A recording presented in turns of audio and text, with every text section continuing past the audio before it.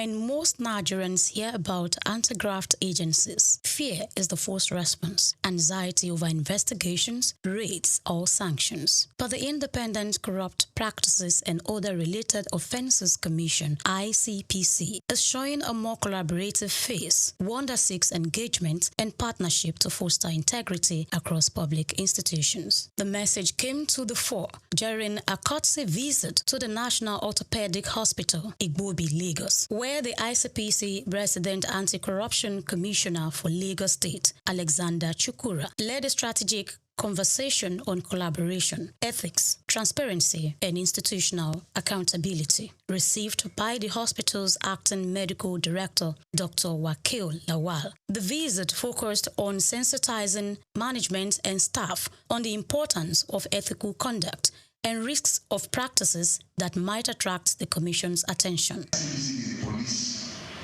of public agencies. I want to break it down the way you understand it. What we mean as is that we police MDAs to make them adopt global best practices. However, it is a known fact that one person cannot stand at attention and stand well. For crime or for corruption to be consummated by the public officer, most of the time you find people from the outside, they contact us. They are not public officers, is that not true? I'm aware of the same page. So essentially the ICPC is the police of public agencies. What is really corruption? Can someone attempt? Or otherwise just go ahead. And what they want, which one would you prefer? Okay, let me go ahead. There are that complex term, corruption, has been seen by different people at different times from different perspectives. But I'm going to still break it down. Corruption aptly refers to an abuse or a misuse of position of public trust to confer an unfair and undue advantage to oneself, to one's relative, or proxy, which may not necessarily be financial. Anything you do to abuse or to misuse that position of public trust for your own gain and for others is corruption. So, the point I'm saying here is that if we have that at the back of our mind, and ICPC is the police of the public agencies, what about the EFCC?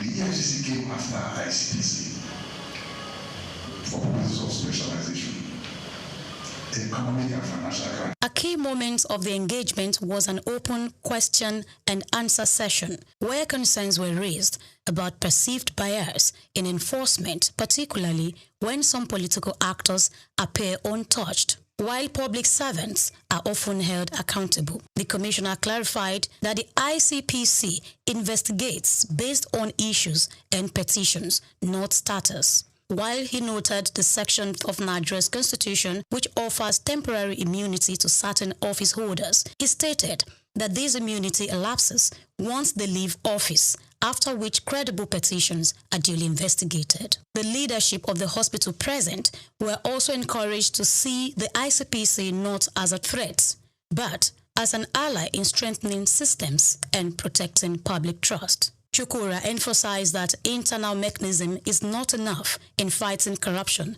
Rather, it requires alignment with global best practices. He urged public institutions to adopt transparent documentation and compliance protocols, stating that the absence of proper records can be just as detrimental as misappropriation of funds. As able to address some areas of concerns and also improve our knowledge on things that we actually don't take cognizance of. More importantly, in some situations, the officers or the executive or the head may not necessarily committed any offense.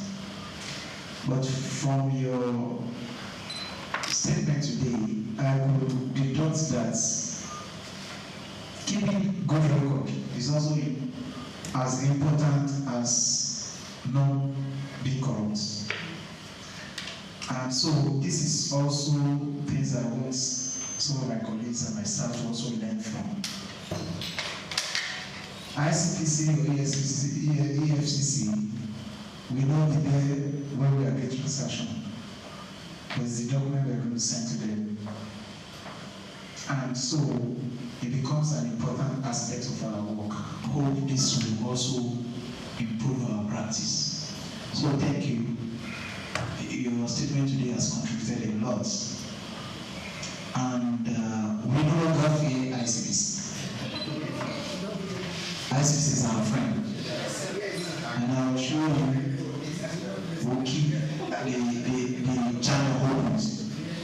Speaking with SOUQ News TV, the commissioner reiterated the need for ongoing partnership across key sectors to foster greater understanding of the commission's work and improve public trust. He expressed optimism that in a few years, ICPC would achieve significant milestones in building a more accountable nation. It's a tradition in ICPC for us to go to strategic stakeholders. We go to the place to tell them what to preach the anti-graft crusade. So at the end of the day, we have a better nation.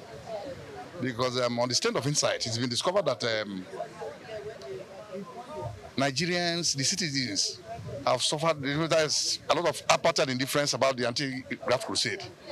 So it's this conscious effort by the ICPC to now begin to, make people get a buy-in for that to be part of the whole crusade. We'll go everywhere, especially government, that's the MDAs, so that we can galvanize support, so that we can educate the people on the ills of corruption. We're not there yet, but with the present board, the end is very near. At the end of the session, the ICPC handed essential materials, including the ICPC Act, a handbook of frequently asked questions, and a guide on the consequences of unethical behavior to the director. A symbolic award was also presented as a sign of the ongoing cooperation. This visit forms part of ICPC's broader strategy to build institutional integrity and promote responsible service delivery across the public sector.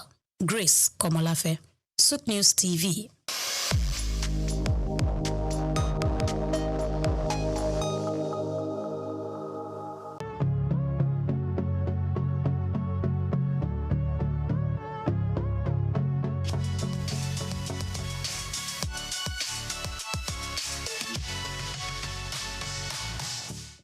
Okay, as you know, my name is Babatunde Jala Epega. I shortened it. That was part of my journey to Baba Jala Epega. I was born here in Lagos, just a stone throw away from here, in actually Lagos Hospital here. And I was expelled from school. I went to Corona Ikoyi at the age of 6. My teacher, who I found to be quite unjust at the time, made us all stand, and I remember this, even though it's like almost 45 years ago. But I remember standing outside Corona School in the heat with all the students in my class because one boy had done something and no one owned up. So I found that quite unjust that all of us had to suffer. So I picked up a stone and I threw that stone at my headmistress's glass and it broke her window. She told my parents, and my parents weren't very happy, of course, but they realized that I wasn't meant to be in a school like that here. So the teacher actually asked me to leave, and my parents took me to England. They said, take this child to England. We can't control this child here. He's a wild fellow. So as soon as I got to England, I went to Tunbridge Wells in Kent. I went to school there, and it was the most cold experience I've ever had in my life. I was 6.5 going to 7, and I went to boarding school at that age. And I think that woke me up in life straight away, that even in comfort, you still have steel. And by that, I mean that everyone would think, oh, you are lucky, you went to England at 6, 7. But I was very young. I was put in a dormitory with children from England, from Japan, from Saudi Arabia. We were all very young. There was a lot of crying in the dormitory, 12 boys, 6 on each side. And the room was very cold. I remember the cold. But one other thing I got to learn was rugby. And through my life, rugby and learning to deal with my condition and environment has instilled a strength in me. And as we know in Nigeria, you have a lot of things that happen that are out of your control, but you have to find a way to evolve and adapt. And I think from the age of 6, 7, I was very lucky to have that. I went to the oldest school in the world called King's Canterbury, started by St. Augustine in 598 AD. This was the secondary school I went to. And my life seemed pretty, what they say, gold-leafed at the time. Everyone's like, you enjoy, you're in Nigeria, you're in London. I learned to speak Spanish. Unfortunately, I lost my Yoruba, but I'm trying to get that back. I learned to speak Spanish and French. But at the age of 17, my father had a stroke. And he was working too hard, obviously. And sadly, my mom and dad had split up by that time. So my whole life that seemed so rosy stopped because my father's business partners, all of them somehow took the business and it went away. And from that going away, we were left destitute. My dad was in a coma for 3 months, and my mother, who wasn't working, because my sisters and I have 2 lovely older sisters, Yewande and Gigi, we were still in school. So much so that my last year's school fees were not paid. But one of my uncles kindly paid for my school fees, and my mother had to go to work. She started her own business. She too was a journalist, Mrs. Ibiene Epega, but she started a chauffeur driving company and started using cars to drive people with her staff. So from that age where I thought a university was going to be given, I was left floating in the abyss because we didn't have financials. So for 1 year I had to work in a post office in London, and it was quite an eye-opener for me, but it didn't stop me from adapting. And again, adaptation helped me grow. So from being in a very wealthy family as a young man, coming to the age of 17 to become an adolescent, a grown-up, I realized that nothing is given. My father sadly was in a stroke, and when he had that stroke, he became semi-paralyzed. For another 30 years, he was semi-paralyzed. But my mother died quite soon after that time in a car crash on the road to Warri, because my Okrika side and Warri side is where my mom was from, even though my father was Ijebu. So my mother died at the age of when I was 21, which was 20 actually, when I was starting university. And my father was semi-paralyzed. So I became the father of the family, even though my sisters were older and far more intelligent than me. But being the man, I had to take control of a lot of things. And I think that's what really gave me the tenacity to understand that I really need to be someone who doesn't just walk in one field. I need to spread my risk. From my university, I did mathematical economics and Spanish. I was able to go to University, Queen Mary College, London University.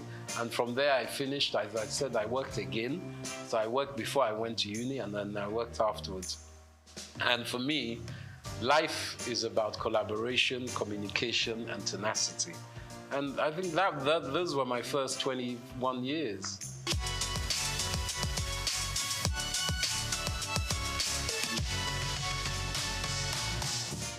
There were less people in Lagos in those days. I won't lie. I grew up every summer and even Christmas where we could afford it.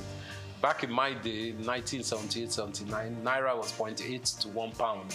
So you can understand that people were very wealthy. I think in those days there was like 40 million people. It wasn't that much of it because my dad was an estate surveyor. So we used to go to Abuja a lot. And he was one of the surveyors that gridded Abuja when it was being built during the late 70s, 80s with Obasanjo, and even before Murtala Mohammed.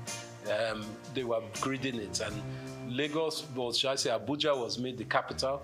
And Abuja is a model city of Milton Keynes, which is a model city of Paris. Just like Brasilia in Brazil was changed from Rio de Janeiro as a capital. So for me, coming back to Lagos was a joy. I enjoyed it because I was young. We used to just walk, run the streets on our bicycles and cycling, just exploring.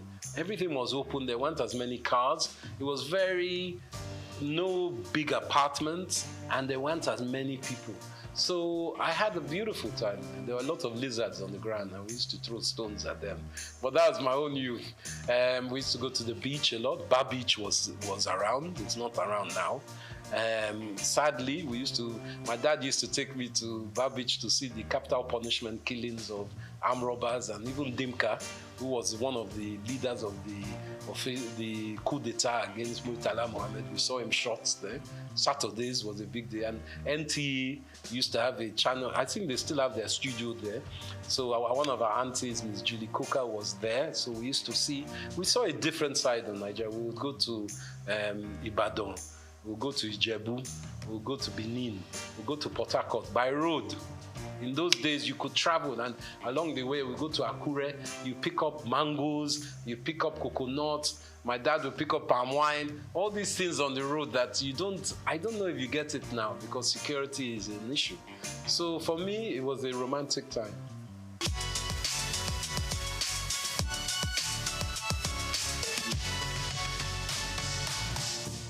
I think fashion, evolving through Nigeria, has started as a siloed industry. By that I mean every individual was doing their own thing, whether they were a seamstress, a tailor, a designer, a stitcher, they were doing their own thing. But we are realizing that with the 200 plus million people we have in Nigeria, you can't be an individual alone doing your own thing. So the evolution of fashion that I've seen in my own small way, as someone who's worked in the industry, is that there's more collaboration. The designers are looking for hire specialist artisans to help with their stitching, the styling, and the putting together of clothes and accessories. So I'm also seeing small grassroots shoots, very small at the moment, of the government playing a part in bringing together some kind of foundation so people can articulate their fashion designs to the world, because we have seen it in a lot of music. Obviously, Afrobeat is one of our biggest exports in this country. Obviously, there's oil and all the others, but I'm talking about within this entertainment, luxury, lifestyle industries. So we're trying to learn from that how private sector can play a part to enhance this fashion sector. So now we're seeing a lot of vibrant colors, a lot of styles. Men fashion is big. It's not just women's fashion. Men's grooming is massive. Hair and beauty as well. So men are taking care of ourselves more and more. And accessories. Accessories, I think, is fundamentally the quick fix of fashion, where we can enhance and create jobs and hyper growth in GDP by focusing on this. And this is where I implore the government with, working in mineral resources, our precious metals, semi-precious metals, help those industries to grow. There's a great lady, Janet Adeyemi, who works in Women in Business, and she is working within that. Let's help our fairer sex or the female gender to grow in business as well, because there's a fundamental knowledge that if half your population are women, as ours is roughly, or maybe 51%, 52%, you have to educate the women so they too can add to GDP. It's a simple economist theory. You can't leave them out of it because it's very important. And these industries in fashion are enhanced by women, and we need to push that forward.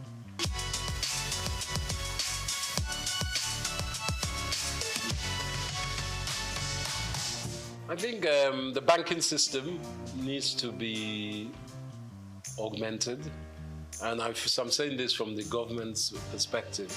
The ease of doing business in Nigeria, as an investor myself, a foreign investor as well as being an indigent in Nigeria, the problem is not getting your money to Nigeria, it's getting your money out of Nigeria. Not that you want to suck all the money out of the country, but what can help is the floating exchange rates, the flow and liquidity of money that can come in and out of the country. A lot of investors are worried about how they get their money out of Nigeria. So I think our banking system, going back to the central bank, which they're working on, needs to be much more fluid. So people feel they can invest and take money out. But also, we need to articulate what is on offer. We need to start some kind of documentation of who is available to have investment with, where they can be found, because it's because we are quite an opaque economy, meaning that people can't see the end of where they're putting their money. Once we do that basis and open up the lights within which kind of businesses are available to be invested in, I think a lot of investors, domestic and international, will be more willing to put money to it.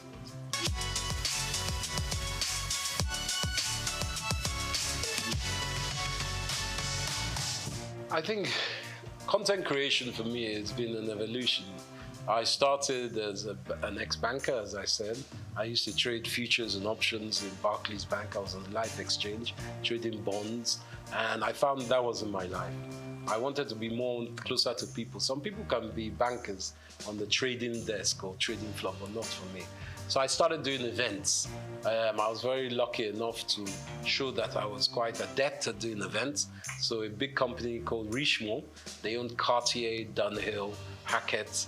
They were part of British American Tobacco. They took me on to do their events. So I was doing a lot of polo matches, a lot of Christmas parties, a lot of brand activation events in England.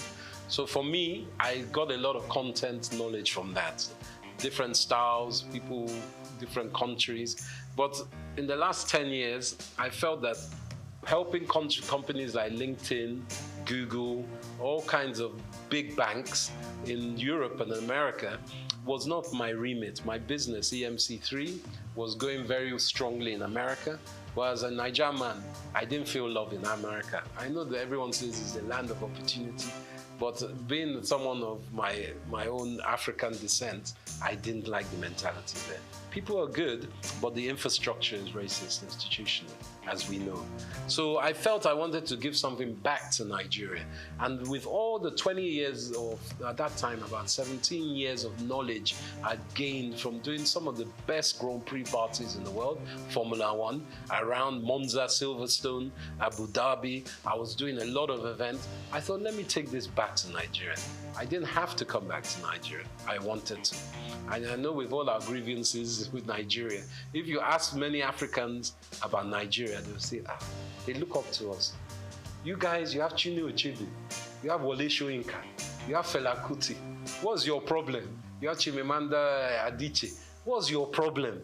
So we have to take ownership and say, yeah, we do have all these people. We have Afrobeats, whether it's Burna Boy, Davido, the Venus Bushfires, all these different people that are exported. Let us look inside and say, wow, we do have a lot. So I wanted, as a content creator, to show Nigeria in all the different sectors that we do have a lot. And that's why with the marketing and communications company that I've started, my own company, I felt I could touch so many sectors. And finance, as I mentioned, I work with banks. Also government, Nigerian Investment Promotion Commission, a very great entity. I work in fashion, with brand labels and people across the board. There are great shops like Alara here that also promote African fashion and African business. And did you know even Leventis does a lot of research, Nigerian bottling company, to help this country. And you know, Nigeria was blowing glass 1,000 years, almost 1,000 years before Europe knew glass blowing. And it's been found in Oyo State only recently. So it's very important that architecturally, we take ownership of our country. The NOC civilization that has been in the mid to, I think it's above Abuja, near Benue, and even Niger River, above those basins, that has a lot of artifacts and a lot of archaeological excavation potential. But we've allowed that just to linger. People have stolen a lot of our artifacts. Nigeria was known for Benin bronzes. We were the best smelters of iron before people were smelting iron. So these are things we have to take stock of. And me as a content creator, I bring all that information together and I make sure that people acknowledge it and are aware of it. So then that will uplift us all.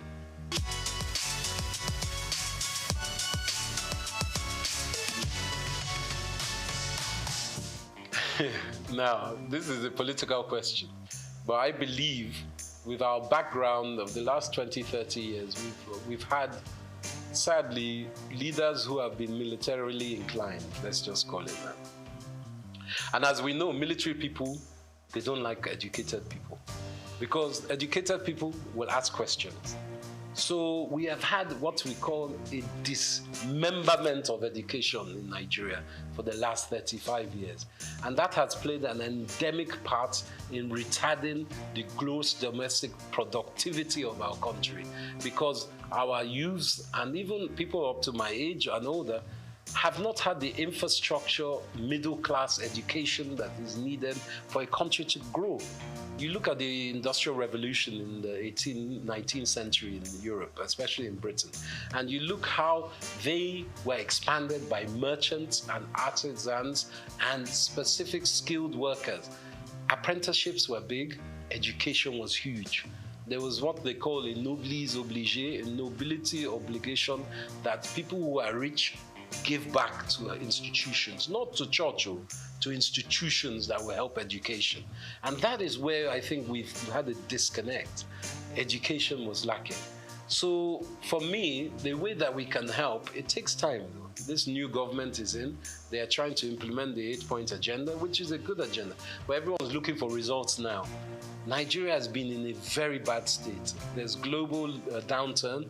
Obviously, cost of living is so high as it has been for a while. Nigeria is exacerbated, but in Europe, cost of living is high. There are some stupid wars going on around the world that has meant oil prices have skyrocketed. And you know, with the rocketing of oil, everything goes up price-wise. So Nigeria needs to reevaluate education and apprenticeship. I believe even in fashion industry especially, apprenticeship is very important.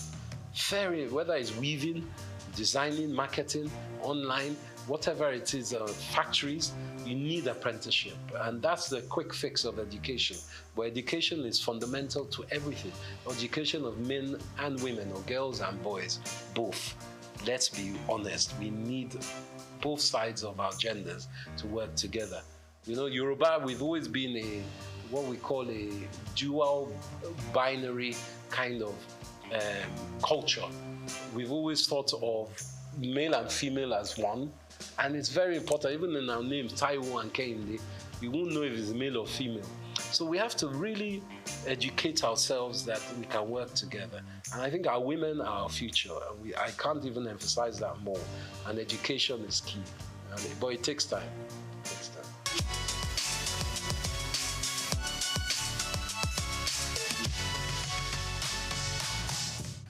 I think Japa syndrome is very real. Everyone wants a better life. Let's not lie. You want a better life for yourselves, but for your family, your parents, your children.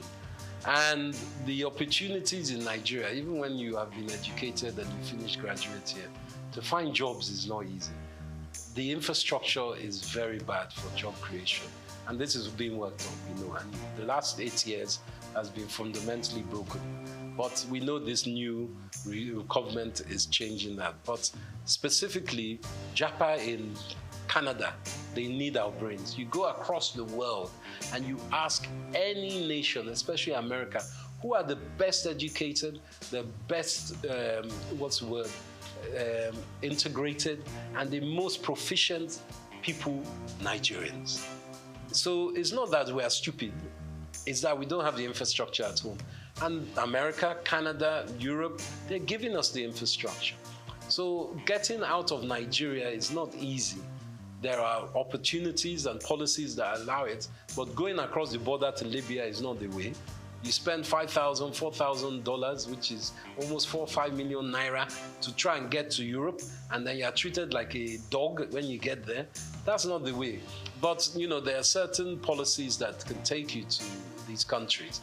And in Britain, for instance, it's not all, the streets aren't paved in gold, but if you earn £1 in Britain, you send that home, that £1 is 1,300 naira. So, and the minimum wage is £14 an hour now in Britain. So you can do the maths of that. So someone who is earning £14 an hour, if they work 10 hours in a day, they've earned over £100, which is 100,000 naira. So the mass, of course, is what makes people want to go there, because even if you are working there, obviously you're paying British rates, so your rent, your cost of utilities, your food and drink, your transport comes into play. It's not cheap there. But the money you send, even if you're only sending £100 a month back to your mom, that's 100,000 naira. So, or 130,000 naira in today's rate. So you can do the maths. That's why people are going. And the security in these countries is, and the education, to be quite frank, is better. But it doesn't mean they are better. We have to build a house, you must thatch the roof from within, so your roof doesn't cave in. And I think that's very important. Not that people shouldn't go home. I mean, go out of the country, but they should always come home as they can. Because we need, you see the Pakistanis doing it, you see the Indians doing it, you see the Arabs, they go home and they build their own countries. It's not good to just japa and leave. You have to come home as well.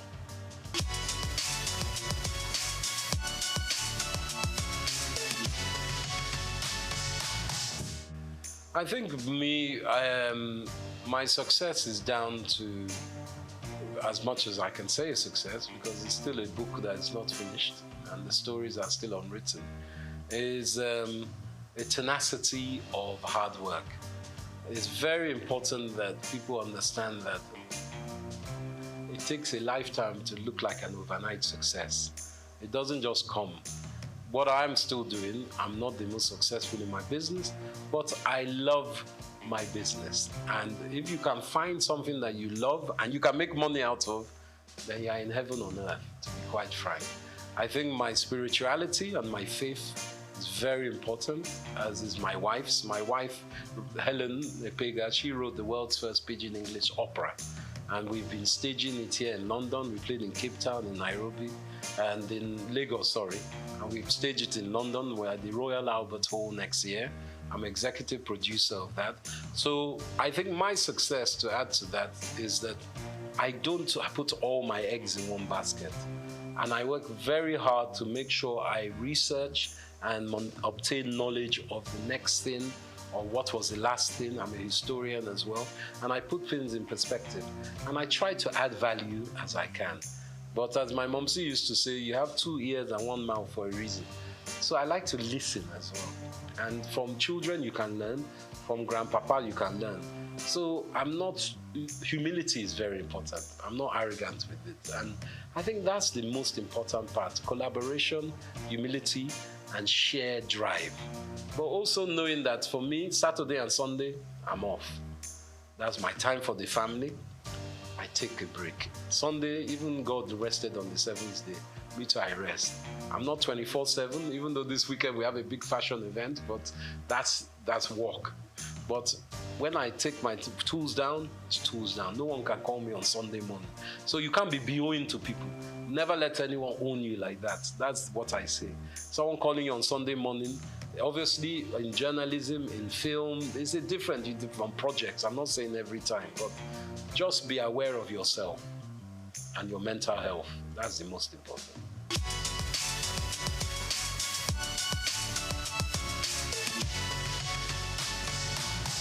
Sure. The world's first pidgin English opera is a show about a Nigerian fabled people. It's almost like Orisha, but it's not. There are people who are Mami Waters, as well as they are spiritual people. They are the guardians of the galaxy, to use an expression. There is God, the all-faithful God, and the all-knowing God, omniscient, omnipotent. But below that, there are all these almost demigods that look after, let's say, this sector of the universe. And these people are singers. They sing opera. But they sing it with pidgin English. And you know, pidgin is a language that is known by most Nigerians, but it's a language that people shun and say, it's a bad language. But they speak pidgin in Hawaii, They speak pidgin in China. They speak pidgin, Old English Cockney is pidgin. American even is a form of pidgin because they Yankified English. So what my wife has done, Helen Epega, she's also known as the Venus Bushfires. She is an Afrofuturist musician. She composes songs. So she put together this compilation, which is a pidgin English opera musical. And it's a show that lasts for about 45 minutes or an hour and a half. It depends if you're doing the short version or long version. So we have tenors, we have sopranos, we have violinists, we have kora player, and my wife plays something called the hang, which is like 2 tortoise-shell steel drums that sound like a harp. And she plays that, and she sings. She's the main protagonist in this. And it's a drama about all these people that have come, the Meneme people, who are meant to look after the planet, but they lose their voice. So Earth is, because God is angry with them, the Earth, and says these people are rubbish. But the Meneme people say to God, please, give them one more chance. They're not that bad. I know they're fighting, there's lots of wars, but give them another chance. So the lead Kanate of these Meneme people has to go to the Venus Bushfire, which is the heavenly celestial place, to bring the voice back, to sing Earth back into harmony. So it's a drama, and it kind of plays on our old cultural awareness in Nigeria of there are other beings. You must have faith in your ancestors as well as in a God. And the deities, as we know in Yoruba, I think there are 7 deities, and these are very important cultural awareness that we try to give to children as well.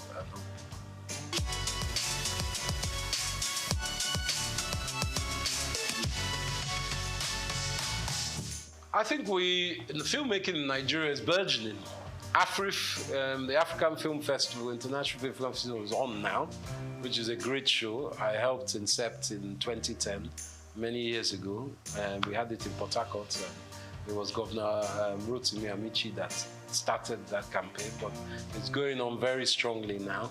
Nollywood, as we call it, is being noticed by the international market, whether it's Netflix or Hollywood. I would like to tell you something, actually, which is, I haven't divulged this for many years. My great uncle, whose name is Pa Orlando Martins, God rest his soul, was one of the first African actors in Hollywood.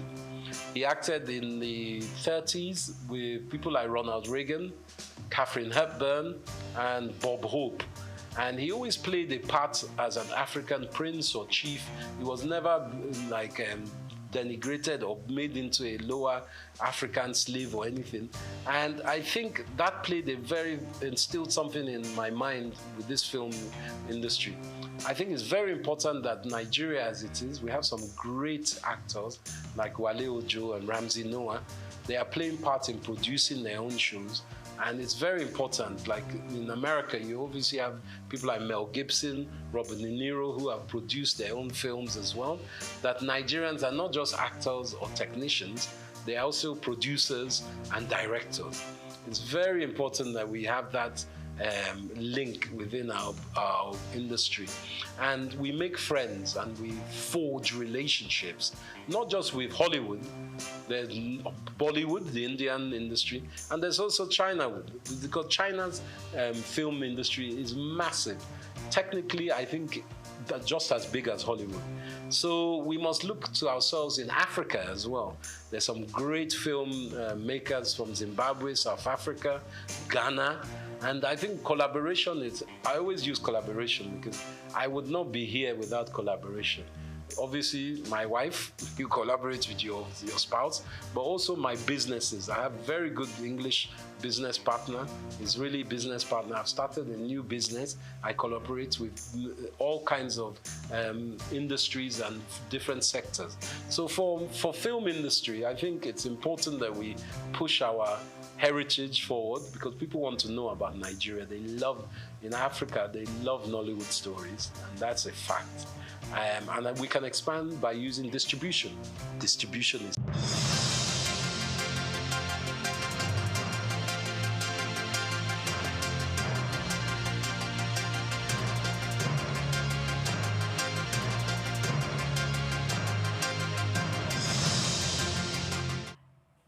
Hello and welcome to the Midday News here on SOUQ News Television. We're reaching you live from our studios in Lagos. I am Grace Komolafe. The Nigeria Customs Service has dismissed allegations that it secretly auctioned seized containers and vehicles to select individuals without due process. Internal documents obtained by reporters had suggested that some containers, including luxury vehicles and imported goods, were allocated through direct auction letters signed by a senior custom officer. The letters issued between April and July 2025 reportedly approved sales of fixed fees ranging from 1 to 2 million naira. Auctioneers and stakeholders questioned the pattern of manual approval, describing it as a possible breach of Customs Act, which mandates public auctioning through notice or the e-auction platform. The president of the Association of Licensed Auctioneers of Nigeria, Musa Kora, accused custom officers of ignoring due process and allocating seized items to politically connected companies. He described the practice as impunity and called for probe into the sales. Reacting, Customs spokesperson Ahmed Maiwada dismissed the claim as baseless, explaining that all auction processes follow legal guidelines under the Customs Service Act. He said disposals of seized items are aimed at discongesting ports, not revenue generation, and can be done through direct request or electronic means. He challenged critics to provide evidence of any illegal auctions, allocations, insisting that the service remains transparent in its operation.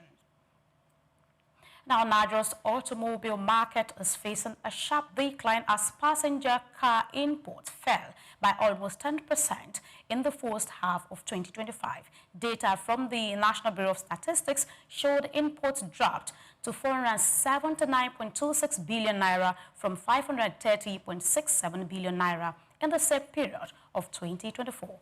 Dealers and analysts attributed the slump to low purchasing power, high import duties, and foreign exchange shortages that have made vehicle ownership unattainable for many Nigerians. Car dealers said the rising cost of dollars and steep custom tariff have made new vehicles unaffordable, pushing many buyers to maintain old cars instead of purchasing new ones. With prices of new vehicles ranging between 40 million naira and 100 million naira, sales have plunged and many dealers have laid off staff or shifted focus to after-sales services. Most companies and families now opt for cheaper Chinese brands or used vehicles. Economics warned that the continued decline in vehicle imports reflects broader economic weakness and falling consumer confidence. They urged the federal government to reduce tariffs, support local assemblers, and improve access to credit. Until income levels rise, experts say car ownership will remain out of reach for most citizens, and the auto industry will continue to struggle. Away from that, the Soil Values Program, in partnership with the Nigerian Agro-Input Dealers Association Northwest, has introduced a mobile one-stop shop model to improve access to quality farm inputs in northern Nigeria. Launched in Dutse on Friday, the initiative targets over 7,000 smallholders farmers across 20 communities in Kano, Jigawa, and Bauchi states. 9 mobile shops will provide seeds, fertilizers, and crop protection products directly to farmers within their communities. The country coordinator of Soil Values, Medina Fagbemi, said the model aims to reduce distance and cost barriers while promoting efficient input delivery. She explained that the system includes agronomic advisory services, soil testing, and digital profiling to help farmers improve productivity and soil health. According to her, the model links farmers, agro-dealers, and other value chain actors to strengthen market access and sustainable practices. Officials from Jigawa and NIDA practice praised the initiative, describing it as a timely intervention to improve rural livelihoods. Beneficiaries pledged to apply the training received on the business management and ethical use of the mobile shops.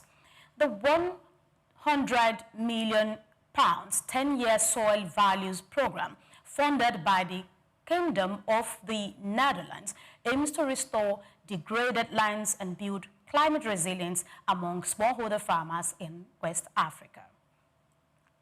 And moving ahead, China's exports sank 1.1% in October, marking the worst performance since February as the effect of front-loading U.S. order to beat tariffs fades. Shipments to the U.S. dropped 25.2% year-on-year, while exports to the EU and Southeast Asia rose modestly by 0.9% and 11% respectively. The data highlights China's continued dependence on American consumers despite efforts to diversify trade ties. The slowdown reflects both the solution of temporary export surges ahead of tariff increase and a broader global economic slowdown.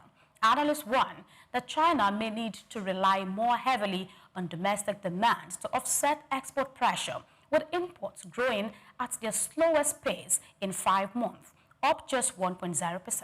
A recent U.S.-China tariff truce offers near-term stability, but U.S.-bound Chinese goods still face high average tariffs, around 45%, threatening manufacturing margins. China's trade surplus with the U.S. rose to $24.76 in October, while efforts to boost trade with the EU continue. Economists suggest that fiscal and domestic consumption policies may be central to China's strategy to counter slowing global demand. Still in the news, Japan's economy likely shrunk 2.5% annualized in July to September, marking the fourth contraction in 6 quarters. According to a Reuters poll of 18 economists, the slowdown reflects the impact of U.S. President Trump's tariff, particularly on export, which are estimated to have subtracted 0.3 percentage point from GDP. Other factors include declines in housing and inventory investment following strong front loading in the previous quarter. Private consumption, which makes up more than half of GDP, edged up just 0.1%, while capital expenditure grew 0.3%, monitoring the prior quarter. The U.S.-Japan trade deal implemented in July set tariffs at 15% on Japanese import, slower than the initially threatened rates, but still far above previous levels, hitting the auto industry particularly hard.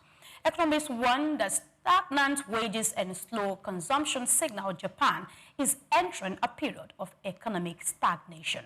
The government will release official July-September GDP figures on November 17.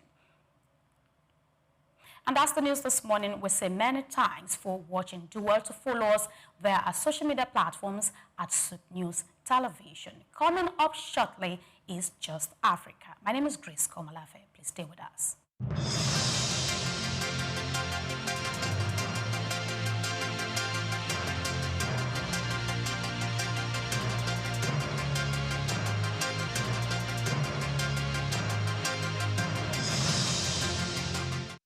My name is Shino Gbadegeshin. I'm the CEO of Gozi Micro Insurance.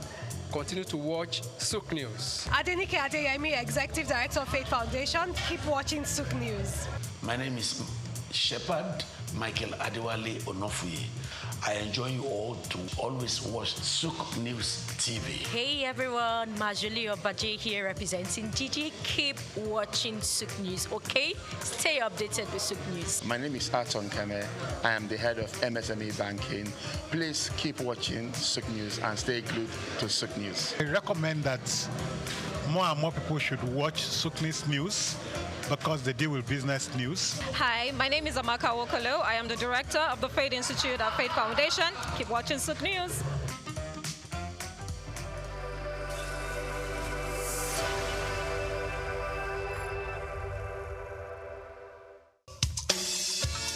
Fellow Nigerians, did you know that constituency and executive projects in your communities are not gifts from your legislators? They are projects sponsored by the legislators and funded by the federal government to improve your life and the lives of those around you.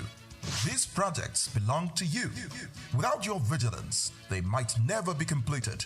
Don't allow them to fade away into unfulfilled promises. Stand up, take ownership, monitor their progress, demand accountability, and report concerns to ICPC.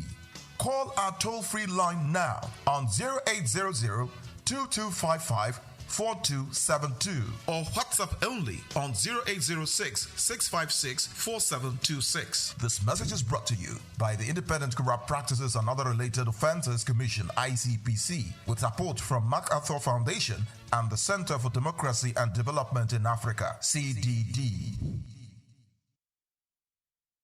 Dr. SOUQ A. Adedeji, whose leadership has significantly transformed Nigeria's tax administration, is a distinguished first-class graduate in accounting from the prestigious Obafemi Awolowo University, Ile-Ife, and he currently serves as the chairman of the Federal Inland Revenue Service, FIRS. I firmly believe in the wisdom encapsulated in the statements. Revenue growth is the lifeblood of the nation's economy, providing means to fulfill essential duties to its citizens. These words capture the core principle that will guide us as we navigate the challenging terrain ahead, ensuring that our nation thrives and fulfills its obligations to its citizens. In our pursuit of greater fiscal future, we are determined to align ourselves with President Bola Tinubu's Extreme Fiscal Policy and Tax Reform Committee. This collaboration will enable us to shape the prosperous fiscal landscape that will empower our nation's growth and development. Born on January 8, 1978 in Ogbomoso, Oyo State, Nigeria, Dr. Adedeji is an accomplished accountant and public officer with extensive expertise in corporate taxation and public finance. His journey in public service began in 2011 when he was appointed as Commissioner for Finance in Oyo State. In that capacity, Adedeji introduced transformative financial reforms, most notably the establishment of the Treasury Single Account (TSA) to streamline government revenues and expenditures. In March 2021, President Muhammadu Buhari appointed Adedeji as Executive Secretary of the National Sugar Development Council (NSCDC). In this capacity, he founded the Nigeria Sugar Institute and spearheaded the Sugar Backward Integration Program, which sought to enhance local sugar production and reduce reliance on foreign imports. In June 2023, President Bola Ahmed Tinubu appointed Adedeji as Special Advisor on Revenue, and by September of that same year, he had ascended to the position of Executive Chairman of FIRS, Nigeria's leading tax authority responsible for the assessment, collection, and management of federal taxes. The focus will be on these indirect taxes, so that as long as you consume, you have to pay. As long as you have interest on your investment, you have to pay. And this is echoing Mr. President's message that we are not going to tax the seed, but we are going to tax the fruit. The fruit is what we focus on. So all those things, when we have this holistic process, it will be captured, and that the vision is to have a progressive tax, that if you earn more, you pay more, and if you earn less, you will not pay. Under his leadership, FIRS exceeded its 2023 revenue target of 11.55 trillion naira. As chairman of FIRS, Dr. Adedeji implemented a performance-based system aligning with the service's new slogan, simplifying tax, maximizing revenue. Dr. SOUQ Adedeji has done incredibly well in transforming and reforming the tax processes and procedures in Nigeria. In a little over a year being at the helms of the affairs of the tax body in Nigeria, we have seen a significant improvement in revenue generation. His policy of not crumbling business with taxation is something that also needs to be applauded. SOUQ Adedeji philosophy is taxing fruits and not the seed, and taxing prosperity, not poverty. Because if you look at the fiscal landscape of Nigeria in the past 10 years, you find that businesses have struggled to live, and that has led to the exit of so many businesses from Nigeria. But with this new reform, we're seeing that the businesses will profit from the reform processes, and that will mean more business for Nigeria. We will have a lot of foreign inflow in terms of foreign direct investment that will actually drive the process of economic growth for the country. And I think he has done so well, and he deserves a kudos, especially for taking the giant stride to restructure FRS for efficiency, for accountability, and for value for money. He has also made the welfare of the staff a top priority, fostering a positive working environment that has brought smiles to the faces of FIRS employees nationwide. Supporters of the tax reform bills highlight several key benefits, harping on the need for streamlined tax processes that could reduce bureaucratic hurdles and foster an environment where businesses can thrive. He has initiated a lot of reform which dovetail into the tax reform bills that is before the National Assembly. This initiative is to improve on the tax administration system in Nigeria with a view to improving on the collection systems that will be beneficial to every member of the Nigerian state. SOUQ, as is well known, has improved on simplifying tax reform even within the federal land revenue, which in no means has improved on tax administration, and he celebrated essentially for the core initiative of the tax reform. Under Dr. Adedeji's leadership, Nigeria's tax system has gone beyond mere policy adjustments. Its focus is on fostering sustainable growth and ensuring that the benefits of tax reforms reach both businesses and citizens. So those that are attaching the bill, one, they are doing that in view of the formula they discovered, which may not be, will not augur well for them on the VAT allocation. And then secondly, they may be having the feeling that this law was just designed to favor Lagos State in the course of its own effort to become a state that has special status. Okay? It says so that will make it to be seen as if it is a country of its own, even though it's not up to the level of country, but it is higher than all other states in the country. Probably this may be the reason why they are agitating. The one that you can see clearly is on this issue of VAT, and then they have other suspicion. So that is another worry that I have, the issue of trust. Trust, what do some experts call trust deficit. Yes, will be promoted greatly by this if corrective measures are not taken. Graduation has not been defined.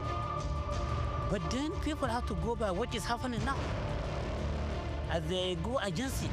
Since now the graduation is about contribution of state that are producing these goods and services being consumed.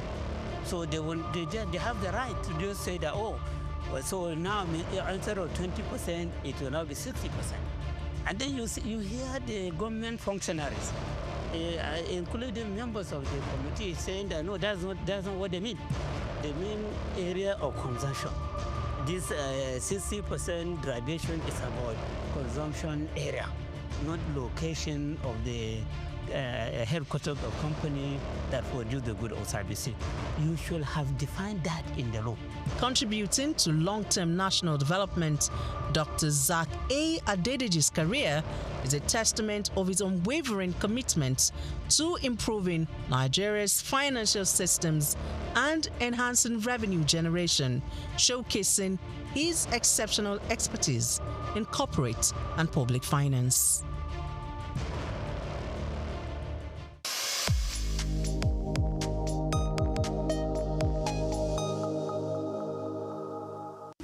Broad Street. Broad Street, situated in Lagos Island, is steeped in Nigerian history.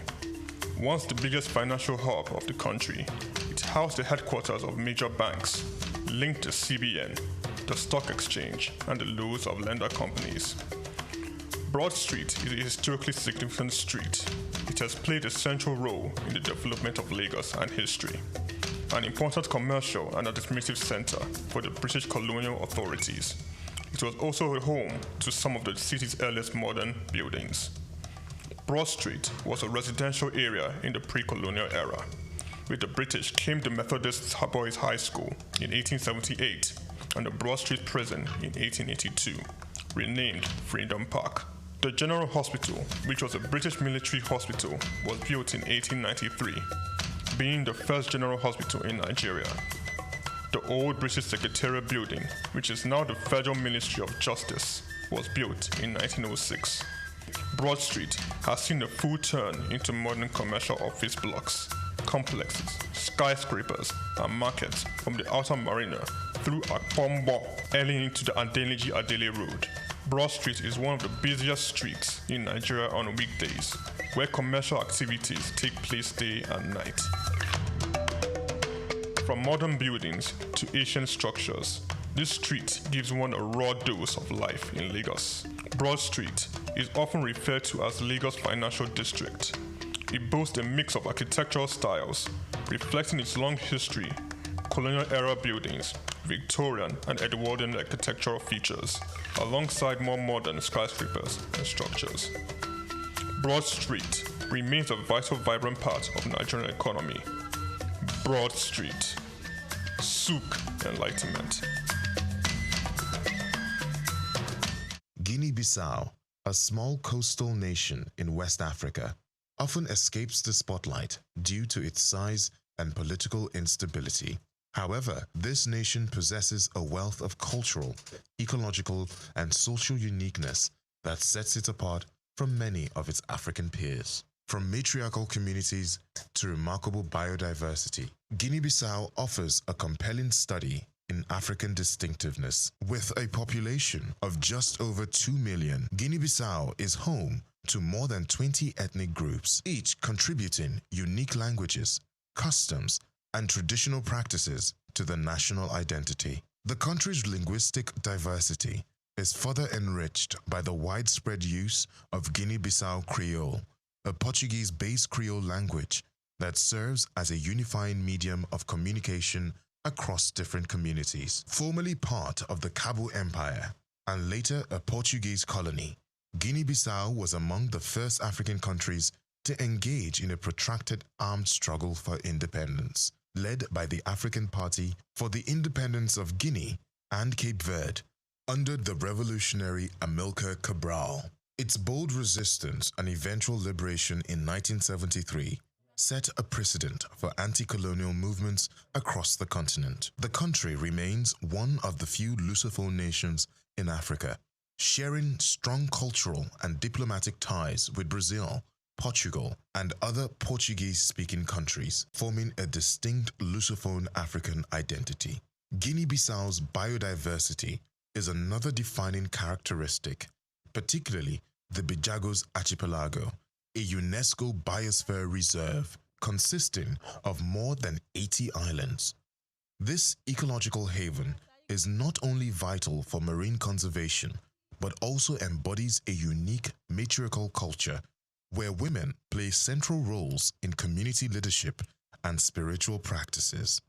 The islands are recognized globally for their rich marine life, including sea turtles, manatees, and migratory birds, attracting researchers and conservationists from around the world. Economically, Guinea-Bissau is highly reliant on cashew nut production, which forms the backbone of its export economy. Despite recurring political instability and limited infrastructure, the country remains an important agricultural hub with untapped potential in fisheries, tourism, and sustainable development. Its geographic position along the Atlantic and proximity to other West African nations also offers opportunities for regional trade and integration. Guinea-Bissau's resilience in the face of persistent challenges, ranging from coups and weak governance to poverty and illicit trade, continues to shape its unique narrative within Africa.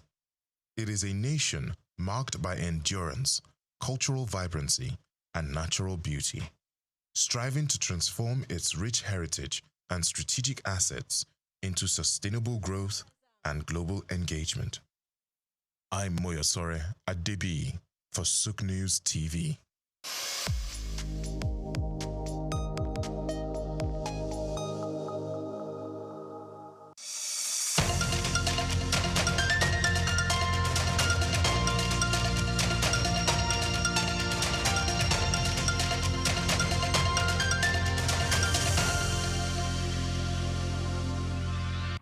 A very good afternoon to you and welcome to Just Africa. This is the platform that explores ideas, innovations, and individuals shaping the future of Africa. This is where business meets purpose, where stories of enterprise, creativity, and social impact come together and show Africans how redefining developments from within today.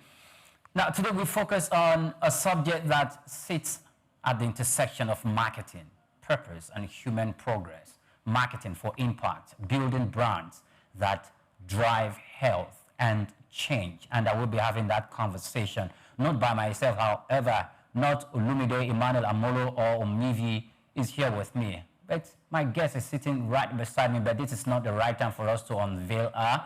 And since we'll be talking about marketing, by the way, I must remind you, one of the biggest trade fair in the continent of Africa is currently taking place as we speak, and it's taking place at the Tafawa Balewa Square, TBS, right beside us. And that's even the reason why most of the faces you know on the program are not sitting here with me, because they are out there trying to get you the best content that you can find. And I tell you, a whole horde of marketing activities are currently going on out there. So I told you earlier, we'll be talking about marketing and its impact. It speaks to a new philosophy of brand building, one that goes beyond selling products to creating measurable social value. It explores how marketing can be a tool, not just for profit, but for public health, advancement, behavioral change, and sustainable community impact. In this context, brands are not just commercial entities. They become agents of change, influencing healthy lifestyle, supporting wellness initiatives, and driving inclusive development across the continent of Africa. Now, before we unveil our guest, let's briefly go on a break. When we're back, I'm going to unveil that to you. Stay with us.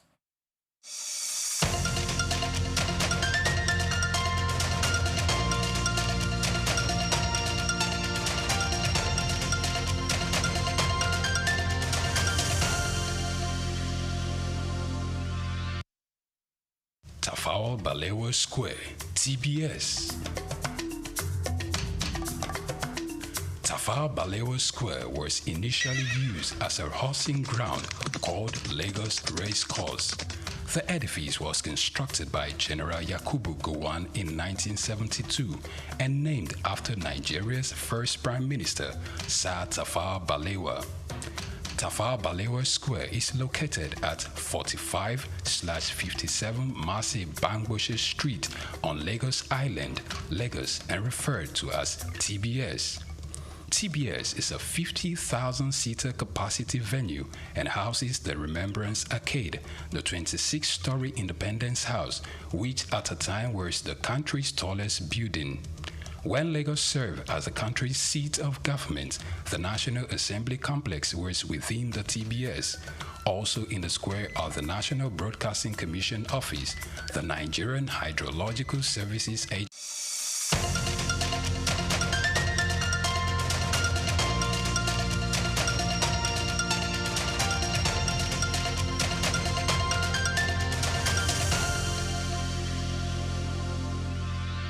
Welcome back. Many thanks for joining us on the program. I have with me in the studio live Jennifer Ejebo. She's a dynamic brand marketing manager with a passion for creating purposeful connections between brands and people at Live Full. I hope I got that right, but she's going to tell me that. Live Full Inc. a global health innovation company committed to empowering communities through safe and accessible health solutions. She leads brand strategy and communication initiatives that promote health equity and behavioral change across Africa. With a background in integrated marketing communications, Jennifer blends data-driven insights with creative storytelling to design campaigns that not only drive growth, but also improve lives. Her work focuses on advancing LiveFull's mission of delivering cutting-edge repliancy and wellness technologies that protect families, especially in malaria endemic region. Jennifer, welcome to Just Africa. Thank you very much. I'm happy to be here. Thanks for having me. Great. I'm glad to have you. Not just that, the fact that you are a brand manager, you're also into corporate communications, brand communications, and you're in the wellness area. So because when I was looking at my script, I almost saw malaria endemic regions. I almost called you a doctor. Now, so tell us about all this, marketing and its impact. First of all, look at the way you have done it and the way we do it in Africa if we're doing it properly. Okay, I would say when it comes to marketing as it relates to health, there's a lot of nuances to it, okay? And in typical marketing, people tend to focus on sales. Sales, right? of course. But with health, it's a different ballgame because when it comes to health, you're talking about the lives of people. So you have to measure strategically, right? And you have to measure impact because that's where it matters to the people that you're creating for, okay? So when it comes to health, in this case, you have to think about how are the things that we are doing as a health brand affecting the people. So you talk about behavioral change, you talk about awareness, and you talk about different things along the way. So sales is a long-term metric. It focuses on what happens at the end. But there are things in the middle that would get you there. So marketing, in this case, would show to the world how we got from point A to point B. Okay. And that place in the middle is where the real value is. So that's what I do with my company, or for my company at LiveFull. And just a bit of a background about LiveFull. Of course. LiveFull is a life science and innovation company. And what they do is to develop transformative health solutions for everyone, especially those with limited access, those in the global south. Those people have limited access to quality health solutions. Okay. So LiveFull brings the access to them. Okay, so if LiveFull does that, what's the, do they use orthodox means or conventional means, things are quite accessible to, like we're talking just at this program, it's just Africa. Yeah. And so if we're talking about the impact of that in the continent of Africa, of course, in Nigeria and other parts of the world. So do you go through the herbal means or you go through the normal orthodox means? Okay, that's a very good one because we're talking about reaching millions of people. Actually, a lot of people. And malaria is a very, very serious problem, especially in this part of the world. So to reach people, we use different means. Okay. The traditional way and technology. Okay. Innovation, right? So we are meeting people where they are, discovering the challenges that they have and how malaria is affecting their day-to-day lives. And we would work together with partners all over the world to look for ways to bring that solution down to the grassroots. Okay. So we are not just using the orthodox method, like you say, we are also using innovative methods. We are using technology. We are using resources, people, and partnerships, especially the healthcare workers, the healthcare professionals.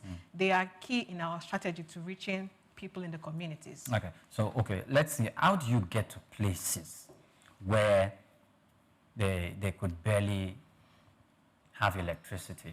How do you penetrate areas where there's no internet? Yeah. How do you get to these places to be able to educate, create awareness about this, and how was the reception? Okay, so the key is, the key for us is the healthcare professionals, whether it's in the village or whether it's in the town. There are people, there are voices that are trusted by the community. Okay. They go there whenever they fall ill or they have any sickness, right? And that is where we go to. We had a community outreach somewhere in the south of Adamawa State. We worked hand in hand with Senator Binus. He had a medical outreach there, and we got to the ground root, like a very small village in that community. And we were able to touch more than 100 lives. Even though we were met with a language barrier, we had people who were going to interpret for us, and we did a lot with the community, and they were exposed to the idea of having personal protection that would help them to stay away from mosquito bites. Okay, so like, what do you sell to them? Okay. Yes, what do you sell to them, and how has this been beneficial to their day-to-day lives? Okay, all right, so that's a very good one. So LIFU, we have a repellent technology. It's called STATEC. STATEC is a technology that enhances the active ingredients. It's called IR3535. And this active ingredient goes a long way in protecting one from mosquito bites, all right? And just to give a bit of a context as to how it works is that mosquitoes tend to find us based on the gases that we emit. So even though this room is dark, they will be able to locate you. And then, because they know where you are, they will land and then they will perch. So what a repellent will do is to mess with the olfactory senses of the insect, and it doesn't get to find you. That's how it works. That's the technology behind. Okay, they're not blindfold because it doesn't look like they have eyes. Yeah, exactly. Okay, so it messes with their sense of smell, so they can't smell those gases that you emit as a human being. Okay. Okay. So that is how it works, and that is the basic. Okay, that's the basic for almost any repellent you see in the market. However, we're not any repellent in the market. We are. We have a technology that enhances the active ingredient. It's called STATEC. And what it does is to make this active ingredient safer, more effective, and long-lasting, up to 14 hours of protection. Okay. And regular repellents in the market will last for 4 to 6 hours, or maybe 8 hours if it's very good. But for we will last for up to 14 hours, giving longer protection. But the good thing about it is, with repellents or any type of preventive solution that needs to be in a person's day-to-day life, it needs to be able to sink into it, making it easy. Okay. Right? So you don't want to apply something on your skin that is greasy, sticky, and maybe has an offensive odor. But that's not what we have. Ours have a very, we have a very good user experience. So it's non-sticky, non-greasy, and it has a very light. Is it locally manufactured here in Nigeria or in Africa? It's packaged by me and Baker. Okay. Yes, it's packaged by me. Packaged but manufactured. Yes. By but it's manufactured outside the country. Outside the country. Yes, in the USA. In the United States. Yes. Okay. Do we have locally made? Is that that's the only product the LIFU focuses on? For this part of the world, that is that is plagued with malaria. Yes. But I want you to know that LIFU, we are bringing solutions to the different countries in the global west that need it. And we are creating for them, right? We are creating for them. So this solution is a top-notch repellent that beats most of what we currently have in the market by a mile in terms of safety and in terms of protection time.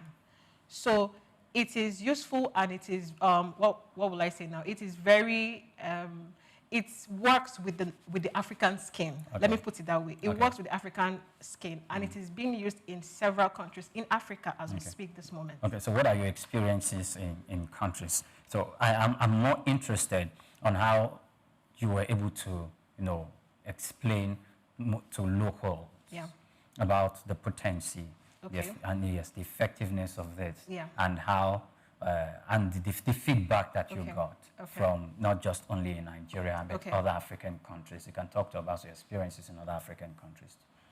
Okay. Well, we are still expanding to other African nations, right? And where we have most of our legwork is here in Nigeria, right? So I would like to talk about here what we are doing here in Nigeria. All right. Okay.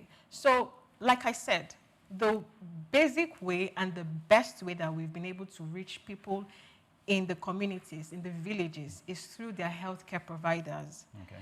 right? And what we do basically, where we focus mostly, is on educating the healthcare professionals, most especially the nurses, because they are the point of care to many people. When they go to the hospital and they see the doctor, once he's done, the nurse is the one that takes care of them. Now, the hospital also loves the idea of us. And the reason is because when a patient goes to the hospital for a particular ailment, and then because of their prolonged stay, they then fall ill of malaria, and then they stay for a longer time. So that affects not just the patient, but the health worker, the nurses. Okay. So they're taking more bed space and, incurring more costs. So nurses and doctors, they are keen to hearing what we have to say. And pharmacists, the community pharmacists, they are the ones that are spreading the news and advocating for us in the different communities. I would like to let me get the feedback from the people who have used this product. Okay. Yes. Okay. So the feedback. Yes. Okay. What do they say? Because it's quite receptive. And also, whilst you're giving me the feedback, when you're done with that, I need you to also answer the question about how, when these products, when they are dispensed to them, how you were also able to get it across to people, not only in the local areas, but also in the cities. Is it the same method that you adopted for people at the grassroots, that you also replicated people in the urban areas? Okay, so the first part is, what are the stories like? Yes, yes. Yes, so the stories are enormous, right? And the stories are very inspiring. I will just pick one particular story of a mother who has a 5-month-old baby. By the way, Akiva can be used on a child from 2 months old. Okay. So a mother who has a 5-month-old baby, and she got Akiva. And she used Akiva on her child till her child turned 1 year old. And that's what she applied on the body of the child? Yes, yes. And formally, this lady, we engaged with her, first of all, as an influencer when we were launched into the Nigerian markets. So she was being paid to use the product and give us her honest feedback. Now, after the time that we were done working with her, months afterwards, she was still telling the story because of how much value she got from the product, and she shared it all over her social media platforms. That, for us, is the stories that we know that those are the stories that show that we're making impacts. Okay. Then the second question on how do we also relate these features in the urban areas.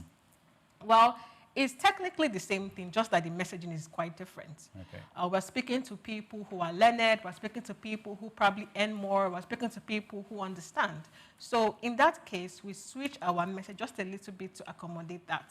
And we tend to meet them where they are. That's the first step. And once we are able to understand what it is that, affects them. For instance, an Uber rider or driver, he missed a couple of days of work because he was sick of malaria. And he's the breadwinner of his family. At the end of the day, he has lost not only time but money. And then when we meet him, when we speak with him and tell him what this product has to offer him, and then he adopts it, he's able to tell us, give us the story of how this has changed his life. Okay. Yeah. So most times you hear stories like there are consequences, or will I say there are side effects. There is no medication out there without side effects. So I'm sure you've heard of people who said that. So your product, are there side effects? Side effects. That's a very good one. I hear it every time I go for trainings or I speak with healthcare professionals. They're always asking, what are the side effects of Akiva? And the answer is short. There are no known side effects that has come to us as feedback or data. However, with most or with every health product, there are always disclaimers where they say, if you feel this effect that is contrary to what we are saying, you have to discontinue or you have to take XYZ step. And that's always what we tell them whenever we go to talk to people in the communities, and we provide ways for them to reach us, and that's it. All right. You're still watching Just Africa. We've been having conversation with Jennifer Ejebu, and we're talking about the impact of marketing. We'll go on a break. We're back in a moment. Do stay with us.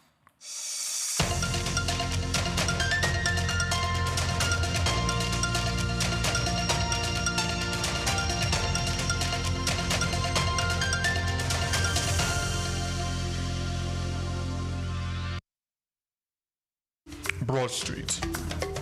Broad Street, situated in Lagos Island, is steeped in Nigerian history. Once the biggest financial hub of the country, it housed the headquarters of major banks, linked the CBN, the stock exchange, and the loads of lender companies. Broad Street is a historically significant street. It has played a central role in the development of Lagos and history, an important commercial and administrative center for the British colonial authorities. It was also a home to some of the city's earliest modern buildings. Broad Street was a residential area in the pre-colonial era. With the British came the Methodist Boys High School in 1878 and the Broad Street Prison in 1882, renamed Freedom Park. The General Hospital, which was a British military hospital, was built in 1893, being the first general hospital in Nigeria. The old British Secretariat building, which is now the Federal Ministry of Justice, was built in 1906.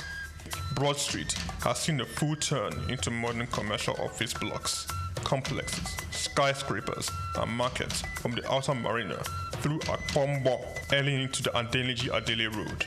Broad Street is one of the busiest streets in Nigeria on weekdays, where commercial activities take place day and night. From modern buildings to ancient structures, this street gives one a raw dose of life in Lagos. Broad Street is often referred to as Lagos Financial District. It boasts a mix of architectural styles, reflecting its long history, colonial-era buildings, Victorian and Edwardian architectural features, alongside more modern skyscrapers and structures. Broad Street remains a vital, vibrant part of the Nigerian economy. Broad Street. SOUQ Enlightenment.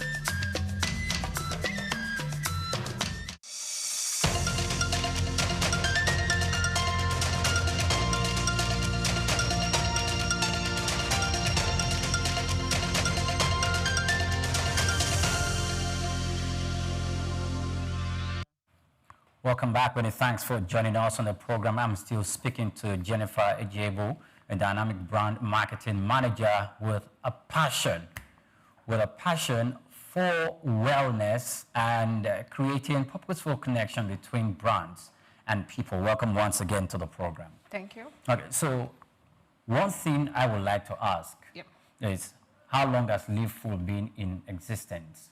And what are the challenges you have faced as an organization in trying to communicate your brands to people? Okay, so one thing that I would say is, first of all, Live Full has been in existence for over 5 years. And in this part of the world where we are in, we've been here for more than 3 years.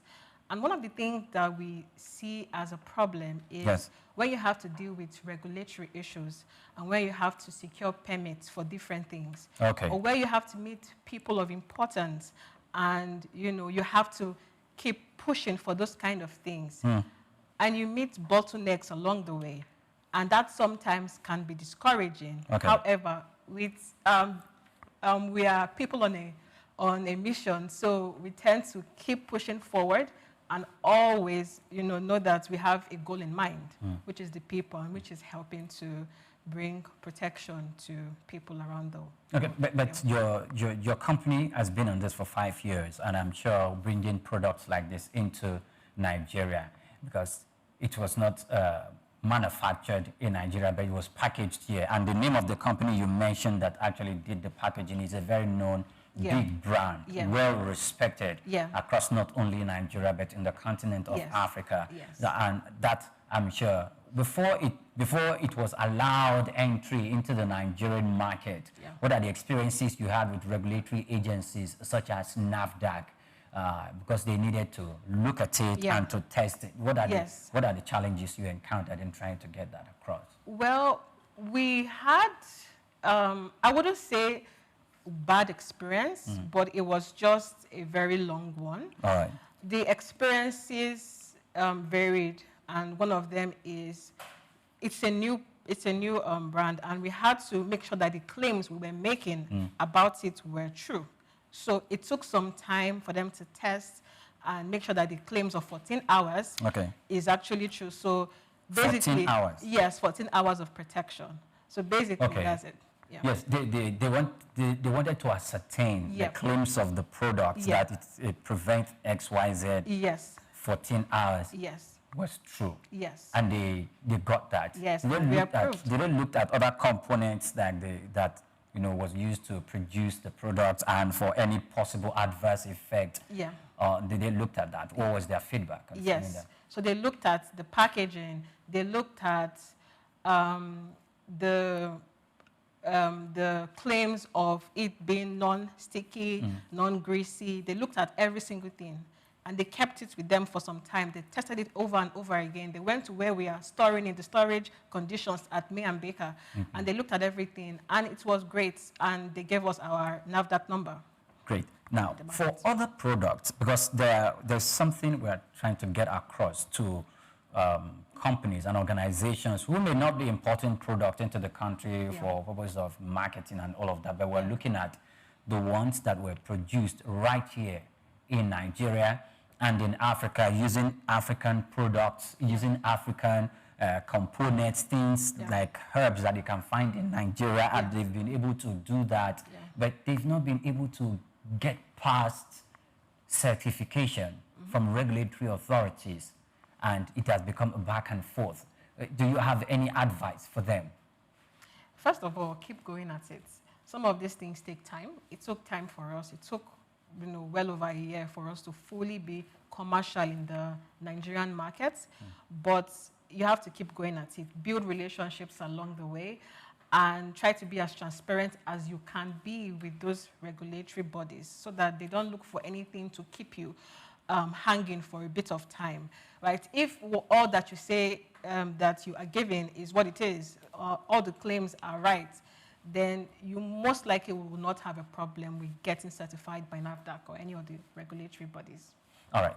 So now let's look at it from another perspective. Okay. Your job as a communications person and brand representatives, personally, in trying to do this, because you might be going from places to place to talk about your the product of your organization and trying to, what are the barriers that you've been trying to break through? Have there been experiences of areas where you've received complete resistance for your products to get into those places? What sort of out of the ordinary solution that you adopt that is not like the book, like the first one you told me, that one seemed to be easy, everyone can adopt that. Was there any unusual case where you had to use something unusual to get across, to pass across your point? Okay, so the truth is we haven't really encountered a lot of bottleneck in our 5 years, quite a long time. So the company has been in existence for over 5 years, but I'm saying the product being in this region is less than 5 years. It's less than 5 years. It's between 2 to 3 years in Nigeria, exactly. So, and of course, I know that there are some places that we're going to go to where people are going to push back. It's something that we are actually prepared for. However, because we know that there's this possibility, we tend to prepare ourselves before time. So we don't just go and say there's this thing that you can use. We first of all, we always give back. And one way we do that is through giving them free samples for them to try out. That's the first thing. And then the second thing is we also try to educate them. There are people who do not care. They don't have the understanding enough, right? They don't speak the language, and they are used to their old ways. They're used to using traditional methods to protect their household and to protect themselves. So they're not really open to that kind of change that we are bringing. So that one is also a problem. However, we still bring in education. We educate the community.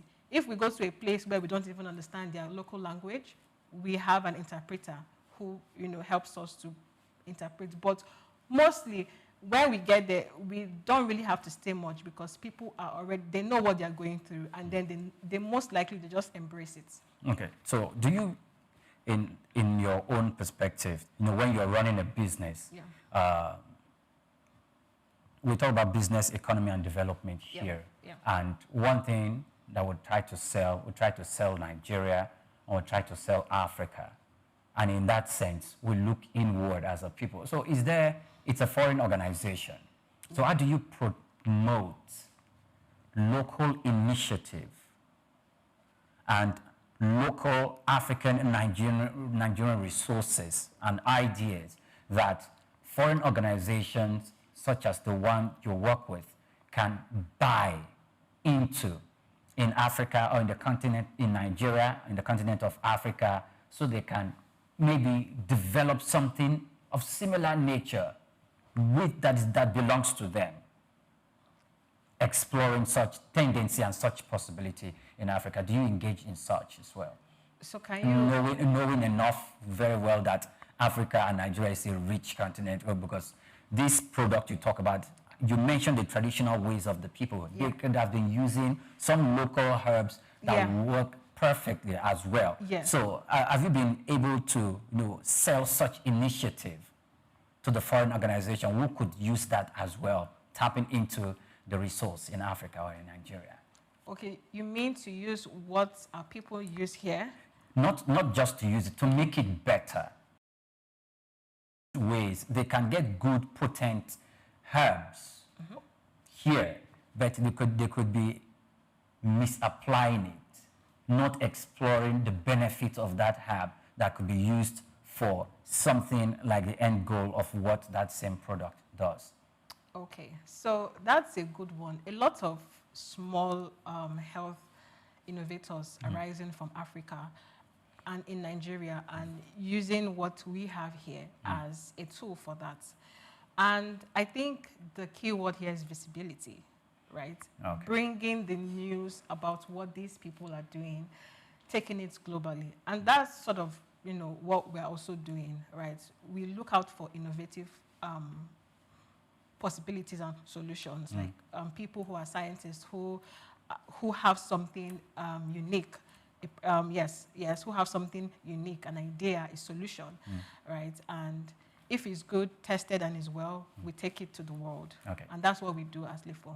All right. So tell us about, is there any other thing that you think we should know about what you've been doing that you have not spoken about that you'd like to speak about?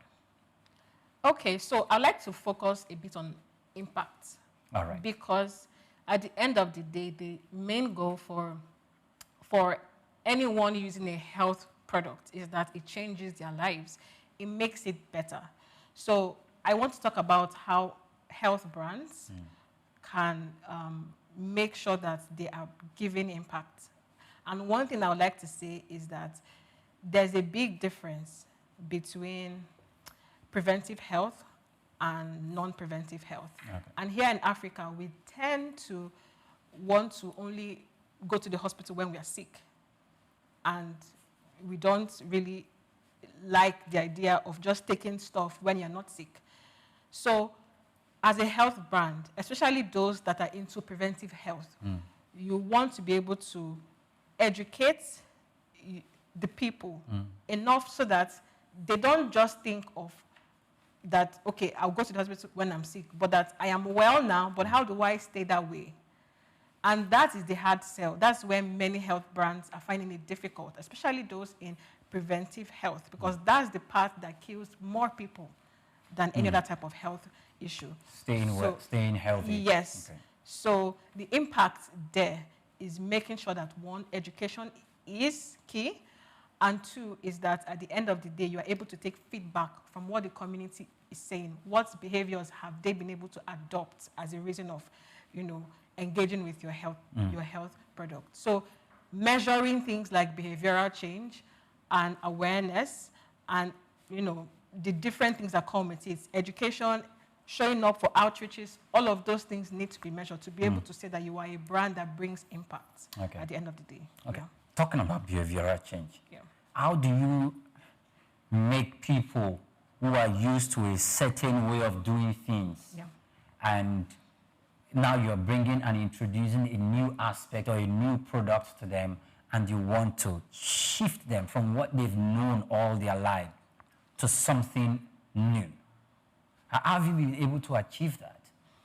That is the hard part, because people who are not doing something consistently is because they are not convinced. They don't have conviction about it. Okay. So we work backwards. How do we create that conviction that leads to behavioral change? And that's where we start from the beginning, which is listening to people's pain points.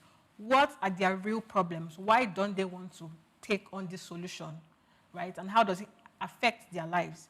So we did that when we started this, when we launched into Nigeria. And then we started to build from there. And when we did that, we saw how our products can seamlessly affect their lives.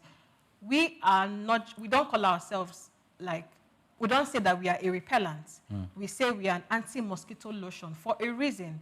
Because when people hear lotion, it feels like it's like a moisturizer, something that can be used day to day. And that's what we try to build. So we are building a new mindset for them and making sure that what we are giving to them is able to sit seamlessly into their everyday life. Okay. So when you apply a lotion like Akiva and then you use it every day with no side effects, and it doesn't make you sweat, it lasts for 14 hours.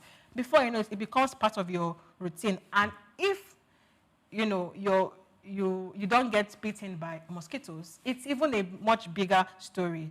And you are now convinced that this thing works for me, and you will tell the next person and the next person. And that is how, we bring conviction. So trial and education of the people. Okay, so I wanted you to really speak on that impact before, but let me ask this question on how you've been able to spread your tentacles in Nigeria, since you said this is where you have a strong footing. Yeah. Are you only known in Ikeja, Badagry? Like, you can give us the key areas where your presence is strong, by way of communicating the effectiveness and the potency of this product of yours. I would say we have really touched everywhere, the east, west, north, and south. We've partnered, we've done a few things with some NYSC camps in the north. We've also done a few events, outreaches in the west, and we are doing a lot of activities here in Lagos. For instance, now, we are in every MedPlus store that you can find, and in other chain stores as well that are in the east, and some of them in the west as well. And we also do outreaches in different locations as well. So we've done in Adamawa, we've done in some other states, we've done in Abuja, and we are still spreading our wings. Okay. Yeah. You just mentioned a product and a very big store that sells provision, including medical. Yeah. So products that are sold in such places are quite on the high side. So your product, is it affordable to people that belongs to the level of society where they may not be able to afford this? Or how affordable is your product to different classes of society? So our product is affordable based on the quality that it gives or the value that it gives. Okay. That's the first thing to note. Now, in terms of affordability, as it relates to the people who are in the different regions, the small communities in the cities and thereabouts. So we have different SKUs that really focus on the different communities. We have the small sachets that can be used in smaller communities that do not have enough purchasing power to afford maybe the big bottles. So we've been able to spread our SKUs like that to reach more people. All right, thank you very much. Now, we're on the verge of wrapping up. Now, I would like you to give your final thoughts on everything that we've talked about, anything that you want to put out. Okay, so I will just say, first of all, I'll give a bit of an advice to brand marketers, and I would say that you don't need a big budget to make impact. All you need is intentionality and creativity. And we most times as marketers are faced with two choices: sales or to serve. And the real answer is choose both of them. As a good marketer, you should be able to make sales and also serve the community and make impact. So impact is always the key when it comes to brand, when it comes to health products, health brand. You want to be able to know that people are benefiting from what you're doing. So track the things that you do, the impact that you make, not just the sales that your company makes. I think that's just basically what I have to say. Thank you so much. Now, I've been speaking with Jennifer Ejebu. She's a dynamic brand marketing manager with passion for creating purposeful connections between brands and people at Liverpool Inc., a global health innovation company committed to empowering communities through safe and accessible health solutions. She leads brand strategy and communications initiatives that promote health, equity, and behavioral change across the continent of Africa. Thank you so much for your time with us here on Just Africa. Thank you. It's been nice talking with you. Yes, and I'm happy to be here. Thank you so much for having me. You're very much welcome. Yes. In part 2 of Just Africa, we'll be talking about narrative, to create a narrative and using that narrative to bring development in the continent of Africa. And guess what? It's about films, movie production, film production, and the big industry we have here in Nigeria, and how some people who have been creating and making positive effects in that platform will be speaking with them. It's Just Africa, and we're reaching you live from our studios at SOUQ News TV. We'll be back in a moment. Do stay with us.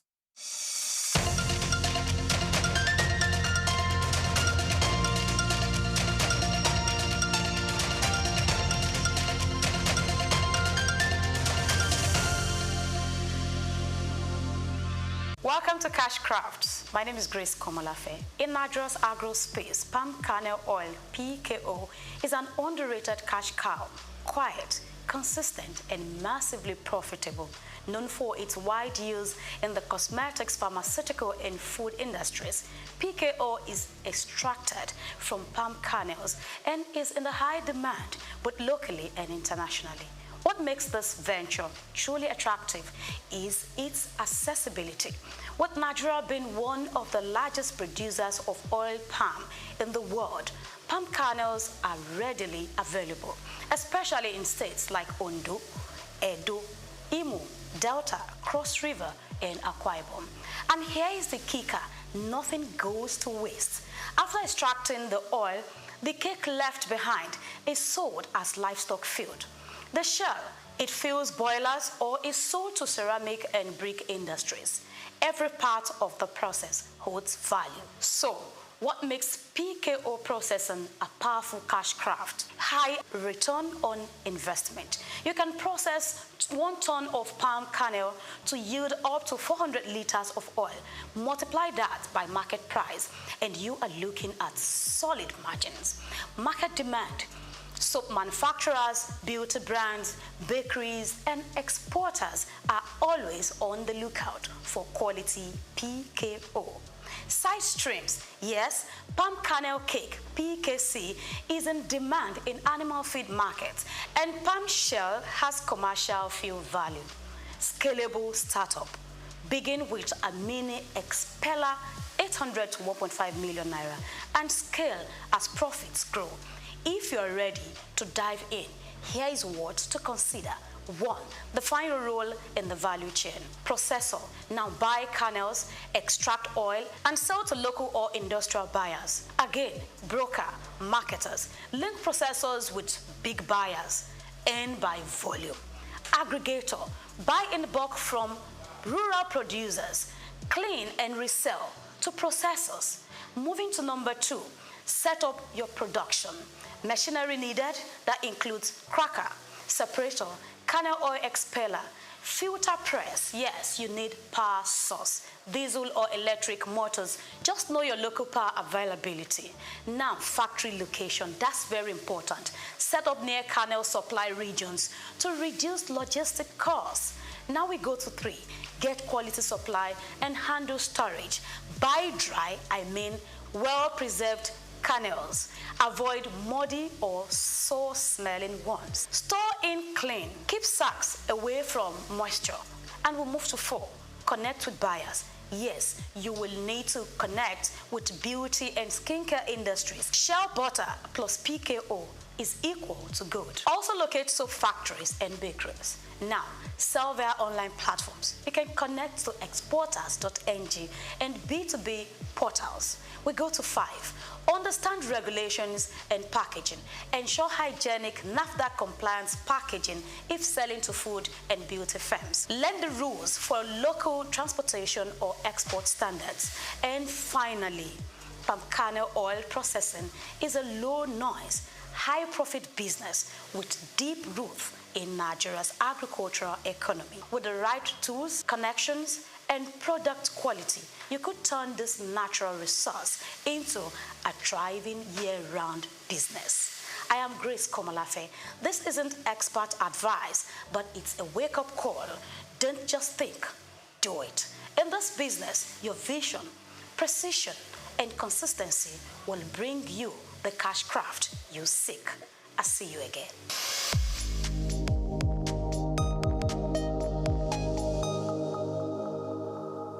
Cashew nuts, ranked among Ivory Coast top cash crops, play a crucial role in the country's economy, generating substantial revenue and supporting livelihoods across the country. As the world's leading exporter of raw cashew nuts, Ivory Coast contributes an estimated $800 million annually to its economy and also serves as a vital source of income for over 410,000 families, particularly in rural areas where few other opportunities exist. Cashew trees flourish in Ivory Coast northern regions, including Bondukau and Savannah, known for its high-quality nuts and extensive plantations, just as Worondogu and Bagwe in the north central and northwest are also emerging as key producers. These regions not only drive Ivory Coast cashew production, but also support local livelihoods and economic growth. However, the country with over 29 million citizens is yet to fully realize the potential of its cashew industry. Despite being the top producer, the country processes only 7% of its cashew domestically, resulting in lost opportunities for value addition and job creation.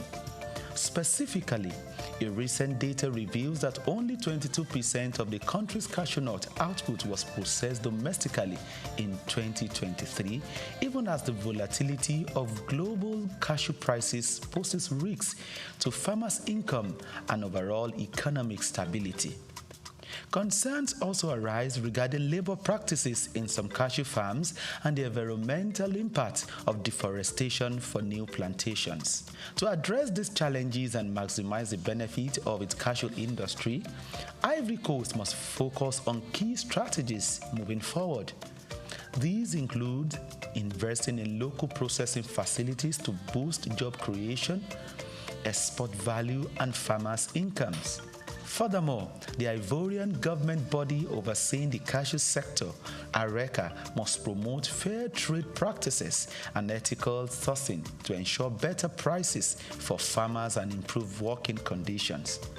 Sustainable farming practices will also help to protect the environment and ensure long-term cashew production.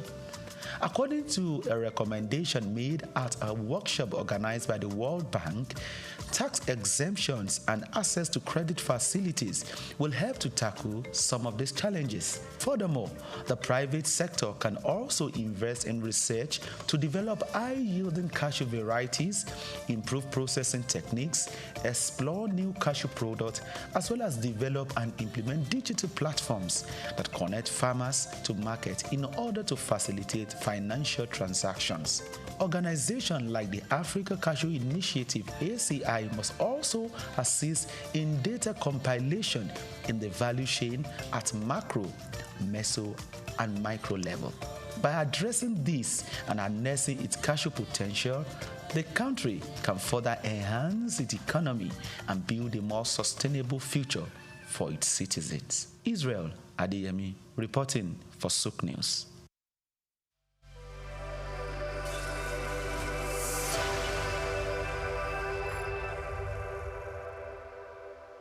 Cocoa has more than tripled in costs over the past year and is up 129% this year. The rise in cocoa prices is likely due to a global cocoa shortage. Climate change-induced drought has ravaged crops in West Africa, which contributes around 80% of the world's cocoa output. According to the International Cocoa Association, global cocoa supply will decline by almost 11% over the 2023-24 season. The world produces nearly 6 million tons of cocoa beans each year, and consumers may begin to feel the impact of this shortage by the end of this year or early next year. Nigeria's cocoa earnings in the first quarter of this year surged by 279%. Driven by a sharp increase in its prices in the international market. Data from the National Bureau of Statistics (NBS) indicates that in the first 3 months of the year, the value of cocoa exports totaled 408.66 billion naira.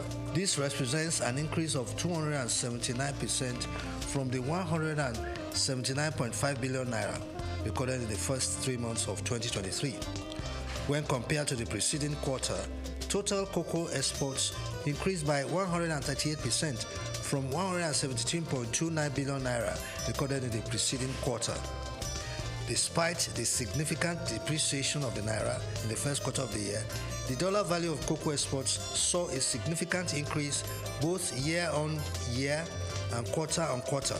There was a 63.3% increase in the dollar value of Nigeria's exports between the fourth quarter of 2023 and the first quarter of 2024.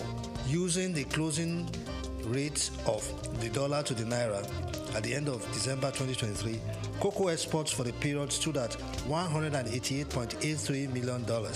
This increased to $312.19 million at the end of the first quarter of 2024, using the exchange rates at the end of March. Year on year, the dollar value of exports in the first quarter of 2023 stood at $223 million.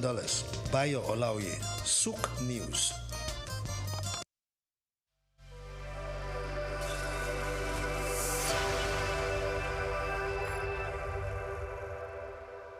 Human ingenuity has birthed remarkable innovations, none more so than the rise of intelligent machines. Computers, once more calculators, have evolved into sophisticated systems capable of mimicking human thought processes. Powered by artificial intelligence, AI, these systems are learning, problem-solving, and making decisions that were once exclusive domain of humans. From accelerating scientific discovery to tackling climate change, AI's potential is vast, but perhaps its most profound impact lies in healthcare. Artificial intelligence, AI, it's no longer a futuristic concept. It's here with the potential to revolutionize patient care, diagnosis, and treatment. AI is emerging as a powerful tool in the hands of medical professionals. From detecting diseases early to optimizing treatment plans, AI is demonstrating remarkable capabilities. It can analyze vast amounts of medical data to identify patterns and predict outcomes, aiding in more accurate diagnosis.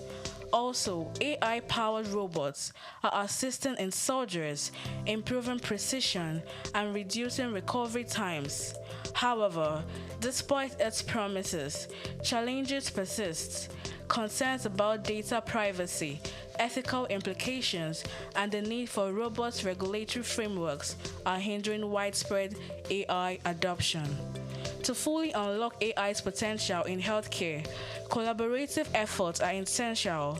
Healthcare providers, researchers, policymakers, and technology companies must work together to develop and implement AI solutions responsibly.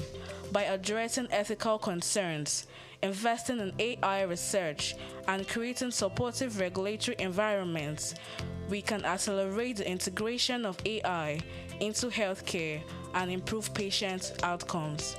Joy Chuma, SOUQ News.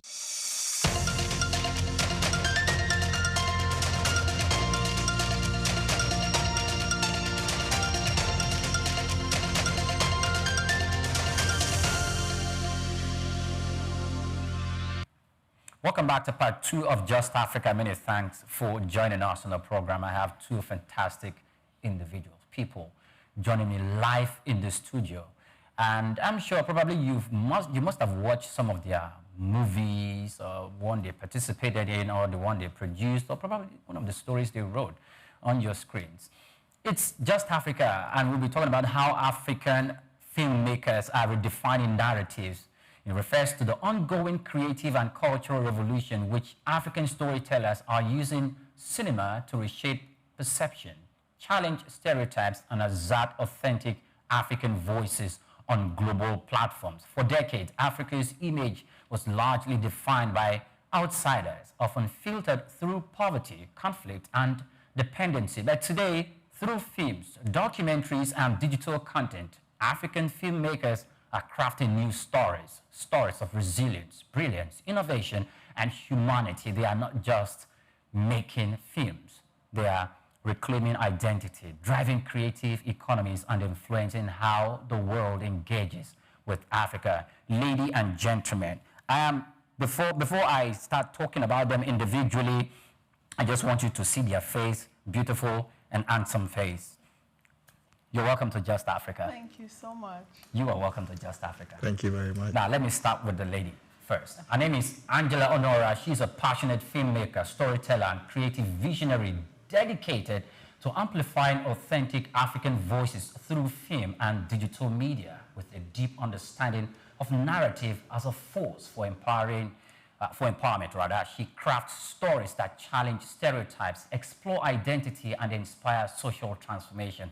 Angela's work reflects our commitment to portraying Africa with truth and dignity, illuminating everyday stories of hope, resilience, and innovation. Our filmmaking journey blends with artistry with advocacy, using visual storytelling to engage audiences on issues ranging from women's empowerment to cultural preservation. Angela, welcome to Just Africa. Thank you for having me. And for the gentleman, Louis Ejiofor, I think. I hope I got that right. And for Angela, I think she's a Nigerian. Yes. Because her name sounds somehow. Yeah, it's all African, you know. So, Louis Ejiofor, Louis to say, it sounds very American. That's okay. Louis Ejiofor, except for Ejiofor though, is an accomplished film director and producer whose creative vision continues to shape the landscape of African cinema, renowned for his ability to blend powerful storytelling with compelling visuals. Louis's work explores themes of identity, resilience, and social transformation, offering authentic reflections of contemporary African life with a career spanning feature films, documentaries, and short-form projects. He has earned recognition for telling stories that resonate deeply with both local and global audiences. His production not only entertain, but also thought-provocative, and using film as a tool for dialogue, cultural preservation, and nation building. Louis Ejiofor represents a new generation of African filmmakers, redefining the continent's creative identity. One story, one frame, one powerful message at a time. Welcome to Just Africa. Thank you very much. It was. Thank you very much. One thing I would like to ask, which is something I actually read out during the introduction, and they say lady first, so I'm going to start with her. In filmmaking, what we're told was that, our stories were being told from outside the continent. People who do not have, sufficient understanding of Nigeria or Africa as a people tell our stories. And you know what? The world seemed to believe it. But Nigerian movie industry has changed that narrative? Not entirely, though. There's still so much work to be done, but Nollywood as a force is Nollywood is a force, essentially, and it's like water. You know, water slowly erodes rock, and that's what Nollywood is doing. It's slowly eroding that negative stereotype. It's slowly cleansing the landscape for who an African is. But why I said there's a lot of work to be done is that there's so much, and we can't do it all in one lifetime. It's going to take a while to get it done. At least the first thing that we're showing is that we have capacity. We have talent, and that is the first reframing. So we're doing the most important things right now, which is reframing the fact, you know, the capacity of the African storyteller. We have capacity, we have talent, we have the drive, we have the audacity. And that's why I love Nigerians. Nigerians everywhere have audacity. The audacity of the average Nigerian is something to be bottled and sold. And so we're taking that into storytelling and telling our stories with boldness and with audacity, and that's as authentic as you can get. So we're doing the main thing. The next stage for me would be that we're now grounding our work in fact and historical accuracy, because we have such rich history, but there's a lot of films that are being done that do not really reflect. Like whenever I see films, I'm sorry to say, and not to diss anybody who's doing this, but when I see films that show us throwing petals at kings, that's not who we are. That's really, I know that it's fun to make, but I think it's important that when we have resources to make anything, let's do it. Let's tell our stories as authentically as possible. For example, Oluwafunmilayo, made by, I think, Terra Culture, Blandly Peters, Austin Peters, sorry. That film gave me goosebumps. It's like, for me, my top #1 Nollywood film. That, for me, is the standard by which we should make films. Films that we have so many stories to tell that are interesting and people need to learn. A lot of young people don't know our history. This is our opportunity to start doing that. So we've shown that we have capacity. We've shown that we have grit. We've shown that we can use high-tech gear and all of that. We've shown that we can do it. It's now time to start grounding our stories in telling our people, not just to tell the world who we are, tell our people who we are, and that's how we begin to, we completely reframe that narrative. That's what I think, yes. Great, I'm coming back to you. And so you talked so much about Nigerians having the capacity and all of that, and Africans though. But there's one part, it doesn't look like we've been having that capacity. Maybe we have the capacity, but we've not really done much in that art. Technology drives movie making and storytelling. But it doesn't look like we have a strong hold on that technology yet. It's about the entry into technology is financially driven. Okay, please kindly hold that thought. Whenever I hear producer, that this is a movie producer, things that comes to my mind is you're a businessman, and it's not just all about business. The product you churn out needs to be received. It needs to go viral, making profit. In fact, I can't talk. You would say a lot better about who a music producer is. So please tell us. First of all, I'm not a music producer, but sorry, I beg your pardon. I want to say a movie producer. Yeah, I'm not just a producer. I'm also a director as well, and I would say, of course, the executive producer the first thing on their mind is how to make profit, you know. And I tell people, when you're creating a project, see it as a product, like a brand, like bottled water or anything, because you're about to sell a product. A lot of people don't see movie making as a product. They see it as maybe an adventure or something. It's a product that you need to say, okay, I'm packaging it well. So from the outside, from the packaging outside, to also reflect the packaging inside. So you see it as a product that you want to sell. You don't want to disappoint people. That's a very good way to produce a movie. Our movie making has changed. Producing movies, we used to produce movies in time past with the kind of funds that is not sufficient to cover the expense. And sometimes we see if for tested eyes like yours can look at a movie, I'm like, oh, obviously maybe they're short of funds here, they needed to improvise here, and there's collaboration here, and we could see the lapses there. Amazing. So having been able to access funds for that purpose. So I'll tell you something. This is very passionate to me. The lack of access to funds has made a lot of creative minds lazy, and also the ones that are not being lazy now have subjected themselves to, instead of making a film, they go to make a podcast. Because they feel like it's just easy to put a camera on. It's not that they don't want to make content. That's what is available to them. So it's killing the mind. And unlike Western countries where these funds are there, grants and all, we don't access it here. So for you to, that's why I respect every filmmaker in Nigeria that has made it far, because it's not easy. For someone like me, I hardly ask for funds, because by the time this fund comes to you, they want to control the narrative sometimes, and it's okay if this funds is available and they allow you to have creative control of where you want to go.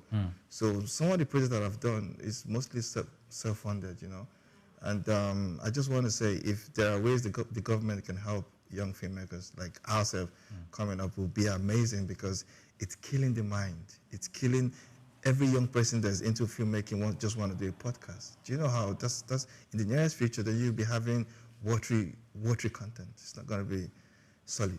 Okay. That's how I see it. Great. When I come back to you, I want to hear about some of the works that you've done. Amazing. Yes, sure. and how you've done. So you can equally, whilst you're talking, chip in some of these works that you've done.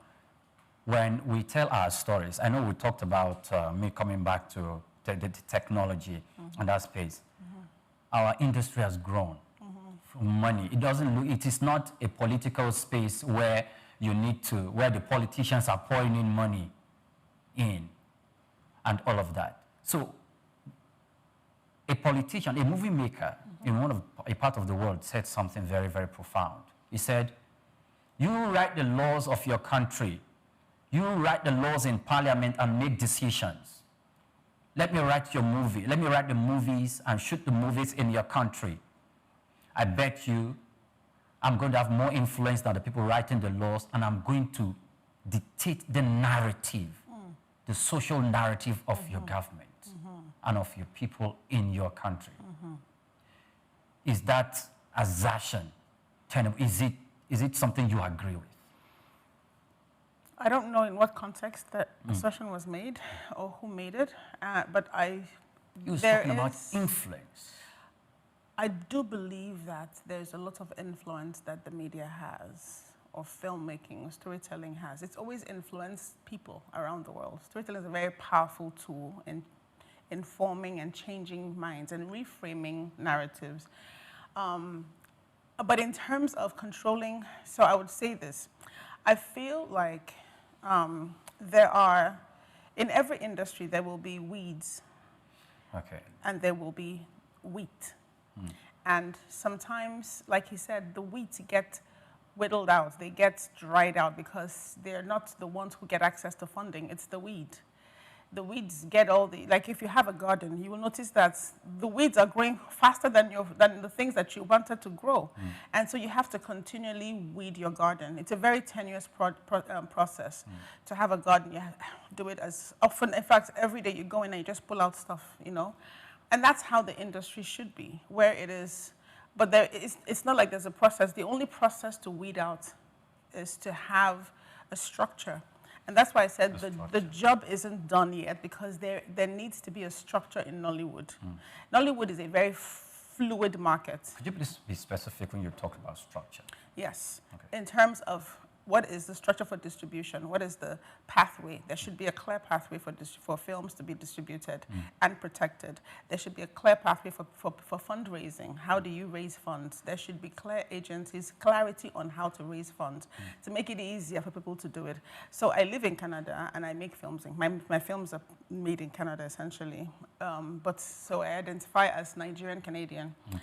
But I'm making, and that's the films I make. I make Nigerian Canadian films about the Nigerian experience in Canada, because yes, Nollywood predominantly makes films about their Nigerian experience in Nigeria. And that's beautiful. Everybody has a role to play.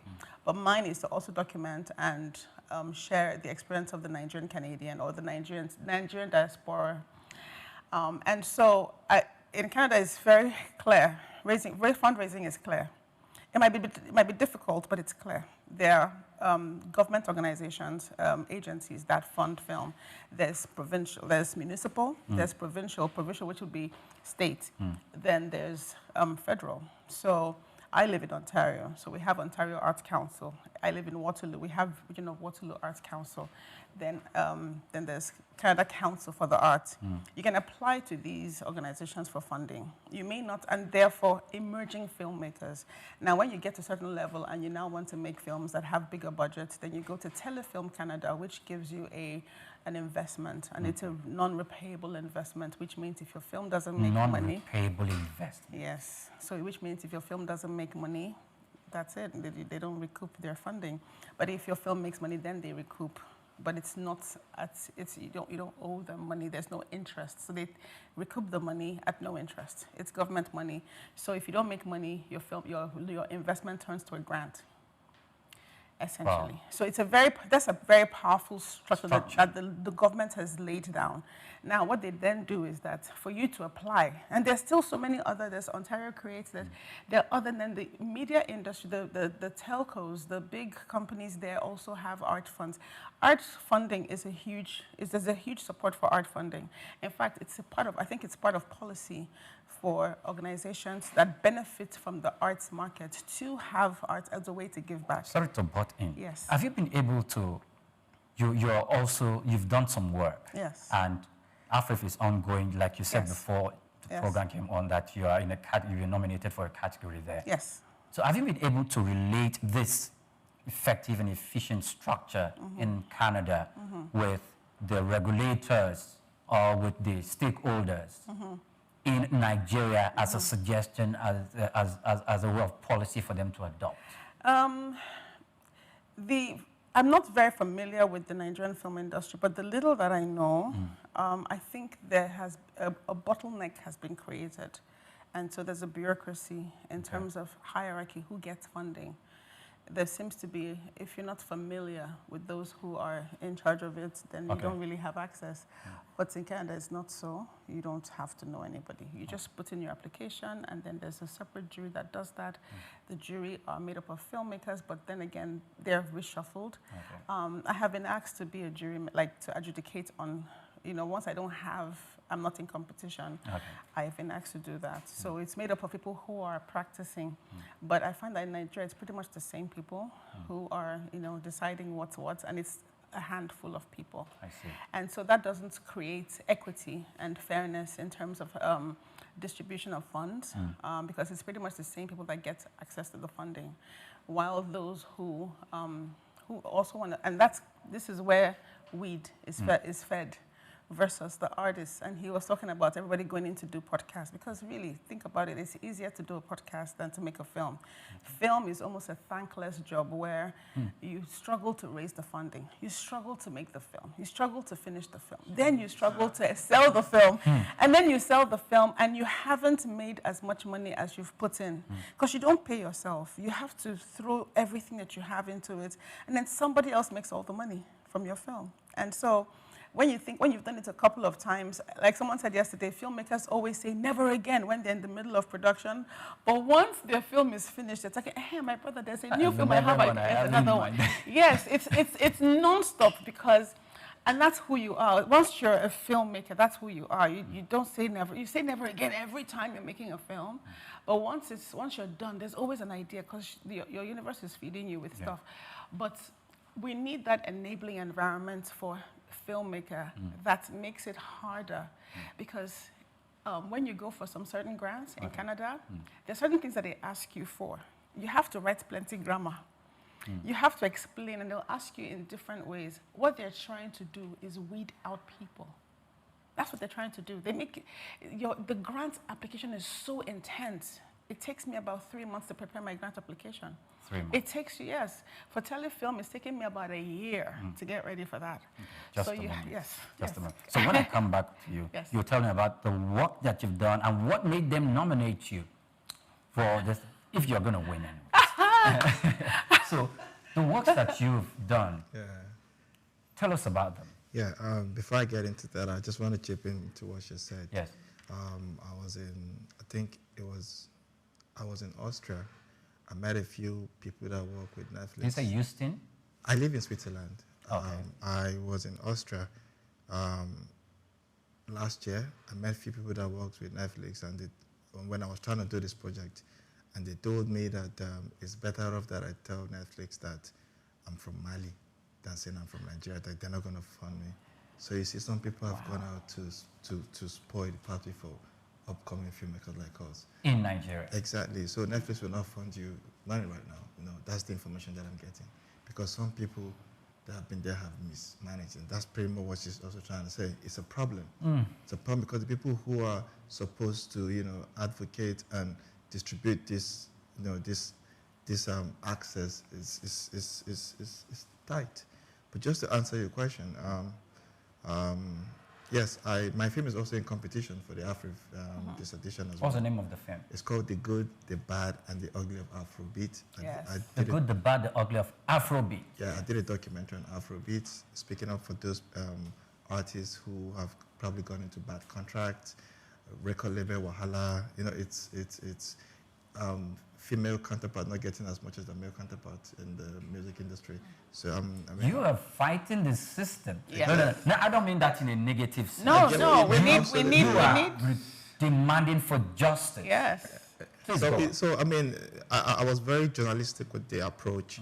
For the first time, I told the Cynthia Morgan story like never before, and that is what got me to Africa. I was also invited in Switzerland, Zurich Film Festival as an expert. You know what I mean? So, and this is to tell you that Nigerians are amazing creators. They use like 1 year to create a film in America. We can do it here in 3 months. I'm not saying it's the best approach, but that's the tenets, that's the drive that we have. So the project that brought me to Nigeria is just one that I just told you, self-funded, like I said. And I shot it because I designed it to either be on Netflix or Amazon Prime. So I went all out for the project. And this is just the first episode. I've done 2 episodes already. The second one is Where's Jesse Jacks, and that one is almost, I haven't started distributing that, but the first one is where we are right now. Okay, so I know movie production, we will bring it home here to Nigeria, some of the challenges that you are shooting in the streets, your cinematographers are shooting, you're shooting the scene, and there are some instances where I've seen some cases, people come demanding for things, and the producer, the director, and the crew, if you do not, sometimes you are in danger. Yeah. So please tell us about some I have of an this. experience. My career is very, God has always been good and kind to me. I just don't know how to say it. I started as a location manager here in Lagos, you know, and my first project was Bookers and Joints. I don't know if you guys remember that. Bookers and with Olisa Adiboa. We started Bookers and Joints many years ago. I was a location manager. My boss then, Madam Biora Alabi, saw me and like, nah, man, you're not going to be a location manager. She made me a coordinator, and then she made me a producer of the show. You know, so that's how. So I mean, I know all the intricacies of how to, you know, manage these things. So that's why you can't tell me anything about. I know, like I started from the grassroots. You know, so I've had instances where Instagram sent some people to Lagos to, you know, do some filming, and I was supposed to manage it because I told you I was a location manager. My job was to just look for locations, you know, and because I also have street orientation too, you know what I mean? So we went to this place. Movie makers are not gentlemen. Oh my goodness. So I went to this place in Shita, and today me and the guy is friends, you know what I mean? The guy that told Whiskey not to come to Ojuele, what's his name again? Oh, I can't remember. Oh my goodness, then. Yeah, so we went there. The first thing I did was to go to him, and I was speaking Yoruba to him. My Yoruba is very funny. You know, I was like, Omoebo to call to Akoshi or something like that. He now told me to sit down on the floor. We spoke for a minute, and he told me, you know what, I've enjoyed this guy's company. You guys follow him, go and shoot anywhere you want to shoot. And that's how we're able to get. So I think in managing that stuff, you have to be smart. even if you want to get the whole police, I mean, they're going to frustrate your shit. Yeah. So the best thing for you to do is, I mean, how it works here. But over there, if you want to film, it's pretty much like almost free. You're not paying, nobody's disturbing you as long as, you know, there are places that you cannot fly drone, you just get permits, you know. So it's just easy. It's difficult for filmmakers, and that's why I told you earlier that I respect every filmmaker, and I'm very careful of criticizing films. I've seen some very, I'm like, why did you even do it in the first place? You see what I mean? But I don't say that. I'll find a way, even if I'm not going to tell you this is fantastic, because I'm very particular. If I tell you it's fantastic, then it's fantastic. You know, so I'll find a way to tell you, good job, you know what I mean? So, your movie, what category are you nominated for? Yeah, I do documentaries. What category are you nominated? Okay, for documentary. Best documentary. But do you think you're going to win? You're putting me on the spot right now. I'm happy being nominated first off, and if I get to win, then it's a plus. Okay. Yeah. Absolutely. So yes, your work and category that you've been nominated if you're going to win. Yes. So I had 2 films in this festival. One is a feature documentary called Operation Lights Out, and the one in competition is a short film called The General Son. And I like that, The General Son. Yeah, I'm taking a bit from military dictatorships of the African and the world, because it's not just an African thing, and then also background in terms of how you raise your child. So it's about a former military dictator who tests his son, hoping to redeem him, but then realizes that a monster can only raise a monster. So it's a dark drama, and when you do get to see it, brace yourself. It's in competition, and I believe I'm going to win.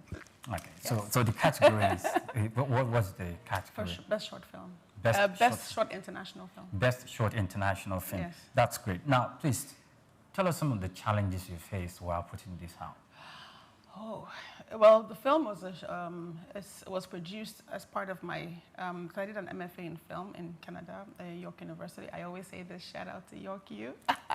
Okay, yes, York University in Toronto. Okay. Yes, so as part of my MFA thesis program, and so I chose, it was supposed to be a huge series, but I don't know how to tell short stories, but so I was forced to learn how to tell a short story, so I kind of made it an allegory. And it was difficult because in Canada, if you're doing an independent film, yes, you can raise funding, but if it's a student film, nobody funds you.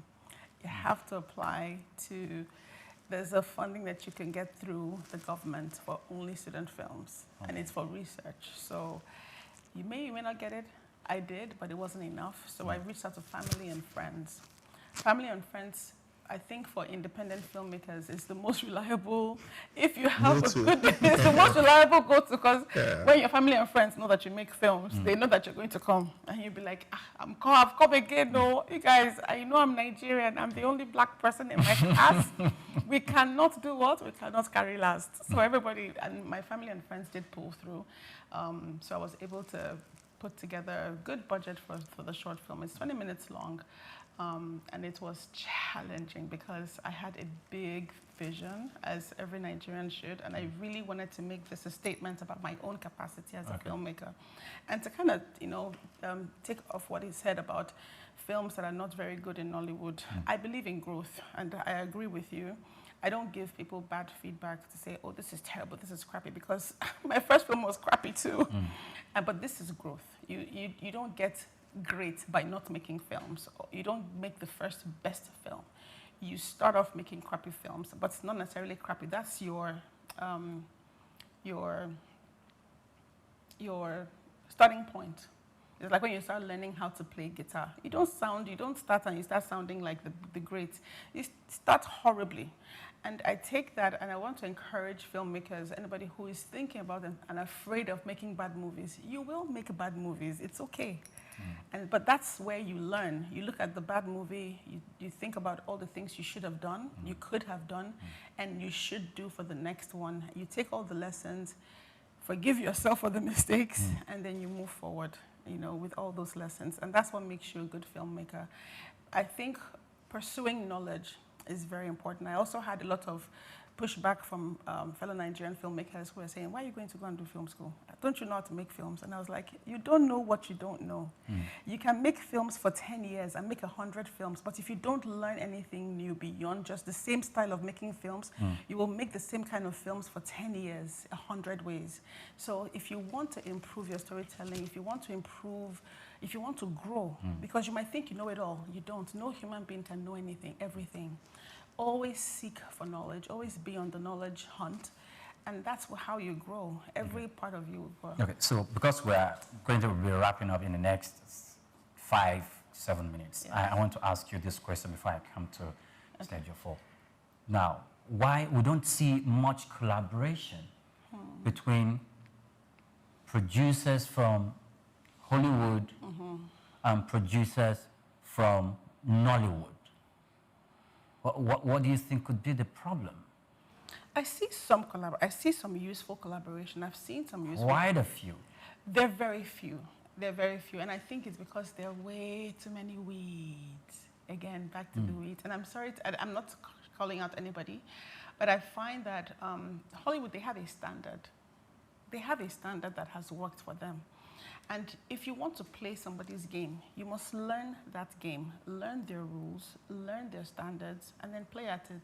If you want to go from being a shot put athlete to being a sprinter, you must learn what it is to be a sprinter. You must run you must qualify for that. So if you're playing at Usain Bolt's level, you must work up to that level, and that's what I believe it is. Hollywood is, I mean, I wouldn't say that they're of course they're great. We see their film quality. Yes. To get to that point, we do have to train and get to that point. So that's what I think we need to get to. More filmmakers have to come up and aspire to that level to collaborate with them. Otherwise, it's going to be, the disparity is going to be too much for them to consider. So where do you think we are in the continent of Africa, and when do you think we'll be able to match the standard of the Hollywood that we are talking about? And how can we, ensure, apart from the weed issue you talked about, to ensure that, look, we have not only products, but a system that's quite competitive? Yeah, that's a fair question, but I would say, I mean, you have filmmakers like me were there, you know what I mean? I mean, in terms of quality, Nigerians were there. The fundamental problem is budgeting.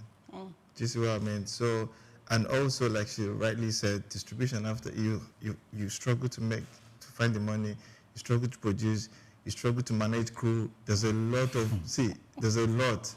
So because I started from ground up, so I understand how to go about these things. Do you see what I mean? Okay. So is one of those things, is that a situation? Are you all right? Yeah. Okay. Yeah, so in terms of quality, like if you watch my stuff that I've done, you would, because of the cast in it, you would know it's Nigerian thing, but you would just think this is Hollywood standard. And I hate to say Hollywood standard because it's a good standard. That's what I want to say, And there's nothing like Hollywood, because I've seen some crappy Hollywood movies as well. Like, what is this, But then I think as Nigerians, we are there. There's some filmmakers that I respect a lot. I respect them, and it's just what it is. I think we're there, but it's just that, like she rightly said, the people who are projecting themselves, the loudest are the ones getting the access to funds, I guess, and I don't think it's showing the... All right, so I want to say thank you very much. Sorry, I had to butt in. There's something I wanted to say when we talk about standards. You could be the best judge, because I can mention the name of a movie that I watched and I felt, no, this is out of the world. I like this. You can look at me and be like, oh, what is this saying? So I've already mentioned the film I love, so don't... So there's this, I don't, it's old, maybe I'm more conservative, this Adebayo's movie about the King of Thieves. Okay. The King of Thieves, I think it has a Yoruba name. There's a Yoruba name. Is it Dragon? What did you say? Dragon? No.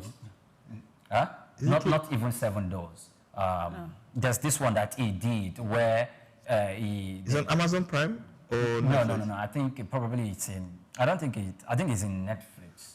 I know I've seen King of Boys. I don't Not know King of Boys. Boys. I've seen King of Thieves. I think I've seen the poster. I'm not sure if I've seen the movie. King of Boys is a separate person. That's I think it was translated. What film are you asking though? King of I think it was Thieves. translated King of What's the Thieves. Yoruba? Yes, it's. I'm trying to get the Yoruba. If you tell me the story, I think is it the one like that was he shot in Ivy? reincarnated. Where he reincarnated, he was lied to. Femi Adebayo. Yes, I think Adebayo. yes, he was the one that played that role. I think Ibrahim Shatta was the one that played the I think role. I've seen that film. You would have seen it. It's just that I've I'm seen trying that to film. get you the name of it that my The Femi mind Adebayo couldn't movie get that I've seen that I like. It's Jagun Yoruba. It's not Jagun either. Oh, part 2? Yeah, it is King of Thieves, but it's a Yoruba name. Oh, I've heard about it. I've heard Yes. about it. I just don't. I I haven't like seen it. the way it was shot. I haven't seen it.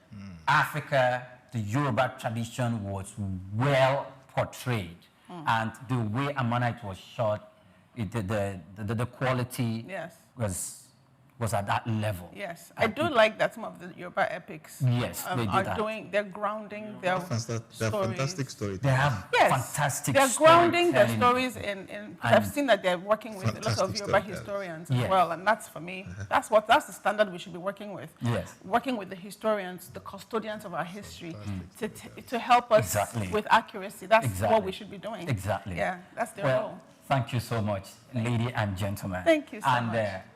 On my left, which is on your right, Angela Honora, a passionate filmmaker, storyteller, and creative visionary dedicated to amplifying authentic African voices through film and digital media. Thank you so much for joining us Thank you on for Just having me. Africa. Thank You're you. very much welcome. And Louis Ejiofor, an accomplished film director and producer whose creative vision continues to shape the landscape of Africa. And he continues, not just shape that, he's a renowned person in the industry. His ability blends with powerful way of telling stories, compelling way of telling stories through visual. Lois' works explore themes of identity, resilience, and social transformation. Thank you so much for your time. Thank you very I know very well that if we were to spend 2 hours having conversation with just you alone, we're not going to get out everything. I know because you are storytellers and you are good at what you do. Amazing. Yes, and it's yes. been nice having this short moment Thank with you you. so Thank you much very for the much. time. You're very much Yeah. welcome. And that's where we draw the curtain right here on Just Africa. Many thanks for watching. Do well to follow us on all our social media platforms at SOUQ News TV. I'm Oyin Priye Krumale. Good afternoon to you.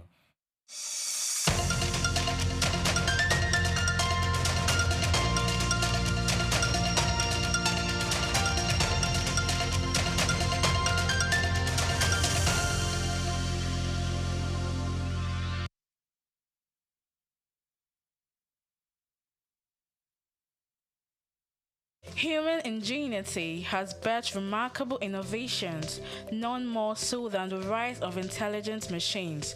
Computers once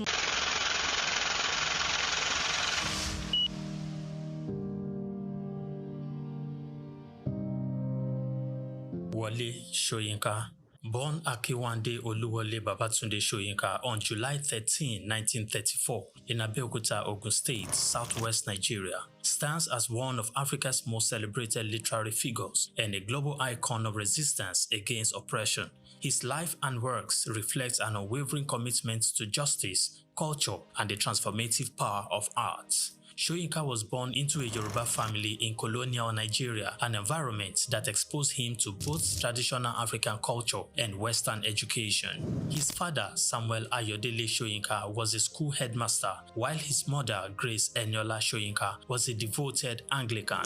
This blend of indigenous and colonial influences deeply shaped Soyinka's world. Soyinka attended Government College Ibadan and later proceeded to the University College Ibadan, where he studied English and literature. Soyinka completed his education at the University of Leeds in England, earning a degree in English and later a doctorate degree. In the late 1950s, Soyinka began working as a dramaturgist at the Royal Court Theatre in London. However, his passion for storytelling and cultural preservation drew him back to Nigeria, where he founded 2 theatre groups known as the 1960 Masks and the Orisun Theatre Company. Soyinka's works, often a fusion of Western dramatic techniques and African themes, address universal issues of justice, freedom, and human dignity. His early play, titled A Dance of the Forest, which was introduced in 1960, written to celebrate Nigeria's independence, critically examined the nation's socio-political trajectory, setting the tone for his career as both artist and activist.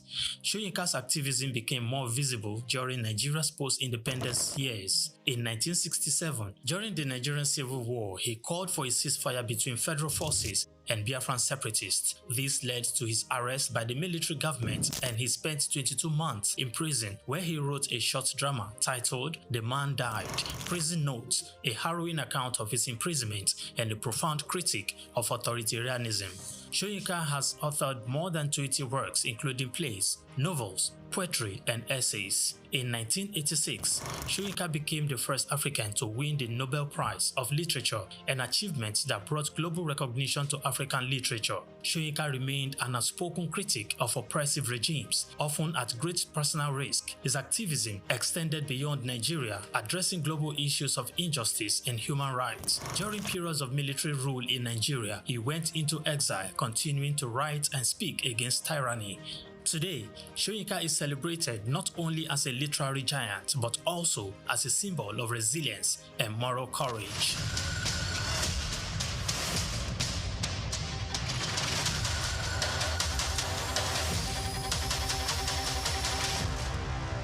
Rising demand for healthy proteins, snail-based cosmetics, and export opportunities have driven a surge in Nigeria's snail farming industry, far outpacing local production and opening a significant gap for investors to fill. Snail farming, or heliculture, is rapidly emerging as a profitable agribusiness in Nigeria, offering sustainable solutions to food security, poverty reduction, and income generation. Rich in protein and essential nutrients, snails are incredibly sought after, fueled by a growing population, a rising interest in healthy diets, and their status as a prized delicacy in Nigerian cuisine. This expanding industry promotes substantial economic opportunities for both farmers and investors. There is a huge and growing demand for snails, which are regarded as a luxury cuisine due to their nutritional benefits. The snail industry in Nigeria is estimated at over 15 billion naira, and the business can be started with little capital. Snail farming is one of the most sustainable and money-spinning agribusiness that many people ignore. For salary earners and investors wanting to increase their income, it's an excellent choice, while it's not time-consuming and highly profitable. Agricultural experts have emphasized the export potential of snails and have urged investors and companies to seize the opportunity, as it was a lucrative venture with strong export prospects due to high global demand. According to them, the market exists, but what is needed was increased production by mobilizing people to invest and scale up production. Snail farming is emerging as one of the most accessible agribusiness opportunities in Nigeria due to its low capital requirement and high profit potential. With an initial investment as modest as 50,000 to 100,000 naira, the business offers the potential to grow as high as 5 million naira annually. Setting up a small farm is both affordable and straightforward. Basic materials like corrugated sheets, baskets, old tires, or wood are sufficient to construct a functional snail pen. Feeding is also budget-friendly, making the overall startup cost even more appealing. A bag of snail feed is between 10,000 and 16,000 naira per 25 kg, and you can use just 2 bags to feed 50 snails for 3 months. Everything needed for snail feeding has been provided by nature. Nature itself provides most of what snails need to survive, from vegetables to watermelons and even leftover foods. One crucial factor, however, in successful snail farming is choosing the right species. Agricultural experts recommended going for the giant African land snails, which come in 3 main species. Aricantina marigata lays between 6 and 14 eggs up to 4 times a year. Achatina achatina produces 80 to 350 eggs per clutch and lays 1 to 3 times annually. And the most profitable among them all, Achatina fuka, can lay between 100 and 400 eggs as many as 6 times a year. Despite Achatina fuca's prolific breeding, experts tend to favor Achatina mariganta, as it is considered the largest land snail in the world, and its size and market appeal make it a favorite among both farmers and consumers. According to experts, Achatina also remains a strong choice, particularly due to its adaptability to the African climate. The global snail market reached $647.4 million in 2024 and is projected to grow from $706.7 million in 2025 to $1.4 billion by 2034, according to Global Market Insight, a market intelligence platform. France leads global production with over 300,000 tons annually, followed by Italy and Spain producing 20,000 and 15,000 tons respectively, solidifying Europe's dominance in the snail farming industry. Chiki Okulu, SOUQ News TV.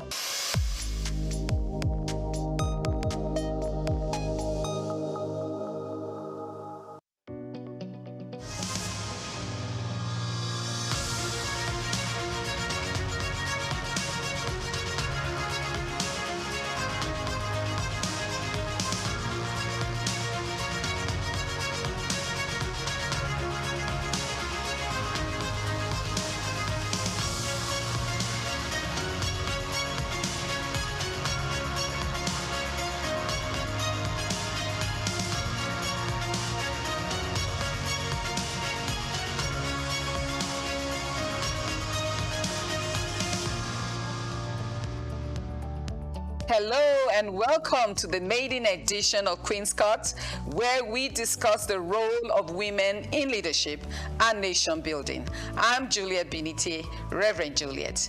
In recent times, more women have stepped into leadership roles, demonstrating empowering role of education, technology, and access to information. These women leaders have not only achieved remarkable success in their fields, but also played pivotal role in promoting gender equality and education reforms. Today, we will be looking at the role of women in leadership and the unseen barriers. But before we set the ball rolling, let's go on a quick break and we'll be right back to introduce our guests.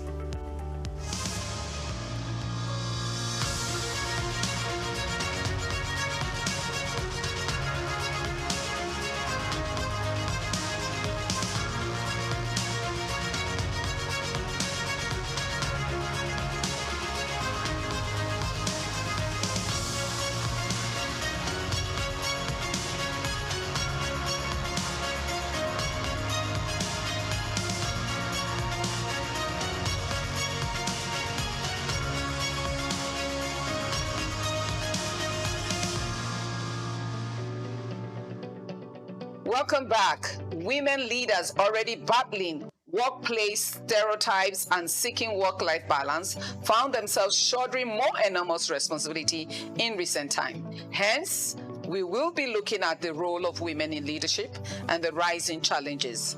Joining me for this discussion is my sis, a big sis, but in this court, we will call you Lady. Lady Horochi Ogan, leadership consultant, and the CEO of O'Neill, a global management firm focused on leadership. At my immediate right, welcome, Lady Horochi. Thank you to the very Queen's much. Court. Thank you. Lady Version. Thank you. A pleasure Thank having you. you here. I'm glad. And of course, another big sis of mine, a wonderful, incredible woman leader, Lady Adiola Aziz.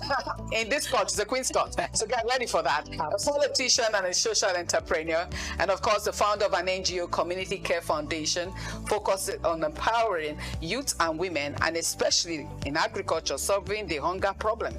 And I just want to welcome you, sis, Lady Adiola. You're welcome to Queen's Court. Thank you very much for having me. We will be discussing these matters of women in leadership and the challenges.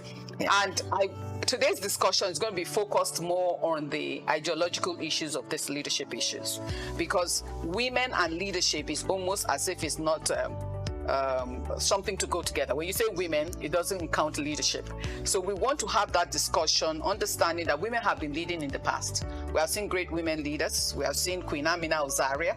We are seeing Fumilayo Ransom Kuti in the West, and we are seeing Margaret Ekpo in the East. So even in Nigeria, we have women who have led and showed tremendous leadership. But they're also very minimal leaders all over, abysmal women in leadership in different spheres of influence. The banking sector is beginning to show up with great women as CEO at the top of the echelon of the bank. But however, do we have enough women who are going to occupy that seat the moment they leave? So this discussion is very important, especially to a new generation of women rising, with the issues of women leading both at home and at the city gate. That balance of things, we need to have that discussion. That's why it's important to have the discussion. I'm coming to you, Lydia Adiola, and of course it's going to be the same, we'll dovetail to that same area of discussion on these rural women. Because of the issues of mindset, culture, educational background, and the 9 yards of the philosophy of understanding that women are also leaders, how do we navigate?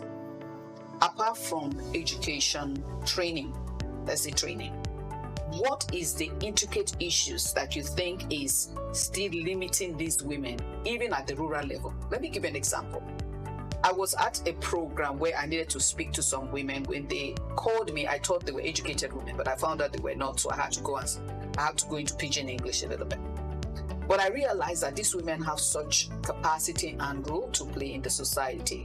And they were complaining at the issues of the genital mutilation, the issue of the girl-child marriage. It was within the middle belt of Nigeria. And I was telling them, but you are a leader, you are women leaders. And they were like, no, what are you talking about? That is the chief, is that this. So how are we going to go about, especially the rural Africa, because we have over 20 million women entrepreneurs, SMEs, and it's fundamentally women, producing, adding to the GDP per capita of Nigeria. Incredible when I saw that data. And yet we say we are not leading. Can you speak to that? And Lady Horichi also will add to that comment, because it's at the center of this discourse in its ideological and philosophical level. Because before we talk about specializing in areas of leadership, do we really want the men to still tell us to lead? Or can we just simply realize it? You see, when you're talking about what you just said at the rural level, right? We need to understand that, like I said, most of them are illiterate, and most of them are controlled and led by their chiefs, the ballers, their husbands, and all of that. I'll give you an example. During the local government election, we had to have a by-election in one of my wards. And there was a particular woman who was very, very active, widow, 6 children, she was under 23. And I said to her that, why don't you come and represent the ward, because we needed you to be there, and somebody passed. And she said, yes.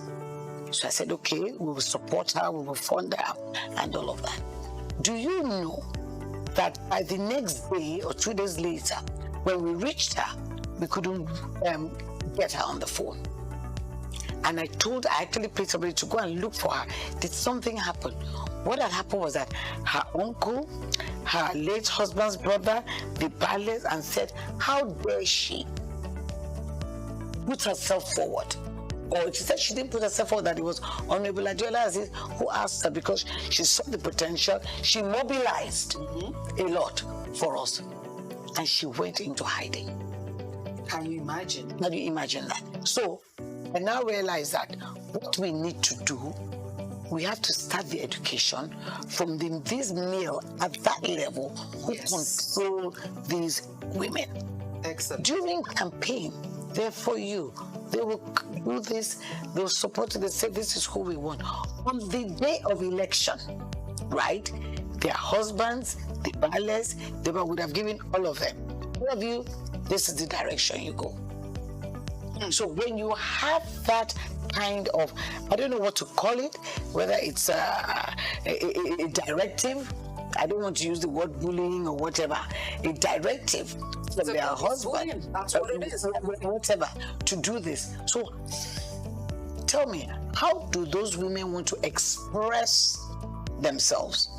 By voting or deciding or taking choices or making decisions that they feel is right for them. It's not inclusive. So we need strong advocacy. We need strong advocacy, and we need to try and see how we can get the buy-in of these men who have a strong hold on their wives, their sisters, on these women, to say, look, this is your daughter. This is what will happen. And a woman at that level only cares for food on the table for the children and how the children will go to school. Once you can satisfy those two needs, right, a woman will thrive on her own. But when she doesn't have that independence of mind to make a decision by herself, hey, she's in bondage. Wow. She's in bondage, and that is at that local level. I saw it live and direct. So they do not have the capacity. They've got the competency. They do not have that capacity to take those decisions by themselves. You know, so it's limiting and it's patriarchy, it's stereotyping, and hey, why should you raise your head up to say you want to lead? Who's giving you permission? Excellent. But in comparatively to that, let me even draw it back to even at the international level, we only have about 23% to 25% of women at the global level. So if the rural woman, the issue of that control, is it the same as the woman at the elite level who has gone to school, at least did her high school, or suddenly she disappeared? I have had friends who were probably acting before, they get married and they just disappear off the screen. What is it? Is it just the limiting factor from the men, or the psychology of the women themselves, knowing that now that I'm married, maybe I'm not called to lead? Very interesting question. Very interesting question, because even before you asked it, I wanted to use a corporate example equivalent to the rural one that she Excellent. I attended an HR meet and greet meeting.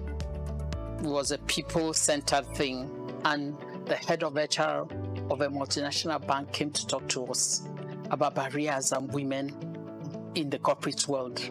She gave a practical example. She said, if there's a general management or CEO opportunity in Côte d'Ivoire, and you call a man and said, go and prepare, we're getting you ready, you're going to be the CEO in Côte d'Ivoire, the man will jump, thank, and if you call a woman, the woman will tell you, this is an exciting opportunity. Let me go home and discuss it with my husband. This is what is going on in the corporate world. I'm not talking about rural environment. So these barriers are real. Yeah. But in the same circumstances, we now had another CEO from a bank that told us about intentionality and planning. She said she went into banking career and she was intentional from word go that she was going to be at the top and nobody was going to limit her. It's not about feminism or women, whatever. She just had a relationship with her husband that helped her husband understand her and help her husband push her career. So she had a baby at the point they made her a chief executive officer for a bank in Ivory Coast or somewhere. She just, then there was not even GSM. She just planned, had 2 stable nannies, had a way of reaching out to them, you know, on a mini basis when she's doing her work. And she was able to do the assignment. She was able to take the position and enhance her career in the bank. And the time she was talking now, she was now CEO in Nigeria. So these barriers are real. And because I'm an SME person, when you mentioned SME, my body was shaking. I can imagine, yes. You see, so it's not an easy assignment, but if we're intentional, you need to reach out to them. It's a two-pronged approach. The first thing is that you need to sensitize the women. You need to get their buy-in. You know, you need to let them understand the benefits for them. It's not for me. You know, but you need to talk to them at their level. Speak vernacular. If you can't speak that vernacular, get somebody to interpret. Some of them do not. If they understand pidgin English, I'm very good at that. When I get to my village, I start racking in Igbo language. What is important to me is communication. Yeah. So you reach out to them at their level and try and sensitize them, create awareness. Let them, there's a paradigm shift that needs to happen. Let them begin, you break down the growth mindset in a simple way that will help them understand. That's the first step. Second step is to work with this huge, I don't know what to call them, husbands, chiefs, cousins, uncles, the male factor, you know, that is sitting over the female folk patriarchally, is to get them to understand. It's also a buy-in process, you know, have conversations with them, help them to understand. When you get into a rural environment, you get to the Bali. The Balis, I've seen people that were able to work and change an environment with the Oba. The Obas, recently, they're very literate. The Balis, even if they're not, they have understanding. If you get their buy-in, you just go out of your way, try and get their buy-in. Once you get their buy-in, it's easier to get the buy-in of all the other male figures in that environment. It is possible. I had listened to a senator that wanted to change something fundamentally from a sphere of influence, and it was genital mutilation. And she started, it was a Herculean task, but she was deliberate, she was planned. She started with the Oba of her village. Yes. She started with the Oba, continued having meetings until the Oba got the buy-in. Excellent. So when the Oba got the buy-in, she went to the youth. The youth got the buy-in and said any woman that is mutilated will not marry. Do you understand? So I'm giving this practical example to say that it's possible. Societies have changed. Yes, it's possible. If you go systematically, you will have a buy-in, and there'll be a mindset change. There'll be a paradigm shift, and then you begin to make progress. By the time you're handling simultaneously the women, you know, and the male figures that are barriers, the barriers are real. No, that's why we need to. They're real. Be very deliberate about it. I want to add to that contribution, especially for the current generation of women that we have. One of the things that I have also found out is that if you know you have the desire to lead, for goodness sake, when you are dating your spouse or your husband to be, please discuss it. Because some men will not entertain it.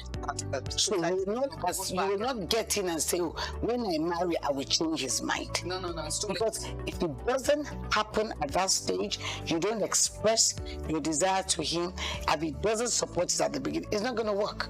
That's the story. I can justify. Yes. I can get up today, I'm going tomorrow. Right. So getting the buy-in at an early stage, once you know leadership is in your mind, is extremely important. So that you know where you're going to. Because if they don't support you, no, it's a problem. It's going to be a challenge. And at the same time, getting married. Yes. At the same time, or you're single. Female politician again, if you go out there and you don't see your husband beside you once or twice, it's like, what is she? Is she here? You know the negativity that goes with it. I remember when I was contesting, I had to tell my husband at the early stages of my campaign, please be beside me. And they all definitely they were endeared. Excellent. You know, so it's important that they get the buy-in of the husband before the ballers and the obas and all of that. Can I add something? Before you add, just for us to begin to conclude something, because this is a proof of what you have said. Because the data shows that there was a organization that financially outperformed industry competitors have more women in leadership. That the more women are in leadership, the organization's competitiveness increases and improves. And I always tell men also, if your wife is a leader, is an improvement to your social capital, is an improvement to your financial capital. As we wind down this discussion that is a continuum, it continues because it's a very broad discussion. And we now see the reason why the discussion should happen, because the women quotient in the leadership role beside whether it's the husband or other men, is quite low. We still have them in all spheres of influence. We're having that challenge. So you can make your conclusive point of what will it take for us to increase the quotient as we wrap this up? Starting from her as she concludes her points, then also dovetail to that question. My last words as we conclude. Yes. I was going to say that when it comes to marriage, I'm not deviating. I think that conversation should happen whether you want to be a leader or not. Yes. You need to let as a human, because you need to let your husband get your husband consent from the beginning to support you to be the best versions of your life. That's it. You need to. That's your HR speaking. Yes. You need to get your husband to support you to be, you are his helpmeet. You're there to help him to be the best versions of his life, but it's a partnership. He should also make a commitment to help you to be the best versions of your life. Precisely. And so if you have that balance at the beginning, it's easier to manage things. It's easier to manage things, when you're in the marriage. And to my last words, that we're coming back to, move further and organize. We need to be very strategic. Yes. We need to deal with the critical mass. We need to encourage the we need to have a dialogue conversation. This not just be about it. Excellent. Science and environment. We want to come together as a team. That's what we're doing. This is not a talk show. Definitely. I'm a solution bearer. Here to solve problems. That's why I came on the program. Yes. So outside this program, as we progress, can we come together and put up a strategic plan on what we can execute? And I'm not talking about high level. Yes. Let's go back, because my family has a foundation. I understand how to run grassroots issues. Let's go back to the grassroots. Let's start doing something. Okay, thank you very much. Lady Adeolaman, as we conclude. Yes. There's been a lot of talk about the value. About the value that women bring to the table. Yes. If they are there. Okay. If they show up, if they're there.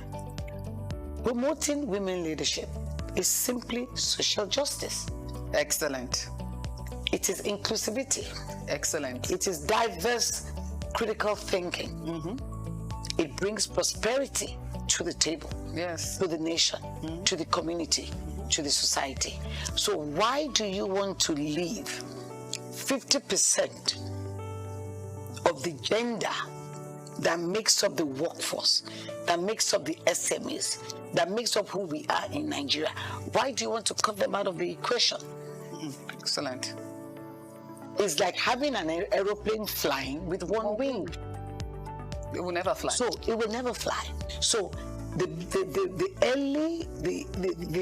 earlier we start to realize that women leadership is a must, it's a task that we must face, embrace, be intentional, and ensure that anything that comes in our way, for those of us who are there, we advocate, lead. And what's the other word again? When you lobby, the men, that please, this is for your wives, your daughters, your sisters. Social justice is key. Thank you very much. Equity and equality is paramount. Thank you very much. We must all remember that leadership is not masculine, it's human. And women's rights are indeed human rights. And every woman is called to lead, right from the home gate to the city gate. And once again, I want to appreciate Lady Orochi Ogan and Lady Adeola Aziz to Queen's Court, the maiden version. Thank you. 2024. Thank you for being with us. And thank you for listening. God bless you, and bye for now.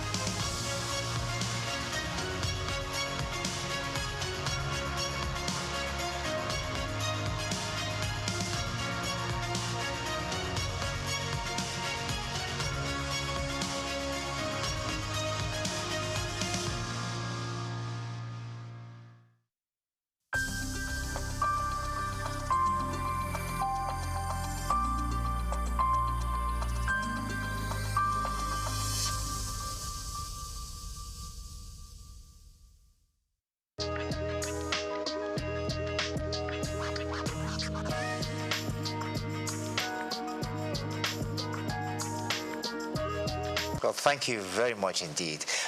My name is Stephen Kola Balogun.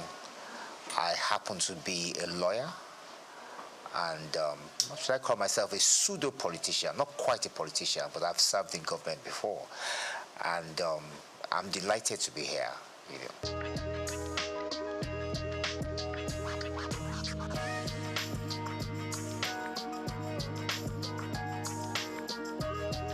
Well, thank you very much. Well, yes,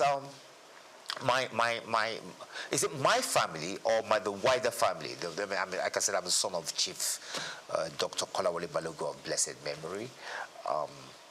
Like I said, he was a former politician, a frontline politician. He was the General Secretary of the National Council of Nigeria and the Cameroons, later National Council of Nigerian Citizens. He was the General Secretary of that party for about 8 years.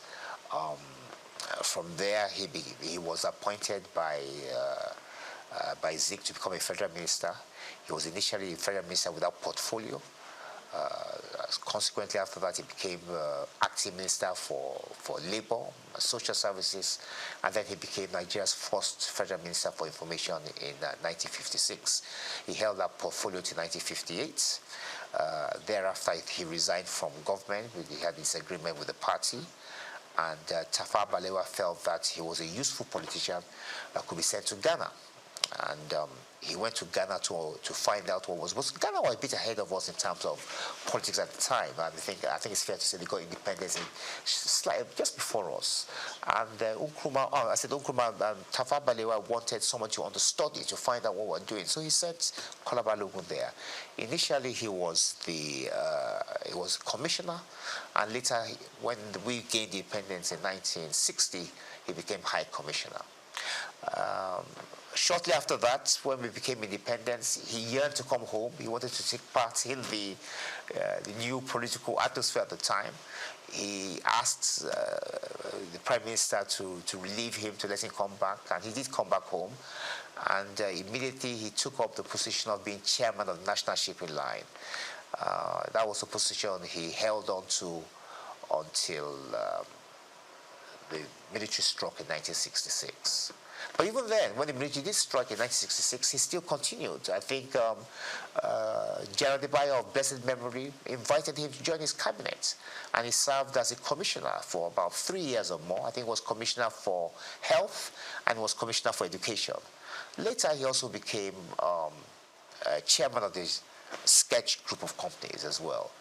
And that was about it. I think after his stint in government, he decided to go and do a PhD at the University of Ibadan.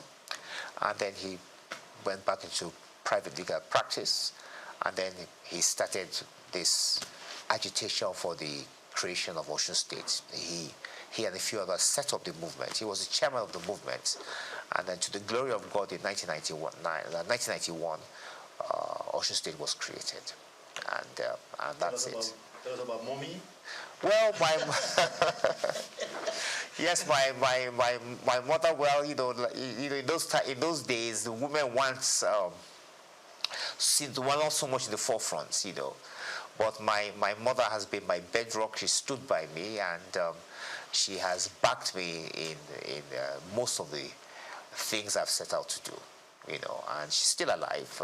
She's 89 this year, and she's still doing well, and she's still and your wife going and strong. The kids? Yes, my children. Yes, I have 3 girls, 3 daughters. My oldest is 31. She studied at King's College London. She did reasonably well. She got a 7th class upper. Proud of her. She's an art curator today. And I have twin girls as well who are also in university now, that they haven't graduated yet. One of them is in Oxford University. She's studying history and politics.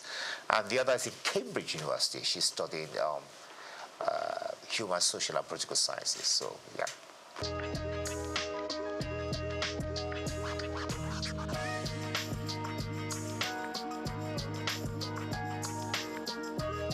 I did. I mean, my father, Chief Kolawole Balogun of blessed memory. Yes, he was in the first cabinet in the First Republic, the first ever cabinet Nigeria had.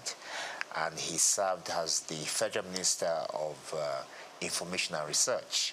As a matter of fact, he happened to be Nigeria's first information minister.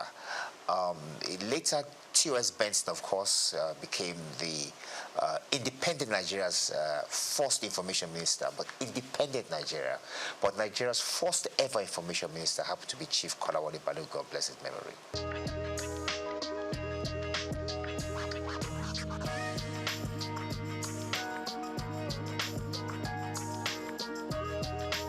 No, I didn't. I took an opposite route from my father. My father went into politics immediately after he finished his education, and then he now ventured into law a little bit later. I decided to look at things differently. I thought that after academics I should practice law a bit, and that's what I've been doing. But at some point, I think that was in about 2011, I was called upon to serve in the Osun State government as a commissioner, and I took up that opportunity, and I enjoyed myself.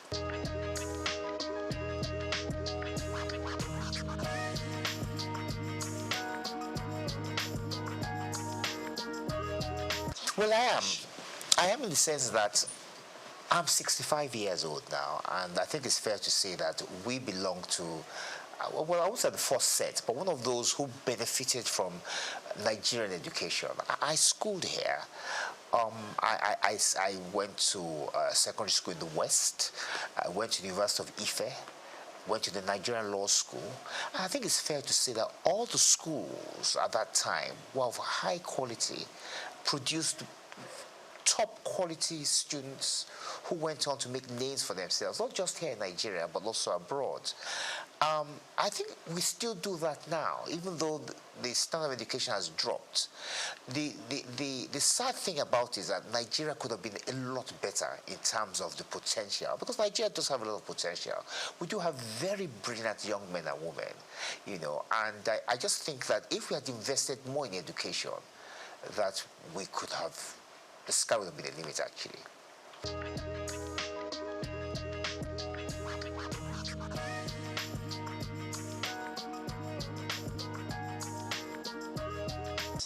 Well, my take on this is that it's the system of law itself. As a young lawyer, I experienced a few challenges myself, and I think one of the obvious challenges is the appeal structure. It's too easy to appeal against judgments. At the same time, when you file actions in court, there are no penalties for costs. In other words, I can file a frivolous action. I could insult you, as an example, and then you could sue me, and I say to myself, well, I'm going to eke it out. I'm going to take it. You're going to have to take me all the way to the Supreme Court. That doesn't make sense. That's not fair. On the other hand, I could also file a frivolous application against you. And then filing a frivolous application, I could call you something you are not. I could defame you. And in so doing, you expect at least that once you prove your case, that I will be made to pay the penalties for filing frivolous applications. But that doesn't happen. And then, of course, the conditions of the judges. I mean, the judges are still writing longhand. They do trials, they sit there, they listen to witnesses, give evidence, and they have to write all these things down longhand. So there's so many challenges that has hampered the progress of law. And there hasn't been enough investment, I must say.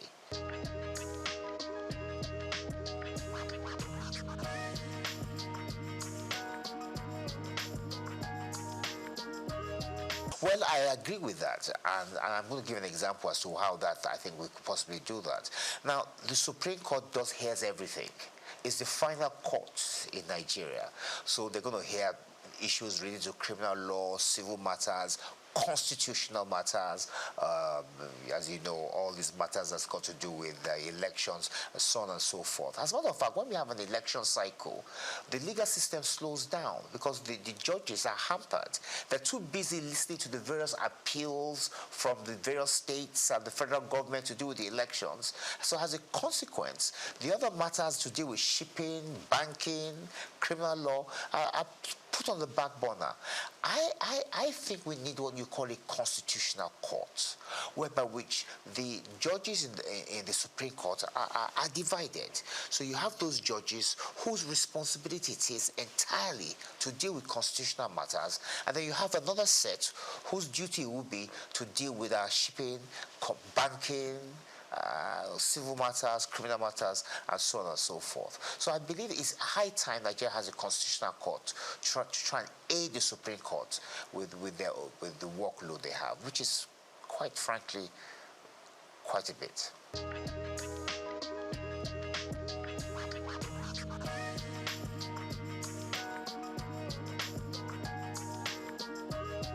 Well, Nigerians, with respect, are very brilliant, very intelligent, and they are very aware. It doesn't matter who you are, whether you're a tailor, you're a driver, you're a lawyer, engineer, they are quite well informed. And the truth of the matter really is that this is the longest republic we've had. This republic started in 1999, and this is 2025, so 26 years. Nigeria's never had a republic this long. But the main flaw is the one you just mentioned. The fact that that constitution that was bequeathed to us by the military in 1999 was never really approved by the people. Now, that doesn't make sense, and that's unfair. In fairness, we ought to be able to look at the constitution, improve upon it, and put our own input into it. Now, there's a way around that, and I've always believed, many people oppose this, but I'm of the view that what Nigerians need to have is a referendum. Have a referendum to ask the Nigerian people whether they want to persist with the 1999 constitution, or do they want to drop a new one. If the answer to that question is yes, we want to drop a new constitution, then that puts paid to the 1999 constitution, and then you can now have a system, a constituent assembly, whatever the case may be, where people will sit around the table and fashion out a new constitution. If the people say no, that means they've indirectly approved the 1999 constitution, and then we continue with it. But what we can't do is continue having this debate, these arguments as to whether the 1999 constitution has been approved by Nigerians or not, because it has not been. So I think the way around that is to ask the Nigerian people through a referendum, asking them whether they want to persist with this constitution. If they say no, then we have a new one. If they say yes, we continue with the old one. And that ends the debate.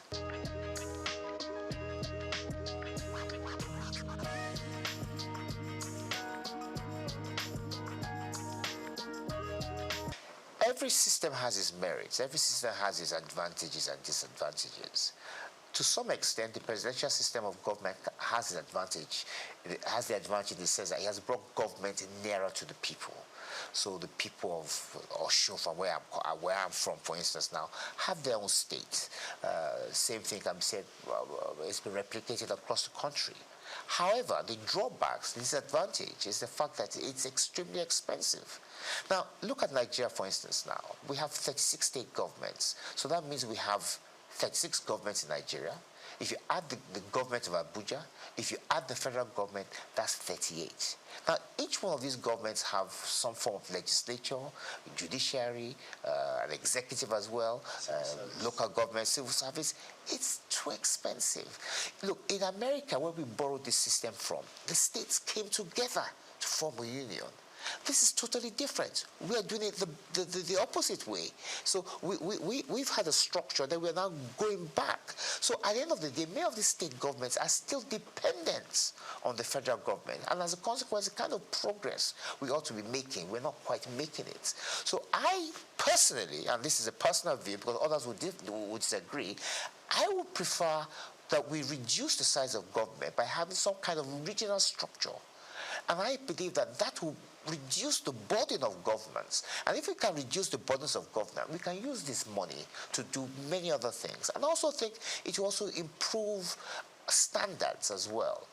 Not just standards of government or parliamentary standards or whatever the case may be, but there'll be less people involved in the political system. And that would help us a great deal.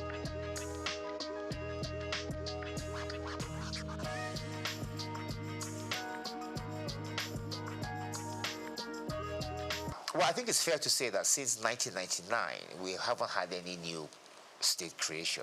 I know there's been agitation for the creation of states, but there hasn't been any. The process for creating a state is quite cumbersome. It's not easy. I think it's in Section 8 and 9 of the Constitution. I don't think it's something we should be looking at. I think, like I said to you earlier, I think we should be trying to reduce the number of states, and I think some kind of regional structure whereby which we can monitor better what's going on rather than having more states. So I personally would not encourage the creation of more states, no.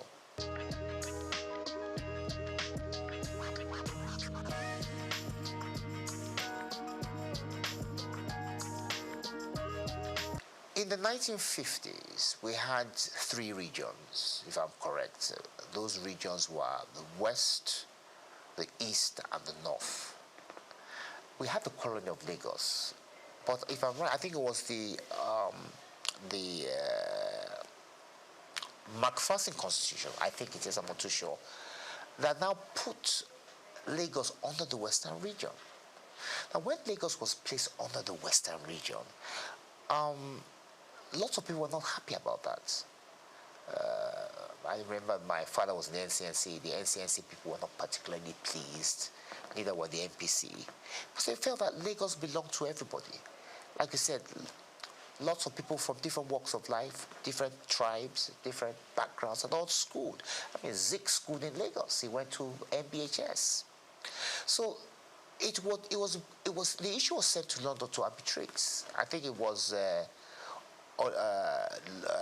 Oliver Littleton that arbitrated over the matter. And it was decided that Lagos should stand on its own, that Lagos should not be merged with any of the regions.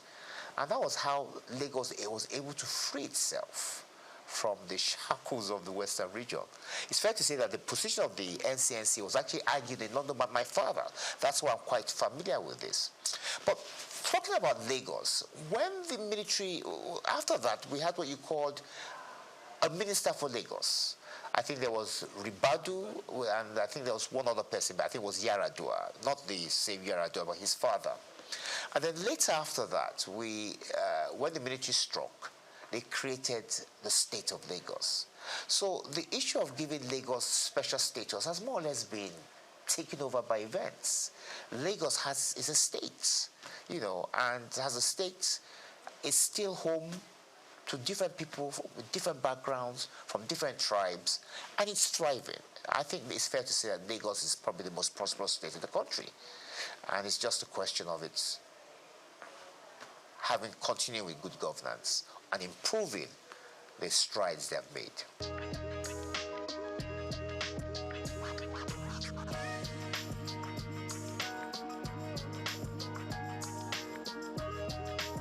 Once again, let's go back to the past. We had what we used to call the House of Chiefs, wasn't it? And in those House of Chiefs, many of the members of the House of Chiefs were people, were traditional rulers, chiefs from different backgrounds, and they had a say in the running of the affairs of state. It's like it was more or less akin to the House of Lords. So it wasn't necessarily the chamber whereby which the activities of day-to-day governance took place, but they could always refer issues to them.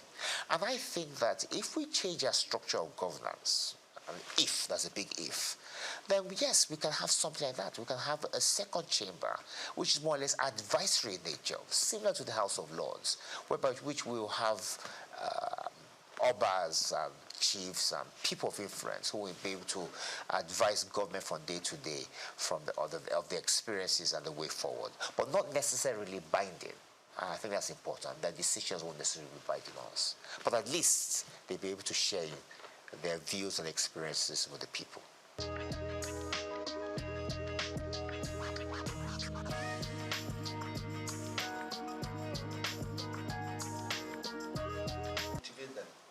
Well, that's a big issue. I was commissioner for youth in Osun about 10 years ago under Rauf Aregbesola, and it was an issue we took quite seriously. In Osun State, we had quite a number of youths who who are unemployed. And the governor thought, what can I possibly do to give them something to do, to keep them employed? So he created what we call the Osun State Youth Empowerment Scheme.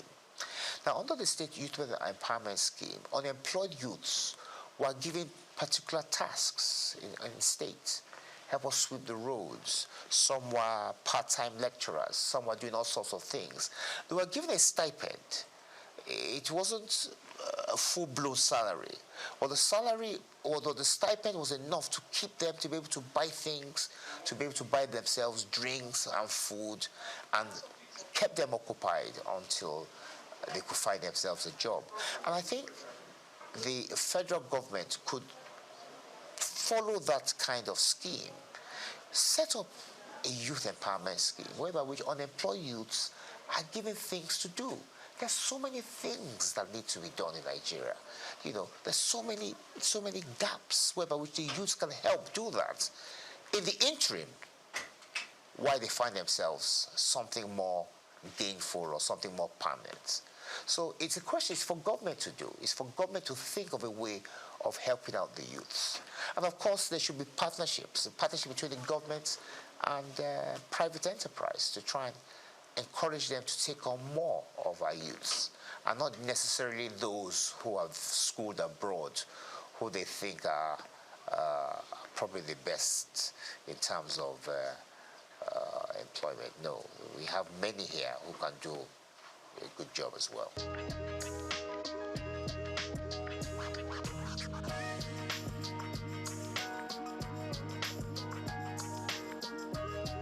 Sustaining democracy is about discipline. It's about the people being disciplined. It's about those who rule us being disciplined. I started out by telling you that this is the longest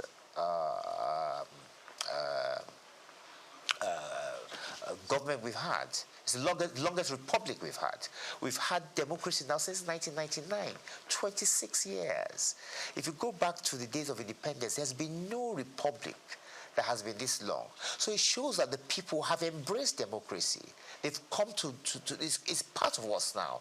They've come to enjoy it. Yes, there are hiccups in terms of the fact that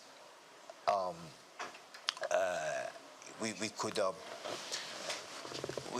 do a lot better in terms of how we implement things.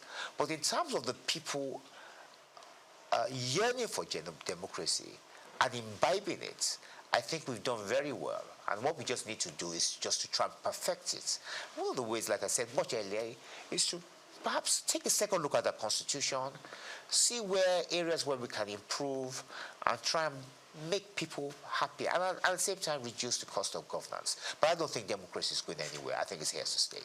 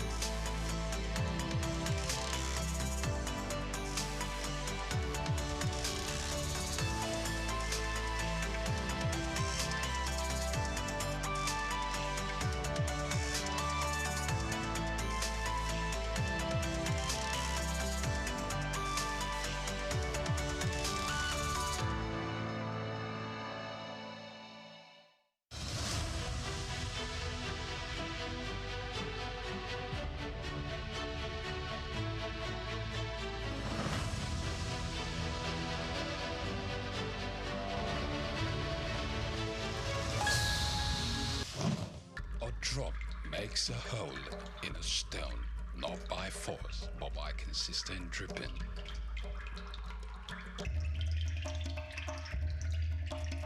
Nothing describes this woman more apt than her indomitable and consistent drive for excellence.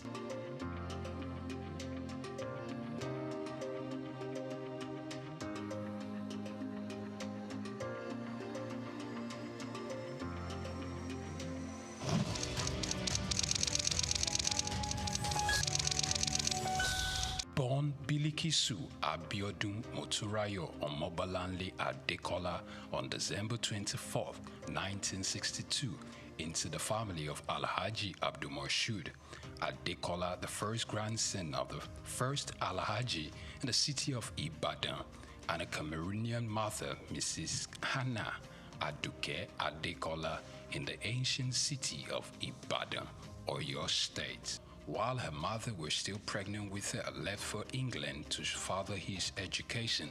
And while she was pretty much young, her mother left the country to go to grandmother.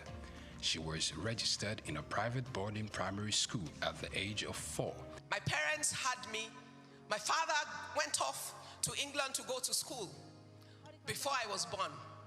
He left my mother pregnant with me. My mother had me, and before I was a year old, left to join her husband in England, and I was left with my grandmother. I grew up with my grandmother before my parents came back like 8 years after. Spent my first, from about age 4 or 5, I was sent into a boarding nursery school. I lived in boarding school at a very early age because my parents wanted to protect me from becoming a local Ibadan girl. And she usually attributes these to her early independence and wisdom. Omo Agbanimi, some of her friends sometimes poke fun at her wisdom, which is way beyond her age. I was raised by my grandmother, so I'm a bit of an old woman in my brain, in how I think, as my friends say. Her foray into business started at a very young age at her grandmother's shop where she sells salt. Little did she know that this was going to stand her in good stead in life. My first exposure to business was my grandmother's little shop where she sold salt. And I used to love to sit behind her little kiosk and help her to sell the salt. But who knew I was being trained for business in my future? While at secondary school, she participated in the literary debating group, excelling in it, which made her consider a career in law, though that didn't last. Also, it is worthy of note that Ibukun Awoshika could hold her own in athletics, earning her the nickname Rabbit because she could really run. As an athlete, if you want to run, and I used to be fast, they used to call me the Rabbit. Unsure of what career path she was going to settle for, she considered becoming many things at one point or the other of her life. After secondary school, she thought of becoming a medical doctor, but she couldn't stand the sight of a cadaver, so she let go of that idea. Later on, architecture was another fancy that caught her attention. Similarly, she also considered becoming a chartered accountant, finally only see she could work in a bank. I thought I wanted to be a doctor. Then I found out that they work with real dead bodies. I changed my mind very quickly. I then thought, you know what, I'd like to be an architect. I was good in sciences and had a problem if parents sentence you to science when you're good at both. So I ended up in Ife to study chemistry. By the end of my first year, I realized how much I hated chemistry. I could pass it, but I didn't love it. So then I thought, you know, I'd make a good lawyer. I debated throughout school. I used to represent my school in school's debate. So everybody knows that I can win an argument. Yes, are you good? So I gave it everything trying to change to law. I used to go and sit outside the door of the dean of law. And then one day the man said, come, what do you want? I want to change to law. Is that why you've been sitting outside of my office? Yes, sir. Okay, if I only take one person from another department next year, it will be you. After the completion of her undergraduate degree at the University of Ife, she went for the compulsory one-year National Youth Service Corps, NYSC, in Kano State, where she worked as an audit trainee at Akitola Williamson Co., which later became Deloitte. For youth service, I did everything to make sure they sent me to an accounting firm. They first sent me to a Muslim school to go and teach. That was easy to solve. I just wore a dress off my shoulder. I went to report. I was immediately rejected. Once they rejected me, I went back to the posting room and waited there for days until they sent me to Akintola Williams & Co. Although she was later given full employment after her service year, she felt becoming an accountant wasn't her thing. You would have thought that having gone through all that trouble, accounting would be the love of my life. When I got there, within the 1 year of my youth service, I realized how boring accounting is to me. Because they had all the processes somebody else had thought about before. All I had to do was open old dusty files from company to company without imagination or initiative. I'm a very restless human being. That was not going to work.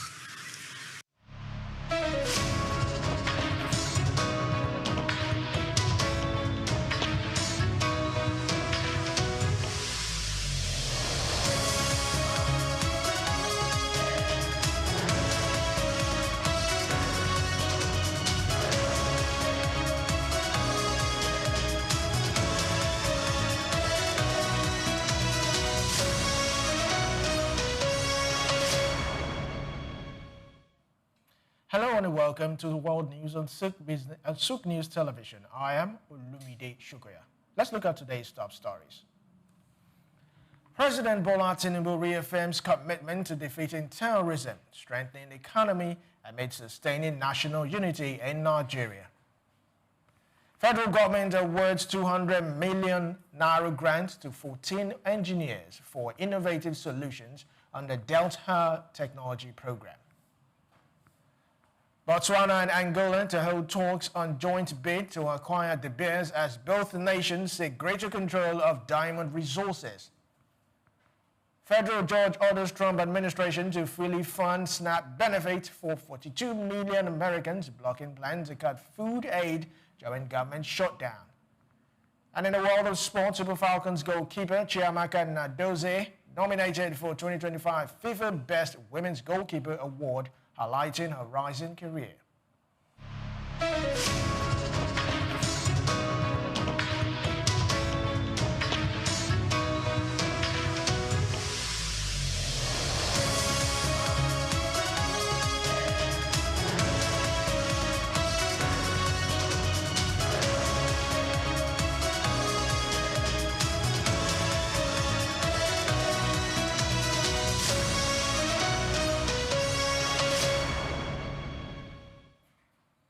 President Bola Tinubu has reiterated his administration's resolve to defeat terrorism and maintain national stability, assuring continued engagement with global partners through diplomacy. Speaking at the Federal Executive Council meeting in Abuja, President Tinubu said the government remains focused on boosting the economy, enhancing security, and fostering unity under the Renewed Hope agenda. He noted that recent economic reforms have placed Nigeria on a recovery path and restored international confidence. Minister of Information Mohammed Idris, speaking after the meeting, said the federal government is calm and focused despite heightened global concerns over security.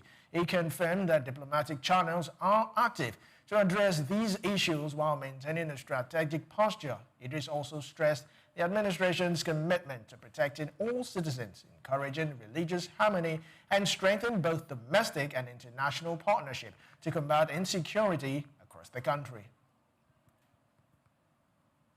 Nigeria and Indonesia have reaffirmed their commitment to bolstering trade and investment relations following successful hosting of the 4th Nigerian-Indonesian Investment, Trade and Forum in Jakarta.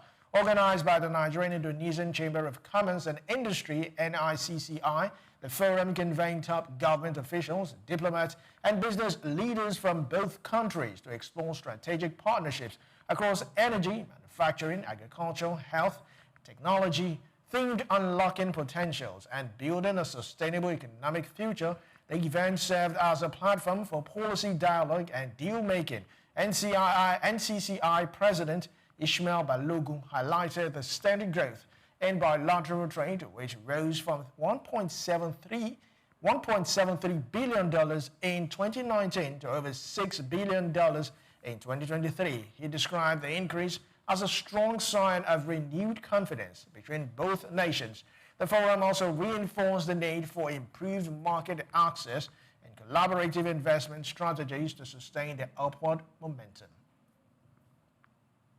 Now, the federal government has unveiled plans to invest 12 billion naira in digital economy research initiatives aimed at enhancing Nigeria's competitiveness in the global digital space.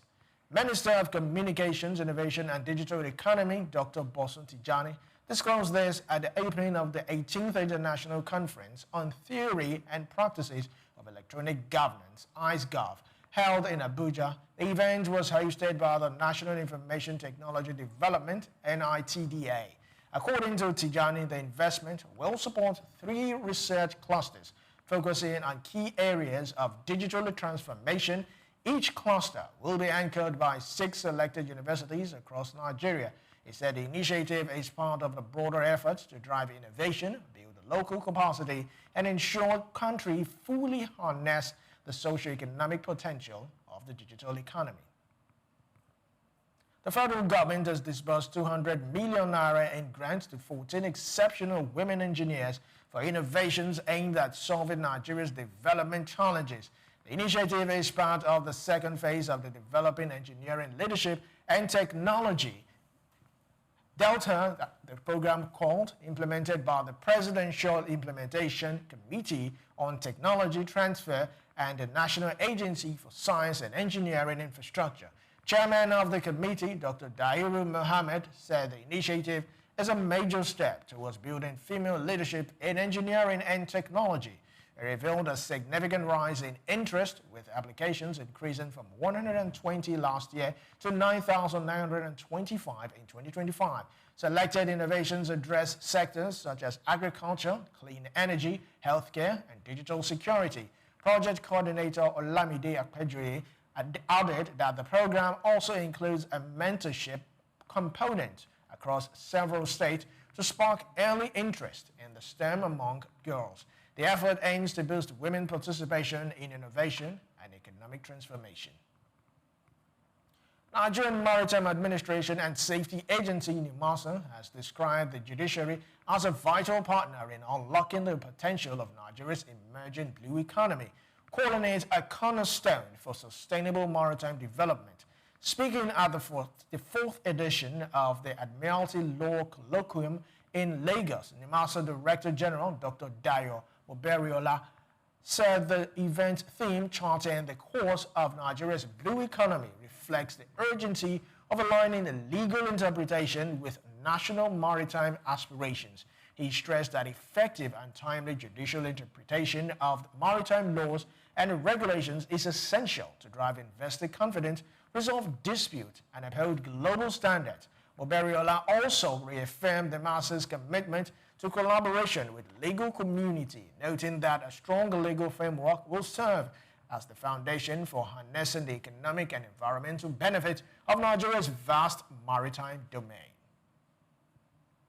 Nigeria's Minister of Finance and Coordinating Minister of Economy, Wale Edu, has taken over as chairman of the intergovernmental group of 24, known as G24, pledging to drive reforms across 5 priority areas. Edu succeeded Argentina's Minister of Treasury, Luis Caputo, who was credited with enhancing coordination among member countries. The G24 represents the interest of emerging markets from Africa, Asia, and Latin America in major global economic policy discussions. As chair, Edu is expected to strengthen advocacy for equitable global financial reforms, inclusive growth, debt sustainability, climate financing, and technology access, in line with the group's mission to amplify the voice of developing countries in multilateral decision-making. Nigerians are finding it hard, increasingly hard and difficult to afford higher electricity tariffs due to rising inflation, unemployment, and weakening purchasing power.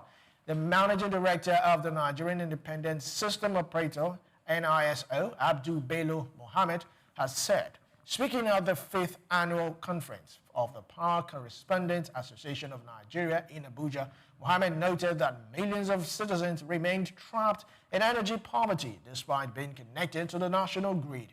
He warned that economic hardship has severely limited households' ability to access sufficient power for daily use and income-generating activities. He stressed that the ongoing debate on electricity pricing must remain at the heart of discussions on Nigeria's power sector reform. According to him, affordability is key to achieving a sustainable electricity market, as higher tariffs without improved service or economic reliefs risk worsening the energy access gap for vulnerable Nigerians. Still to come in the world news, the United States and Uzbekistan have finalized a significant trade and economic deal, President Donald Trump announced on Thursday. Details of this and more comes up shortly after the break.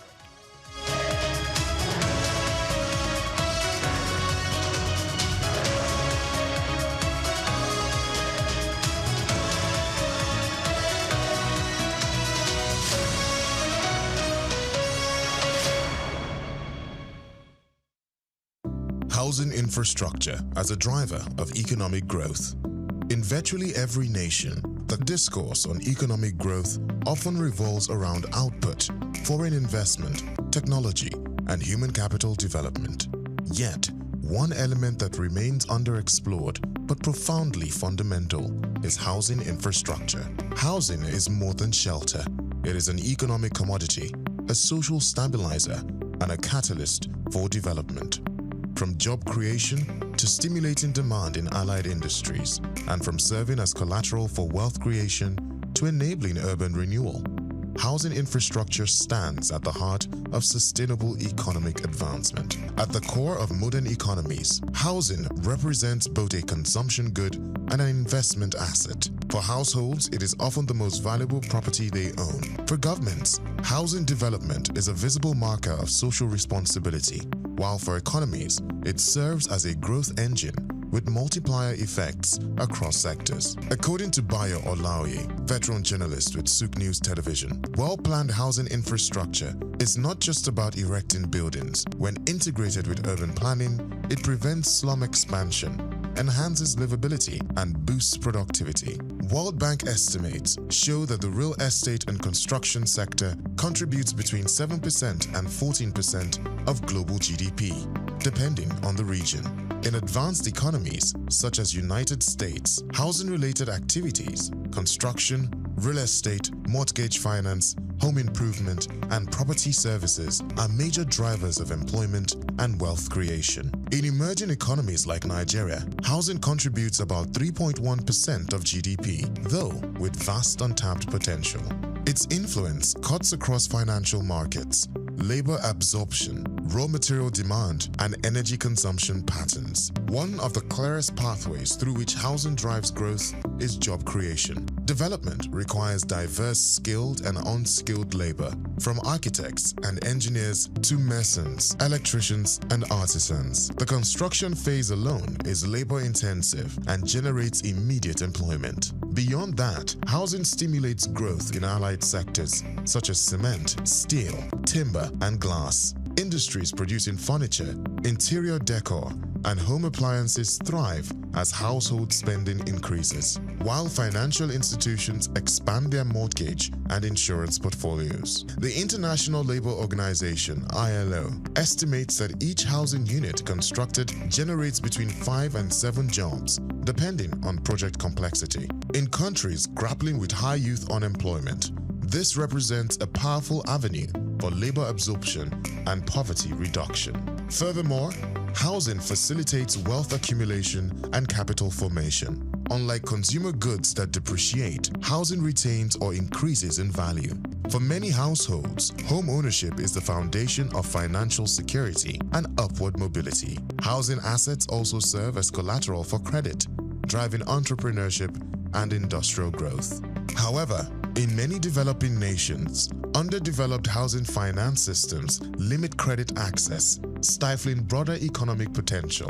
Expanding housing infrastructure can therefore deepen financial systems, democratize wealth, and strengthen the foundation for inclusive growth. As the United Nations projects that nearly 70% of the global population will live in urban areas by 2050, nations like Nigeria must treat housing as a strategic tool for urban renewal and sustainable development. Cities with adequate housing attract investment, foster innovation, and enhance livability, while poor housing conditions breed overcrowding, insecurity, and economic inefficiency. In essence, housing infrastructure is not merely about buildings, it's about building economies. I'm Moyosore Adibi, SOUQ News TV.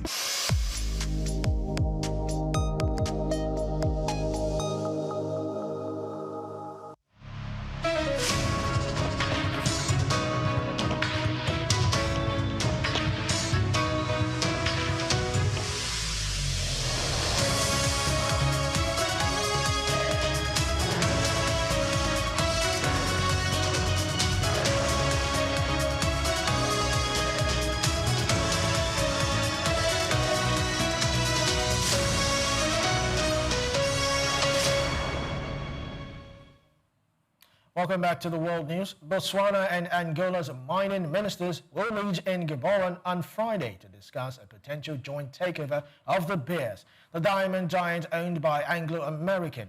The talks come amid mounting interest from both nations to secure greater control over their natural resources.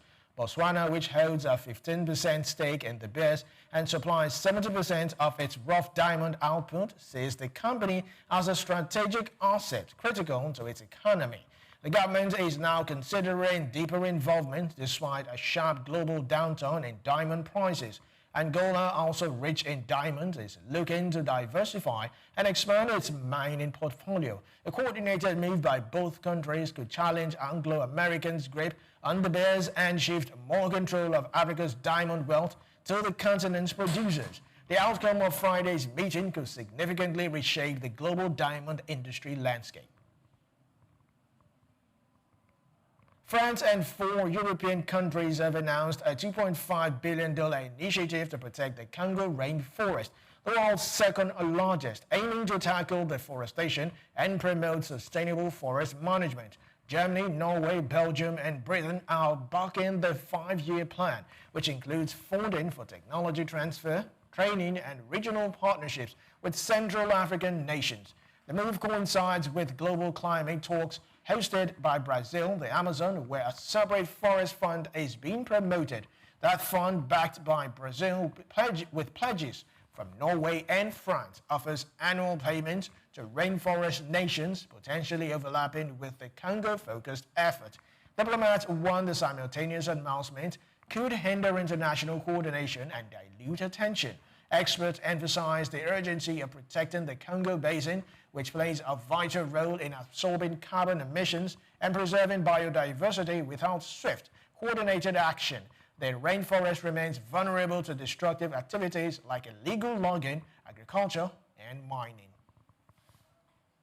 Taiwan's exports surged 49.7% year-on-year in October to 61.8 billion, the fastest growth in nearly 16 years, driven by booming global demand for artificial intelligence chips and high-performance computing. Exports to the United States soared 144.321.1 billion, while shipments to China rose 3.2%, showing resilience despite United States tariff on Taiwanese goods. Electronic components led the charge, with semiconductors exports up to 29.2%. The Finance Ministry credited strong AI-related demand, a year-end retail push in the West, and orders from tech giants like NVIDIA and Apple, supported by Taiwan's key chip maker TSMC. The electronic sector's performance continues to anchor Taiwan's trade strength. Looking ahead, the ministry expects November exports to grow by 35 to 40% year-on-year, with total 2025 export projected at $600 billion, a 30% increase from 2024. However, officials warn that global uncertainty, geopolitical risk, and shifting U.S. trade policies could impact momentum in the months ahead. India's retail vehicle sales hit a record high in October, rising 40.5% year-on-year over to 4.2 million units, according to the Federation of Automobile Dealers Association, FADA. The surge followed tax reforms that slashed goods and services tax on entry-level cars and two-wheelers from 28% to 18%, driving demand in price-sensitive rural markets. FADA President Sivrza said small car sales are back to pre-COVID levels, with rural passenger vehicle sales growing 3 times faster in other cities. Two-wheeler sales nearly doubled in October as affordability improved and festive demand picked up. Maruti Suzuki expects small cars to outpace SUVs, which still attract a 40% GST. Passenger vehicle sales rose 11.4%, while two-wheeler sales jumped 52%. FADA expects continued momentum through late 2025, supported by harvest income, wedding season spending, and new launches during the 42-day festive period. Retail vehicle sales rose 21%, led by strong rural demand and improved consumer sentiment. Now, the United States and Uzbekistan have finalized a significant trade and economic deal. President Donald Trump announced on Thursday Uzbekistan plans to invest and purchase $35 billion in U.S. sectors over the next 3 years, signaling a strong commitment to deepening bilateral economic ties. This agreement marks a milestone in expanding cooperation between the two countries. Under the deal, Uzbekistan's investments are set to exceed $100 billion within the next decade, covering industries such as critical minerals, aviation, automotive parts, and energy. The agreement is expected to boost economic growth in both nations and diversify trade partnerships, reducing reliance on traditional geopolitical competitors. This partnership aligns with U.S. efforts to strengthen supply chain and build alliances in Central Asia. It also opens new opportunities for American businesses while supporting Uzbekistan's economic development and modernization goals. Both countries anticipate increased collaboration and mutual benefit from this strategic deal. The Trump administration has announced a 1-year suspension of port fees on China-linked vessels as it prepares to enter negotiations with Beijing over its dominance in global shipbuilding and maritime logistics. In a notice published by U.S. Trade Representative USTR, the government said punitive actions are under the Section 301 Trade Practices probe will be paused starting November 10, 2025. The move is part of a broader effort to ease trade tensions and encourage dialogue on critical economic sectors. USTR also confirmed that it will accept public comments on the proposed pause between November 6 and 7. The decision signals a shift towards diplomacy, with Washington seeking to address structural trade imbalances while de-escalating a long-running tariff standoff. China's Vice Premier Deng Xuegang urged global leaders to remove trade barriers that hinder the energy transition.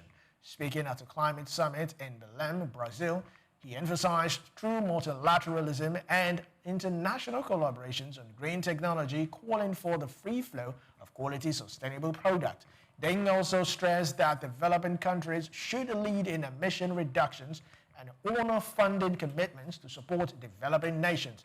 Deng highlighted China's commitment to low-carbon growth, noting their plans to reduce economic-wide greenhouse gas emission by 7 to 10% from their peak by 2035. Non-fossil energy is expected to account for more than 30% of the nation's total energy consumption within the same period. It reinforced the message that international cooperation and funding are crucial for meeting global climate targets and enable sustainable development across all nations. The remarks follow growing global concern over slow progress in the fight against climate change. While China signals readiness to collaborate, leaders at the summit face pressure to address trade restrictions, funding gaps, and technology access issues to accelerate the global green transition. Still to come in the news, Chancellor Reeves has formally submitted tax and spend proposals to the United Kingdom's independent budget watchdog. We'll bring you this and more details shortly after the break.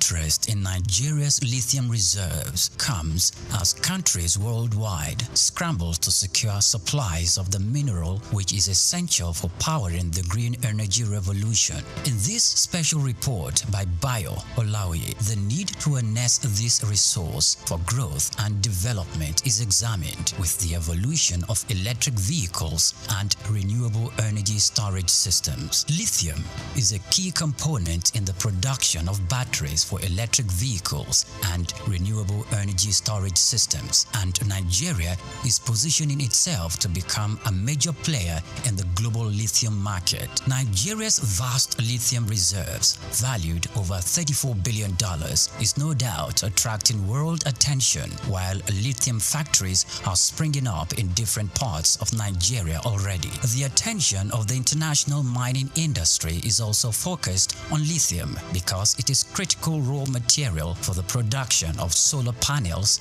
and electric vehicles. Analysts predict that global lithium market could grow robustly over the next decade, driven by the rapid adoption of electric vehicles and renewable energy technologies. Data from a global future market insight showed that the lithium mining industry has emerged as a cornerstone of the clean energy transition, driven by the skyrocketing demand for lithium-ion batteries. The surge in lithium demand is driven largely by the electric vehicles market, which accounted for over 70% of the global lithium consumption in 2024, according to an Iranian-based research firm. With countries such as the United States, China, and members of the European Union pushing for next zero emission by mid-century, lithium demand is expected to escalate further. The federal government, indeed, the Ministry of Solid Minerals Development, should intensify efforts geared at renewing and resuscitating the viable lithium industry in the country to its full potential. As Nigeria diversifies its economy into other sectors, the lithium industry offers hope and expectation that this sector would earn more revenue for the country. Nigeria should not just watch with folded arms, but must strive with the political will to develop and strengthen the country's vast lithium reserves.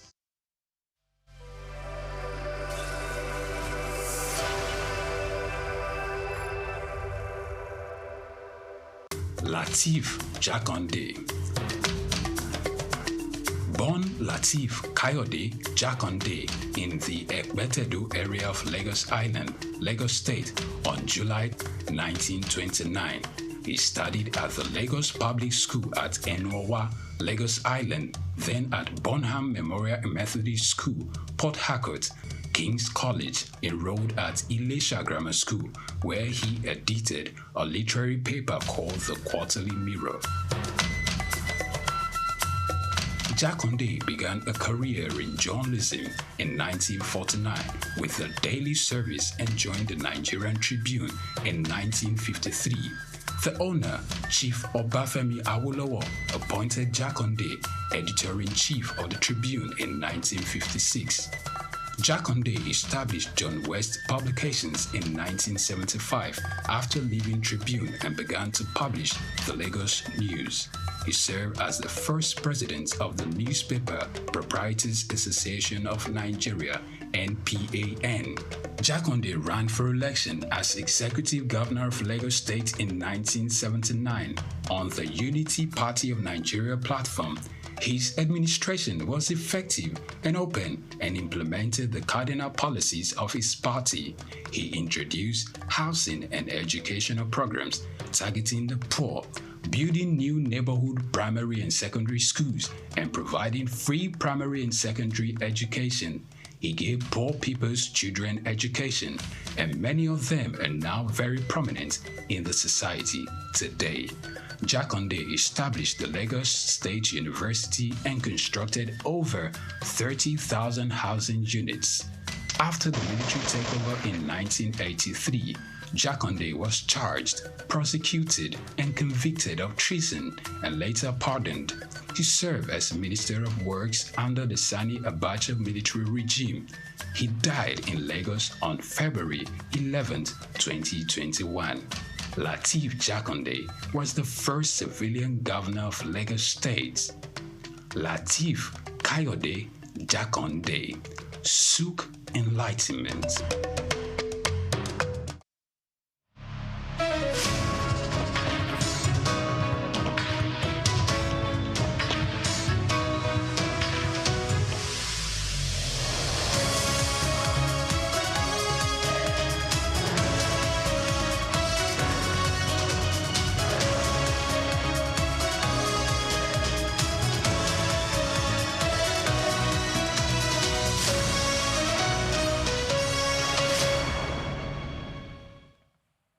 Welcome back to the World News on SOUQ News Television. A federal judge has ruled that President Donald Trump's administration must fully fund this month's Supplemental Nutrition Assistance Program SNAP benefit for 42 million low-income Americans by Friday.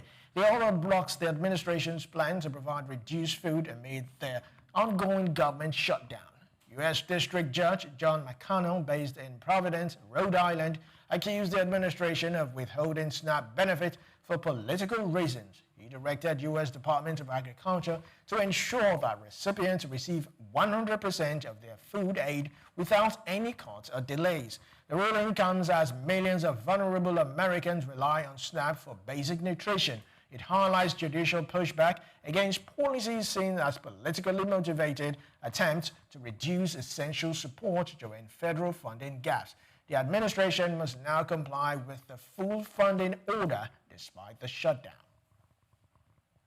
Chancellor Raquel Reeves has formally submitted her ambitious tax and spend proposals to the United Kingdom's independent budget watchdog. The submission marks a crucial step ahead of a scheduled budget announcement November 26, signaling the government's commitment to transparency and fiscal responsibility. By seeking the Office for Budget Responsibility Assessment, Reeves is prioritizing data-driven decisions to ensure her policies support sustainable economic growth. The submitted plans reportedly include targeted increases in income tax, reflecting a strategy to strengthen public finances while funding essential services. The independent review will provide clear guidance on the potential economic impact, giving lawmakers and citizens confidence that the government's fiscal approach is carefully considered. Reeves' approach emphasizes accountability and a forward-looking perspective for the nation's economy. Economists have welcomed the move as a positive step towards clarity and stability in public financing. By engaging the independent watchdog early in the process, Reeves demonstrates a willingness to base her policy decision on robust economic analysis rather than speculation. This proactive approach is expected to foster constructive dialogue across government, businesses, and the public, laying the groundwork for a balanced and sustainable fiscal plan. European Union Industry Commissioner Stefan Sejourne has called for urgent action to protect Europe's car industry from intensifying Chinese competition. Speaking on Friday, he urged a review of the EU's 2035 zero-emission target and warned that without support, Europe's annual car output could shrink from 13 million to 9 million within a decade. Sejourne proposed reduced red tape for manufacturers, diversifying export markets, and placing conditions on Chinese investment, especially as Chinese firms expand operations in Spain and Hungary.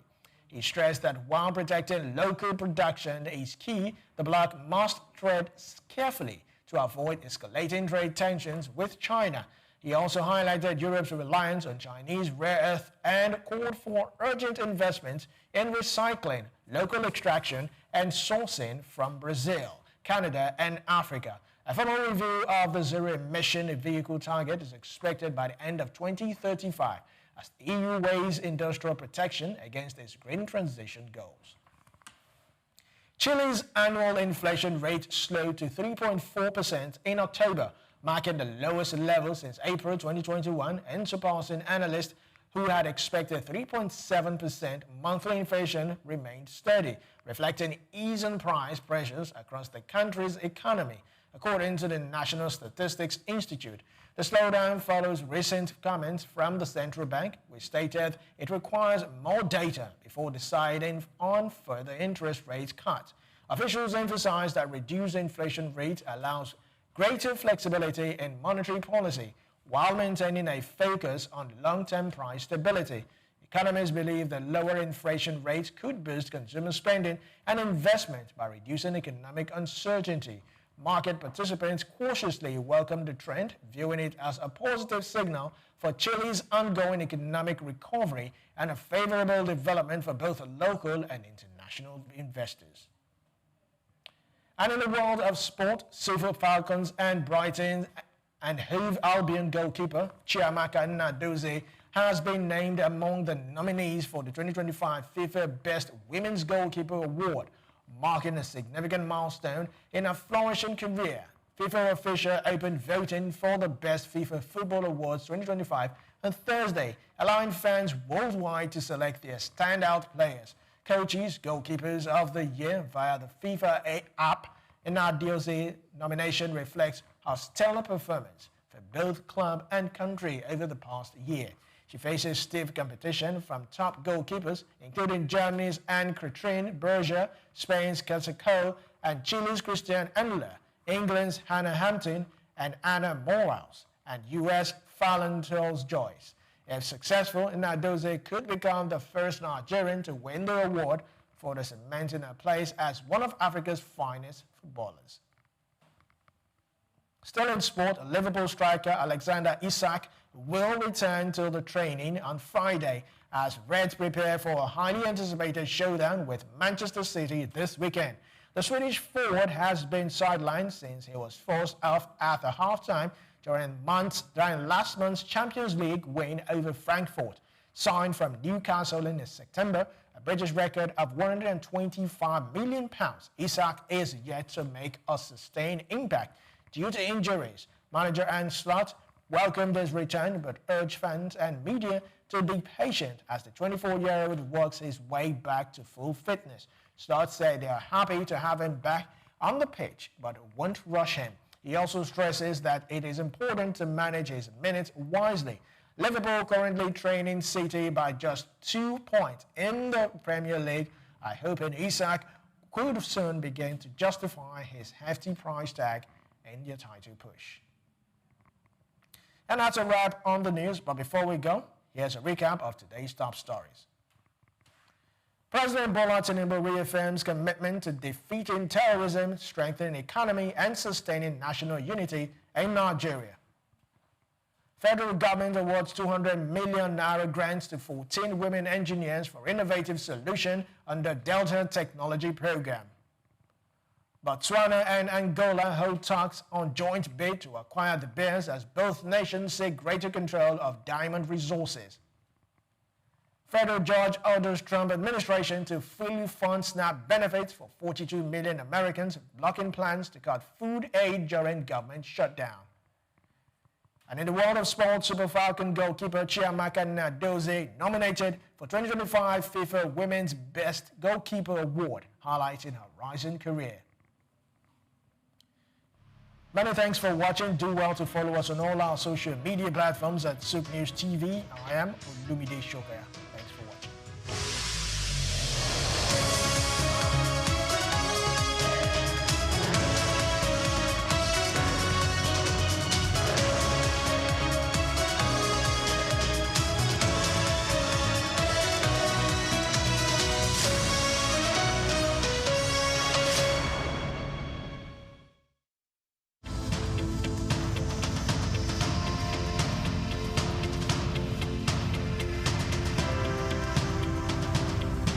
Eko Atlantic has become Nigeria's most sought-after city for its high-end infrastructure, prestige, and well-planned city layout, as reflected in an 8-lane boulevard, about 13 internal bridges, underground cables, and green footprints defined by over 30,000 trees. Additionally, having a building in the city has become a trend among the so-called big boys, as was the case with Old Ikoyi, Victoria Garden City, popularly called VGC, Osborne Foreshore, and now Banana Island.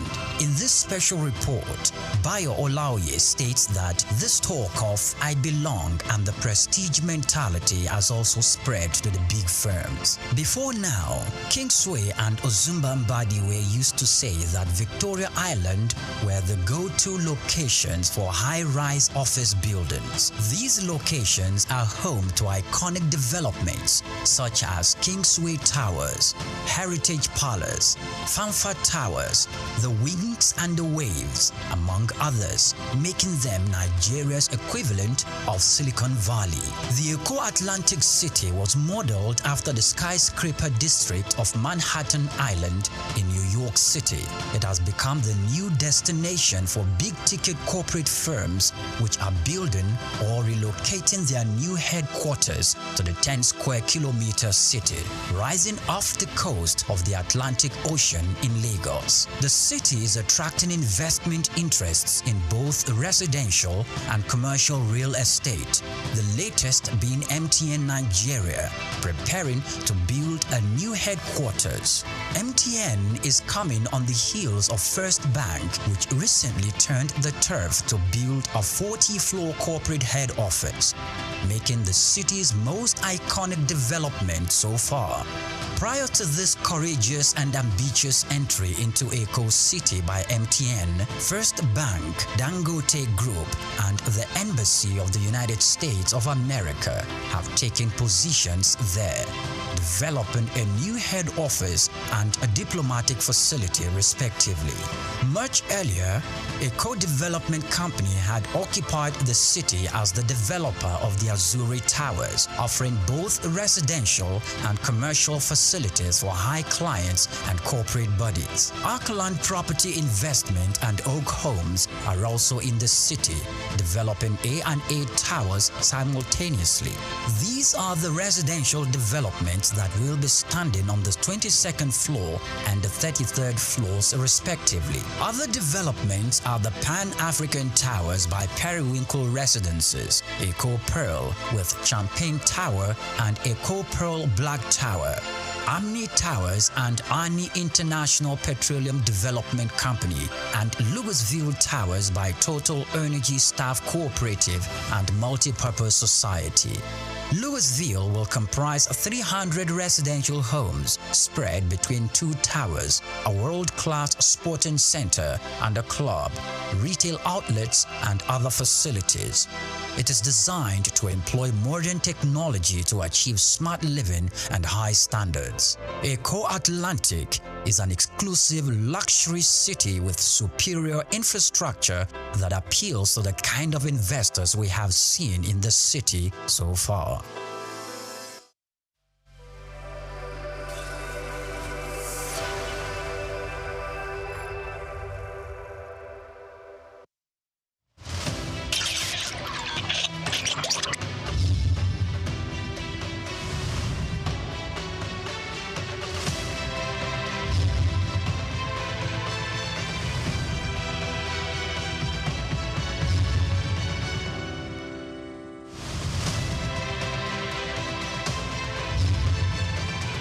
Nigerian National Medicine Development Agency, NNMDA, was created in 1997 and backed by Act 2019 to enable the federal government of Nigeria through Federal Ministry of Science, Technology and Innovation actualize its critical and strategic mandates to research, develop, document, preserve, conserve, and promote Nigeria's natural medicine, defined as indigenous medicine. 4 Director Generals had steered the affairs of the agency since its creation 28 years ago. A new vista, however, opened in the history of the existence of the agency when Martins Emeje, a distinguished pharmacist and professor of nanotechnology, was appointed as the 5th Director General and Chief Executive Officer in May 2023. Before taking on the mantle of leadership at the NNMDA, Professor Martins Emeje was the chair R&D at the National Institute for Pharmaceutical Research and Development, with many feats on drug formulation and R&D results to his credit. I deliberately applied for this job. There was advertisement. I applied. I wrote the exam. It was an online exam. Nobody saw anybody. And 1 hour exam online. When you submit your answer sheet, you have a copy of the answer sheet that you have. So I have the copy of the answer that I submitted online that day. And that is my manifesto. So every month, I look at the answers that I submitted, and it guides me in the work that I do. As a researcher and proudly the first and only research fellow in Nigeria who is heading a research institute, I know exactly the problems of R&D in Nigeria, because nobody in Nigeria has or is currently heading a research institute, and he went through the rank and file from being a trainee researcher to an intern researcher, an NYSC researcher, and then a research professor. This is the background that I have. Call him a round peg in a round hole, and you won't be wrong, as he hit the ground running, leaving a lot of innovations on his trail, achieving great strides in the areas of education, agriculture, and health, thereby raising the bar in R&D in natural medicine for the agency. From May 2023, when he was appointed, within just a few months, 4 oral solid dosage formulation products were unveiled. My greatest moment actually happened on 8th of March 2024, when the Minister of Innovation, Science and Technology, Chief Uche Naji, came to Lagos in the campus of NNMDA here to launch 4 oral solid dosage forms. It was not just the first time it was happening in NNMDA, the very first time it was happening in Nigeria. We decided that we will go for education as a major target, as a major KPI. And we went for it aggressively and got accreditation to start a 2-year national diploma in natural medicine.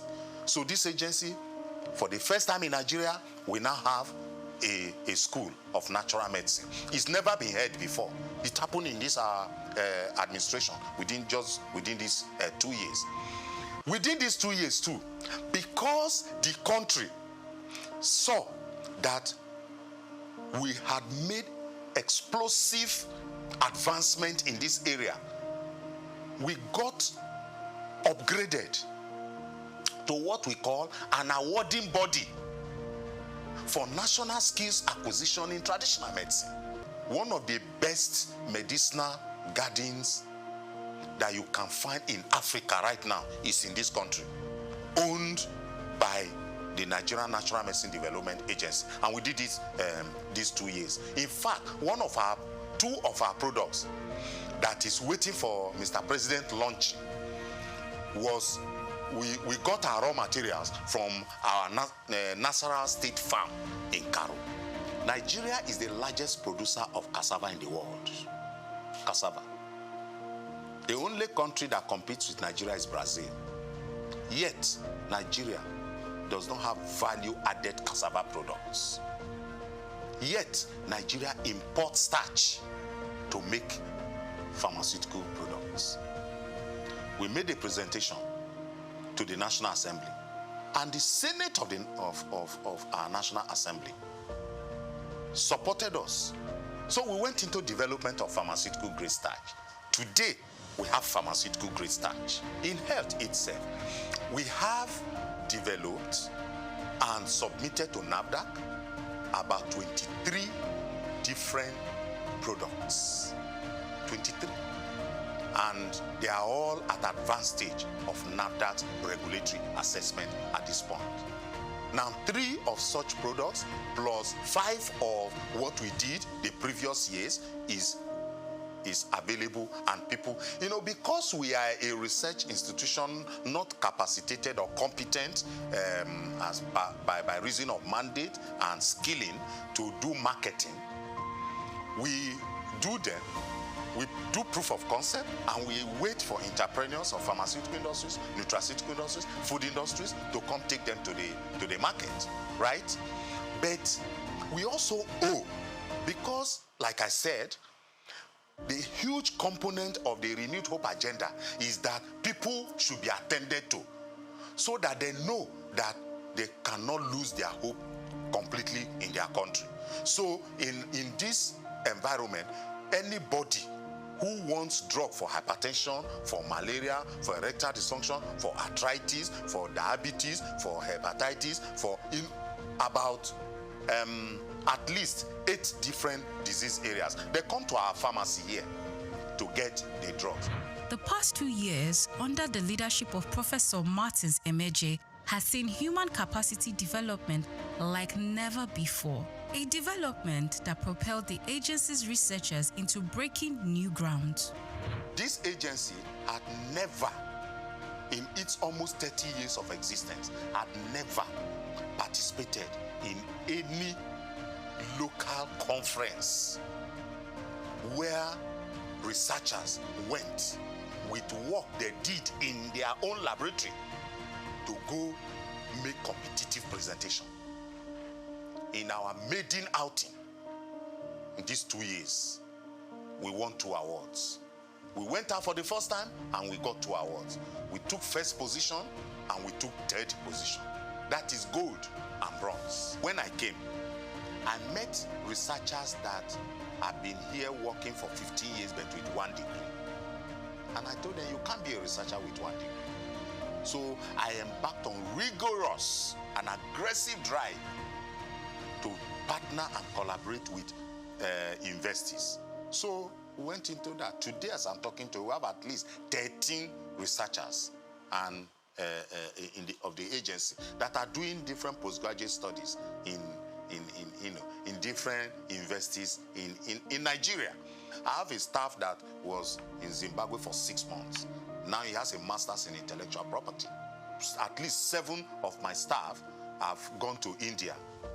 Quality assurance has been one of the top priorities of the NNMDA Director General, and the accreditation of the agency's laboratory and product development unit for pharmacy internship program by the Pharmacy Council of Nigeria a year ago.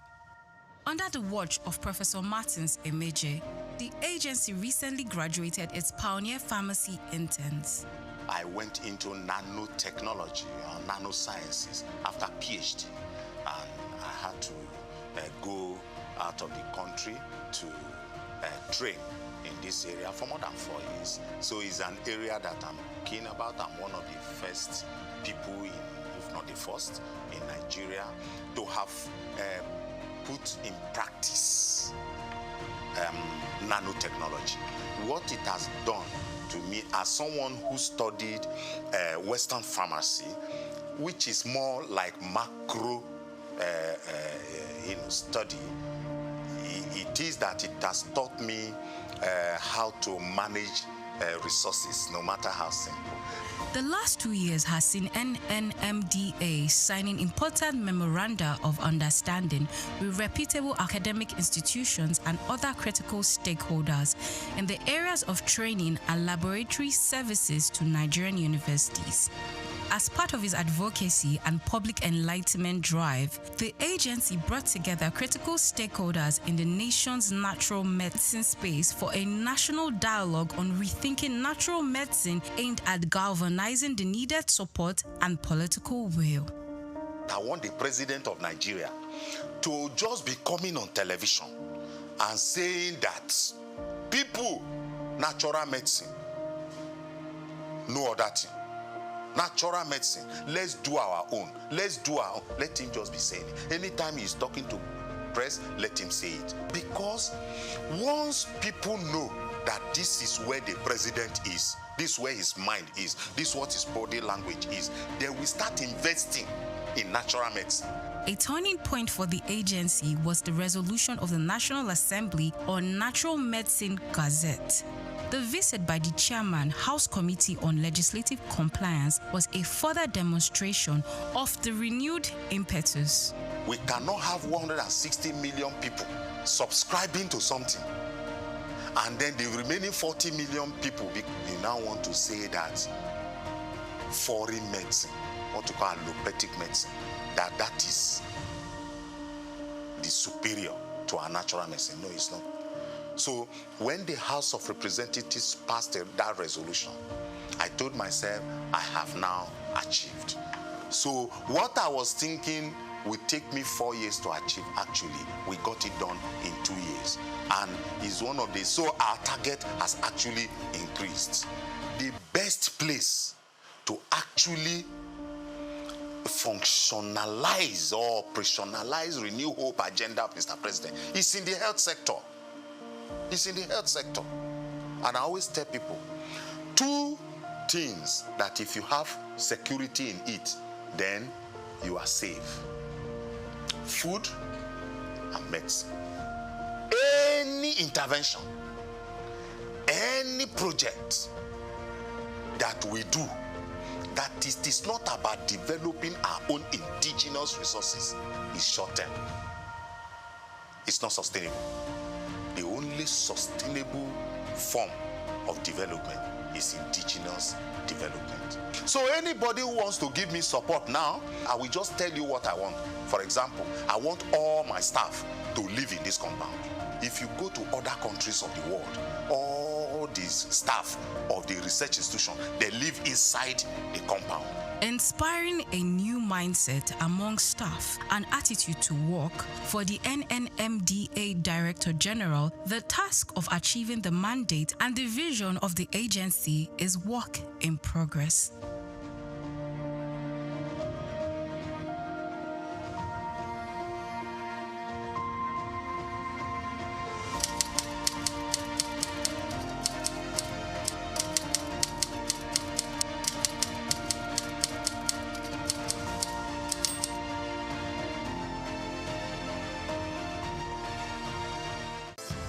Nigeria, rich in traditional and cultural heritage, is intentional about promoting history and retaining cultural values.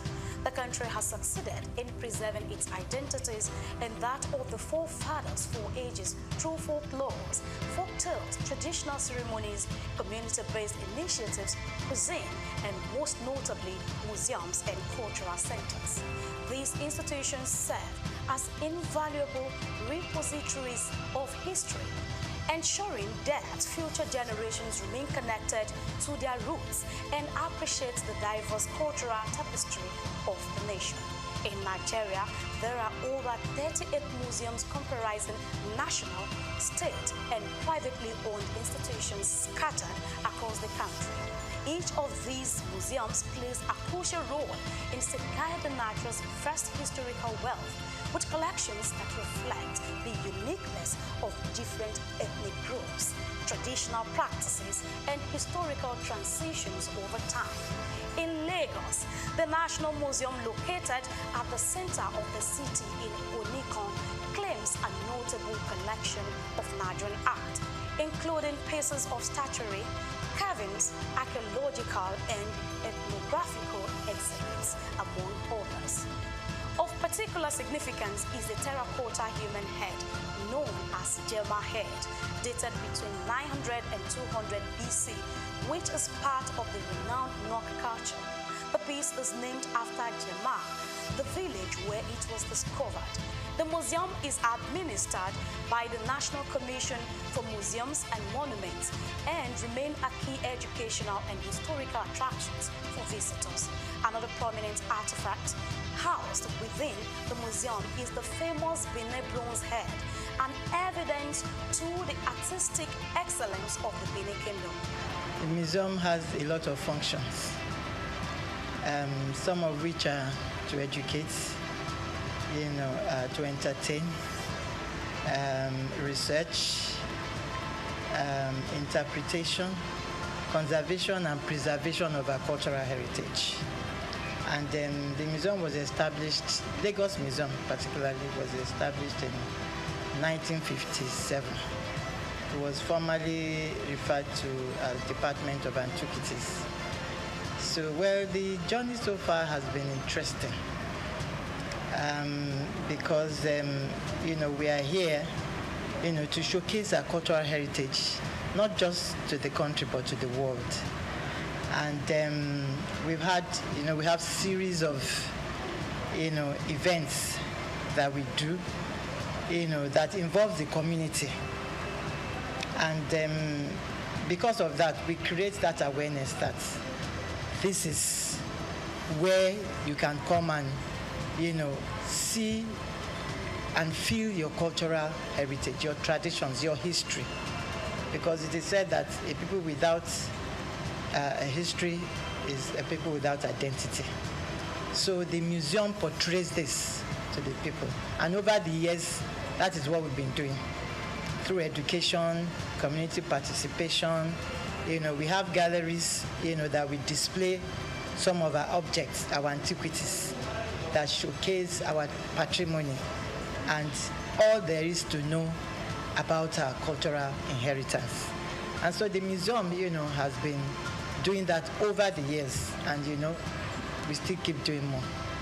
The Lagos National Museum was founded in July 1957 by English archaeologist Kenneth Murray, following the submission of architectural sketch in 1948 at a conference on museum policy in Nigeria.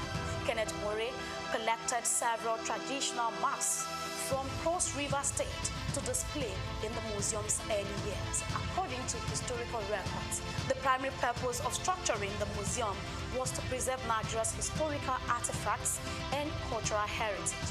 Fortunately, that vision has remained alive to this day. The museum serves as a significant tourist attraction for Lagos residents and international visitors alike, offering an immersive glimpse into the nation's past. Some of the remarkable artifacts currently on display at the museum include the bullet-ridden car in which former Nigerian head of state, General Murtala Muhammad, was assassinated, pictures of previous rulers and presidents of Nigeria from different eras, a diverse collection of cultural drums, tools, and ceremonial staffs from various ethnic groups, historical crowns and caps of revered traditional rulers symbolizing their power and authority, photographs of Queen Elizabeth II and her entourage during her visit to Nigeria, reflecting moments of colonial history. It's so immense. Museum is a reminder of what the society is all about, because a number of us are missing the link. We don't even know the role, the significance of the society we find ourselves because of foreign influence. But when you come to museum, it will bring your mind back to the original habitat, the way of life of people, how things should be seen in the society, and how we should react to phenomenal changes in our environment.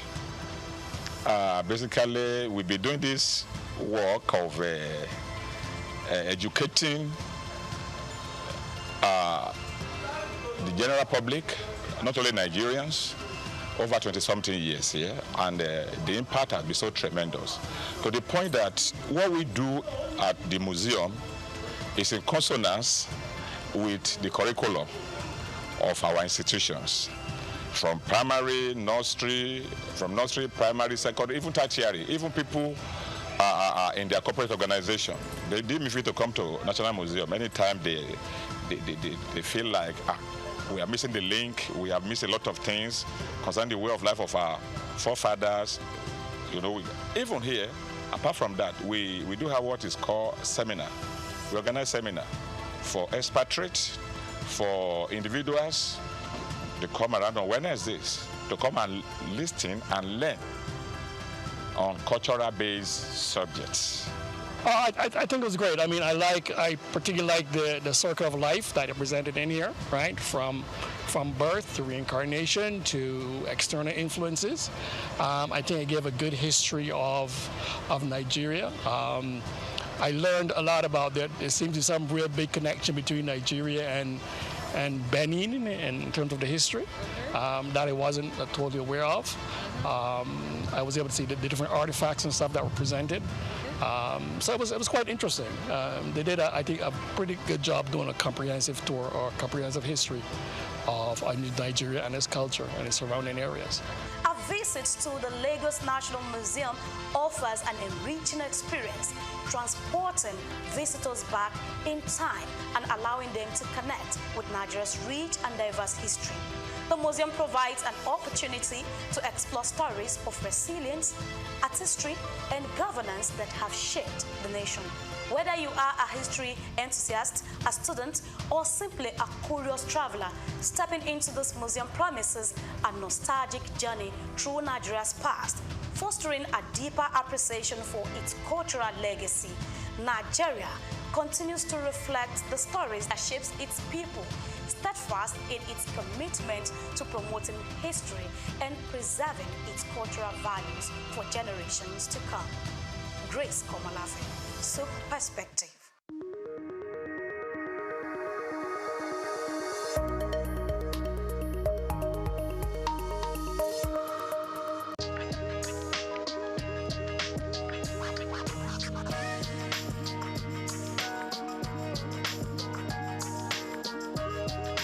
Thank you so much. I think the bill is a good one for Nigeria. And I think that the bill will be a catalyst for business to thrive in Nigeria. So my position and my perspective to the bill would be that it will be a very positive one for Nigeria going forward. If eventually the bill scales through the legislative processes and it have actually eventually become a law. So that would be my position.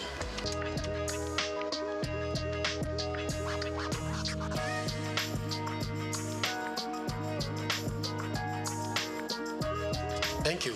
Yeah, the bill will help business in different areas. Let me mention, for instance, the payee is part of cost for a business. It's part of staff cost. And for especially small businesses, which are the major backbone of the economy, the bill is proposing a reduction, that is proposing tax exemption for some category of lower staff cadre, which in essence is a cost reduction for businesses. So by that, it will help the business to thrive. Also, many people will come, by virtue of that, employ more people, which will bring a robust activity for the economy. And at the same time, there's some category of people that their tax will also be reduced compared to what is currently in operation. So it is a positive atmosphere for business. And when you look at it from the perspective of VAT too, you also see that there's going to be zero tax on some product. There's also going to be a tax exempt on some products, especially for masses, people, low-income earner. So some certain products, they're going to be exemption. There's some certain product that's going to be zero tax related. So by that, it will bring a more robust business activity. So by it, and then it will have positive effect on business and economy in general.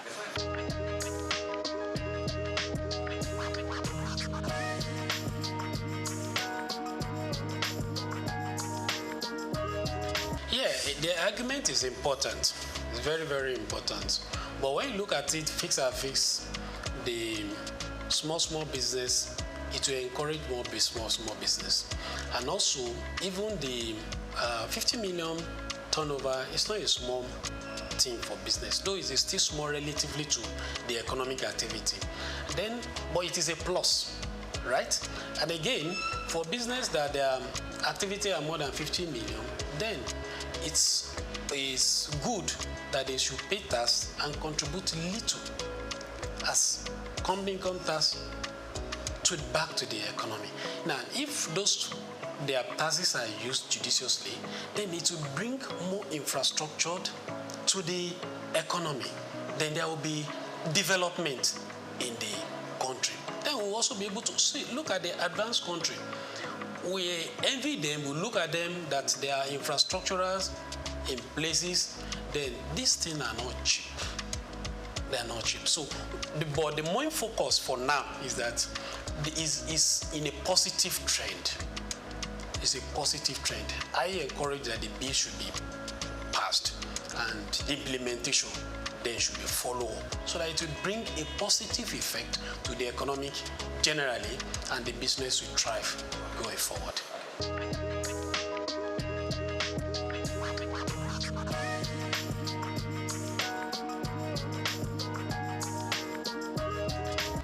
Well, I don't see disadvantage, but I see challenge. Okay. Yeah, one of the things is that naturally, human beings were adverse to change.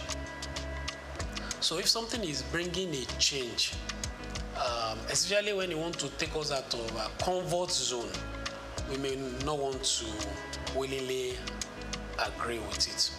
But for me, I think the positive and the benefits outweigh whatever probably challenge or the disadvantage we may envisage. So I still strongly believe that the bill is in the right direction for this year.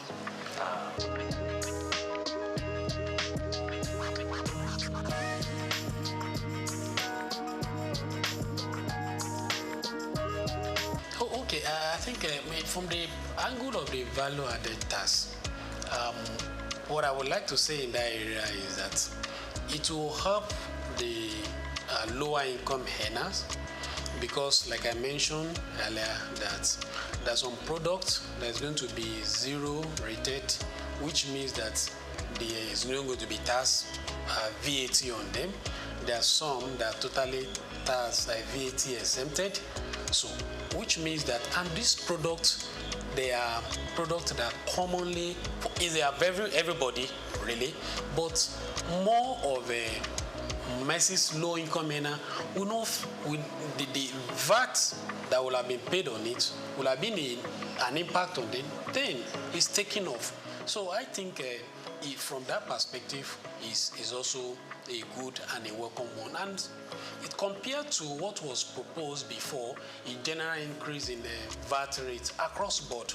So this one is narrow it down to a particular area.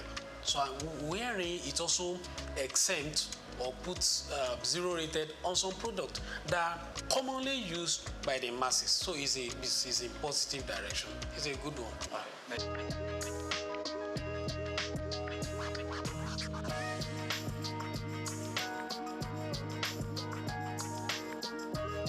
Yeah, okay.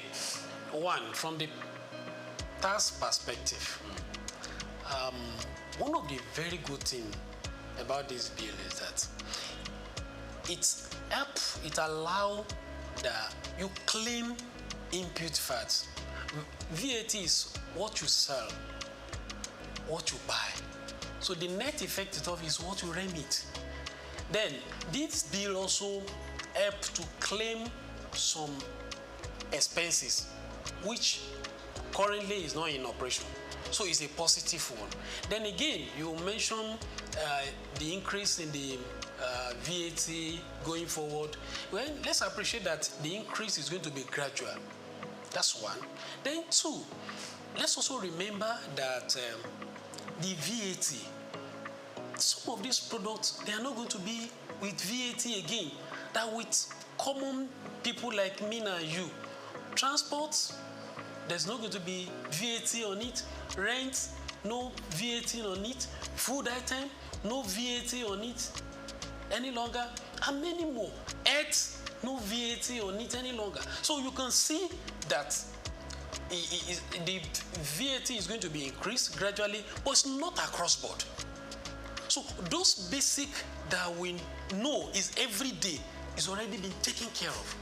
So I think it should give it to the people that work on this bill.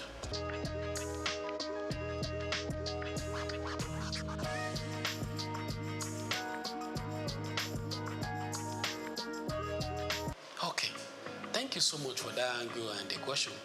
I want to say that Federal Inland Revenue Services, they are really trying. And I can tell you, there's no system that doesn't have its own challenge. But FRS, they are trying. And they are moving from those days of Alanok. Now we have task promise. You can do your filing right from the comfort of your office. You don't need to visit their office except there is a challenge. Right? So they are doing well, but they are not yet at the best. So, and there is room for improvement. They are already deploying technology.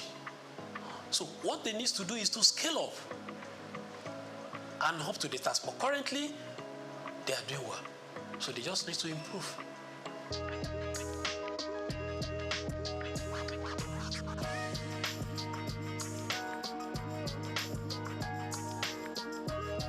Yeah, well, it depends on the perspective you look at it. If is it shrinking? Yes, we have some companies that are no more within the soul of the Nigerian. So in that case, their taxes is no more coming to us. But again, look at other businesses that are springing forth. So definitely those are coming to the tax net. And then again, there are some companies that are not, businesses that are not in tax net. So through the use of technologies by FRS, they're already bringing them to tax net. So the tax net is increasing. So the net effect of it, you can say, is increasing. Though we have some that are leaving the soul of Nigeria. So net effect of it, the tax net is increasing. Because we have people that businesses that are coming to Nigeria, and we have people that are businesses that are already in Nigeria, but they are not in tax net, but they are already bringing them to tax net. So it's like they are looking at perspective of increasing the threshold from 25 million to 50 million, as the case may be. Yeah. So are they saying that the government should also still be taxing 25 million threshold? So we should applaud the bill that give opportunity for businesses that their threshold is less than 50 million, as the case may be. So, but from that angle, if you are looking at it that the business is shrinking, I don't see from that angle. I see from the angle of if the business is doing well and you are not to pay tax, rent, then your business is becoming robust, then you exceed the 50 million threshold, then you also come back to the tax to be paid. So it's a way of giving boost to the business. And by the time the business is doing well beyond that threshold, then they'll be able to give back to the society. So it's a win-win situation. It's like giving a kind of relief to a business for them to thrive. And when they become better, doing well, then it's an encouragement to business, which they will also come to the net after that. So it's a good one.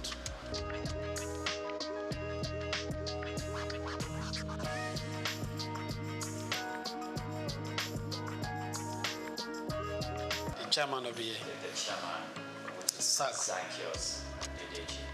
How would you assess his performance so far? Yeah, I think Mr. SOUQ is a reformer. Yes. Looking at the step he has taken after assuming the office, and I also see that he's somebody that is listening. He has a close relationship with the former chairman of FRS. Probably he has learned some of things from him challenges that he faced when he was there. So I think he's helping the current chairman. And if you look at the revenue they are getting, they are meeting up with the target. And at the same time, if you look at the staff, I don't see much of issues, challenges within them. So those are the indices that you can look at from the performance of a leader. Look at the staff that is leading, look at the target, the businesses also, are they fairly? So I think he's doing well, but he can do better.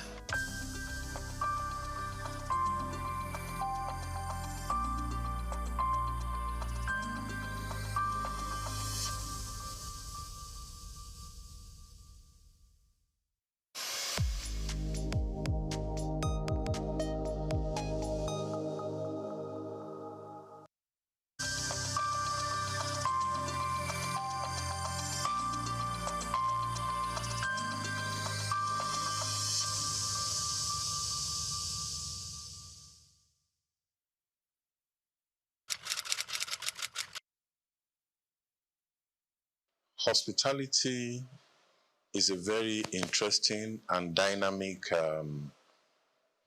industry. Hospitality industry, very interesting and dynamic. And as we know, we have global best practices, that are acceptable. It's just like norms that are acceptable in the industry. So when you talk about global best practices, it encompasses a lot of things, a lot of dimension, in terms of technology, in terms of service delivery, in terms of training and retraining of staff, even the recruitment, onboarding of staff. There's so many things involved when you talk about global best practices. Well, let me just say the main challenge we have in this climb is orientation, education. In this climb, many people go into the hospitality business without much information about what they are about to go into. You see, the problem with us in this climb is education. You see, many of our hotel owners are not properly educated before going into the business. I've had series of experiences on the field where some people must have wasted fortune and they will now realize that they need consultants. And by that time, let me say it may be late already. Before you go into any business, get to understand, how it works. The hotel business is a very complex business. Like globally, the trend is making sure your guests' expectations are exceeded. And so many, the technology is employed in making sure this is possible. You won't believe that up to now, we still have some of our local brands. In fact, most of our local brands have not even adopted the PMS. PMS is property management software, where you right from the guest arrival, in fact, right from online, by the time you are checking online to know about the hotel, their products and all that, right from online to when you get to the front desk and throughout all your experiences, all these things are captured by a software makes the experience so robust and all that. Up till now, many of our local brands still find it difficult to adopt this PMS. To them, it's expensive. To them, they don't see any reason for it. And this is what makes, it improves guest experiences. It makes you satisfy your guests. You even exceed their expectations. Makes just just on the touch of a button, things are already happening. We know in the Western world, they're already going into, AI, right from CRM, customer relations management, service, CRS, and all that. They're already exploring using AI and all that. Here we are still on biro and paper. How do you compare the brands? The local brands are built around the owners. The owner, tells you either he is knowledgeable or not about the business. He runs it like a one-man business. And at the demise of the owner, the business dies. Unlike the global brands. The owners of Marriott are long gone. And Marriott keeps multiplying all over the globe. Right now, they have about more than 1.5 million properties all over the world. They have acquired Sheraton here in Lagos, even 4 Point by Sheraton. You see them expanding. What is the secret? It's all about process, system. When there's no process, there's no system, then you are planning to fail. And it's a common saying that when you don't plan, you're already planning to fail. When there's no planning, many of them go into the business without proper feasibility studies. A young man came in from diaspora, was not just last year, to invest in this same hospitality business, set up a lounge on the island. You won't believe it. 6 months, 100 million was gone. And he had to pack up and return back again. So what is happening? Why is it that the global brands are thriving and our own brands are not thriving? Meanwhile, we should even have some advantages over the global brands because it is natural. We are naturally hospitable. It is our nature in Africa. Hospitality, Africa is hospitality is Africa. So all we need to do is to get the formal training and convert our virtue, hospitality virtue, into in a professional way and run the business professionally.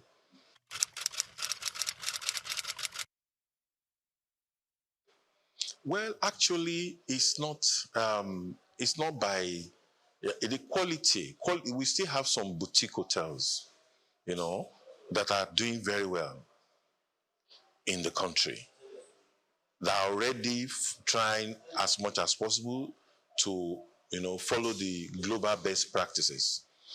It's not until your hotel is so massive and big before you can exceed your guest satisfaction, No. Even if it's just 7 rooms, you can still have a brand that can be reckoned with. A brand is not until it's massive before you can say you have a brand. You can have a brand even in a small hotel. You can create a brand. So it's not about of course, we have some hotels that takes care of the middle class and they are doing it perfectly well.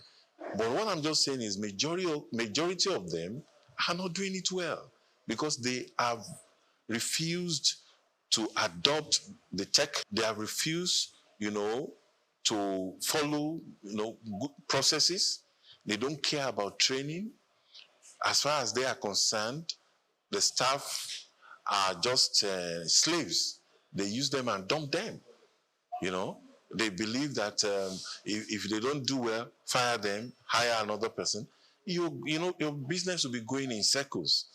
You have to create a kind of linear graph, not the one that will just go up and fall down again. You know, try, you know, to train your staff. Like I always tell people, if you don't train them, don't blame them. Because, I mean, you can't imagine spending billions of naira to erect a structure in the name of a hotel, and you cannot even onboard your staff properly. Most of them, they just employ anyhow, put their relatives, and they start running. There is no onboarding program, no vision, no mission, no core values, no SOPs. And, and as far as they're concerned, they are running a business. You know, when the owner is not around, nothing can happen. And the guests are complaining. Why is it that you don't have these things in stock? You cannot tell them that our MD is not around. That's why he has not released money. That should be budget.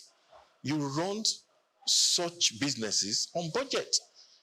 If he has to release money, he releases the money, you know, as at when the budget is ready and the budget is funded. So the business runs on autopilot. It doesn't have to be there. But most of these local brands, they want to be there to see everything, and it's not possible. It's not possible. Or else, like I said, at the demise of the owner, the business dies. What is the secret behind the companies like Coca-Cola, you know, and all the, I mean, the Marriotts of this world, the Sheraton, etc.? What's the secret? It's because they have process and they have a system. So once there's no process, you're just wasting your time. So there's, and like I always say, a brand is built. It does not come by accident. There has to be intention. It has to be deliberate. You have to be deliberate about building a brand.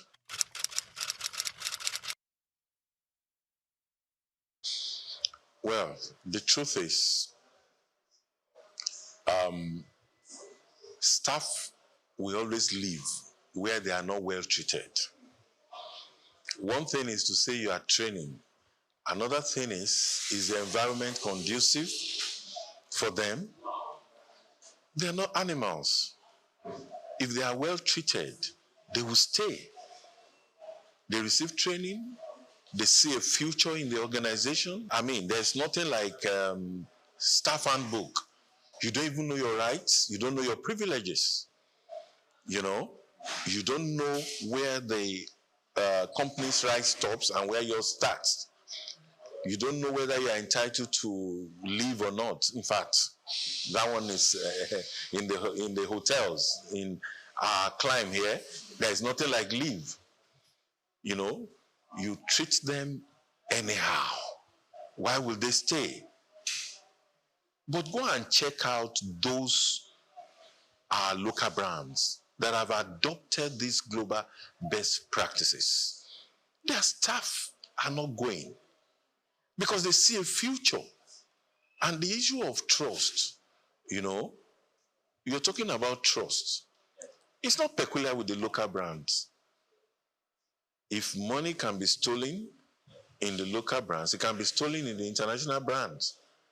But the difference is the process. You see, like most of our clients, when we try to that we consult for, when we take over, I always tell them, look, let's put a system in place. Increase their salaries. Let their salaries be enough. Then those that were there with the wrong intention, by the time the systems are in place, they will leave because they know they cannot steal. Recently, in one of the hotels I consult for, somewhere in Ogun State,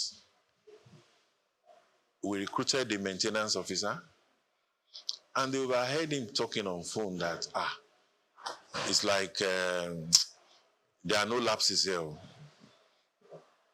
barely 7 days, he was already looking for, lapses to explore, and that he has to leave. You won't believe, within a week, he has already given us a notice that he's resigning. Why? Because there's a system in place. Use this PMS we are talking about. Property management software. It has different modules. You have the front desk module, you have the restaurant and bar modules, you have the accounting module, the inventory module, different modules, and they all work together. It's a central thing.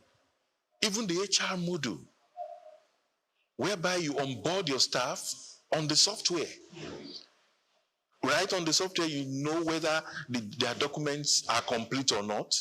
Those that are 80% complete, what are the outstanding documents, the guarantors, and all those things. But most of these people, when you tell them, it's alien to them. They don't believe it's workable here. All there is, and another thing, another dimension, another thing I noticed about our local owners is, how much was your sales yesterday? The next thing is he has taken everything. He's going to party. No future. The business has no future. And when the employees see you spend like that, see you behave like that, you are also tempting them to start behaving like that, to go into the money if they have the opportunity to, because they don't have a future in that business. They know their future is not guaranteed. Tomorrow the business might fold up because of the recklessness of the owner.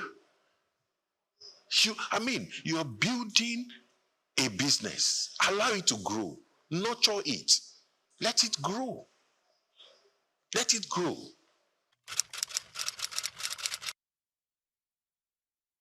Let me break it down.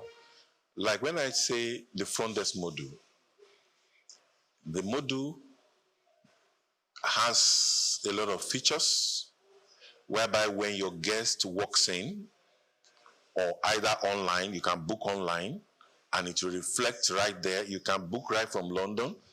You go to the website, the hotel's website, and right from the comfort of your bedroom, you are seeing the different categories of rooms, just as if you are already in the hotel.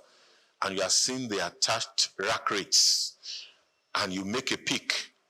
And as you pick, you have the option of payments.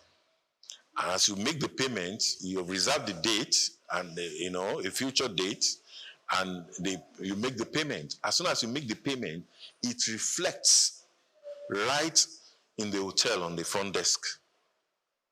For example, you picked room 107, and somebody else walks into the front desk and says, I want room 107. Sorry, it will show that it's no more available, even though you didn't see the guests, but it's been paid for online. Can't you see it makes life easy? It increases, improves the guest experiences. It makes your potential guests or your guests happy, makes things easy for them. So you can achieve that online. You can also achieve it by walking into the front desk, and you can make a reservation. All you need to do is check the rooms. You don't even need to go around and looking at the rooms. It's displayed for you at the front desk. You have it on the screen. You see the different categories of room. You make a pick, and you make payment. Now, when you make payment, a receipt is generated immediately.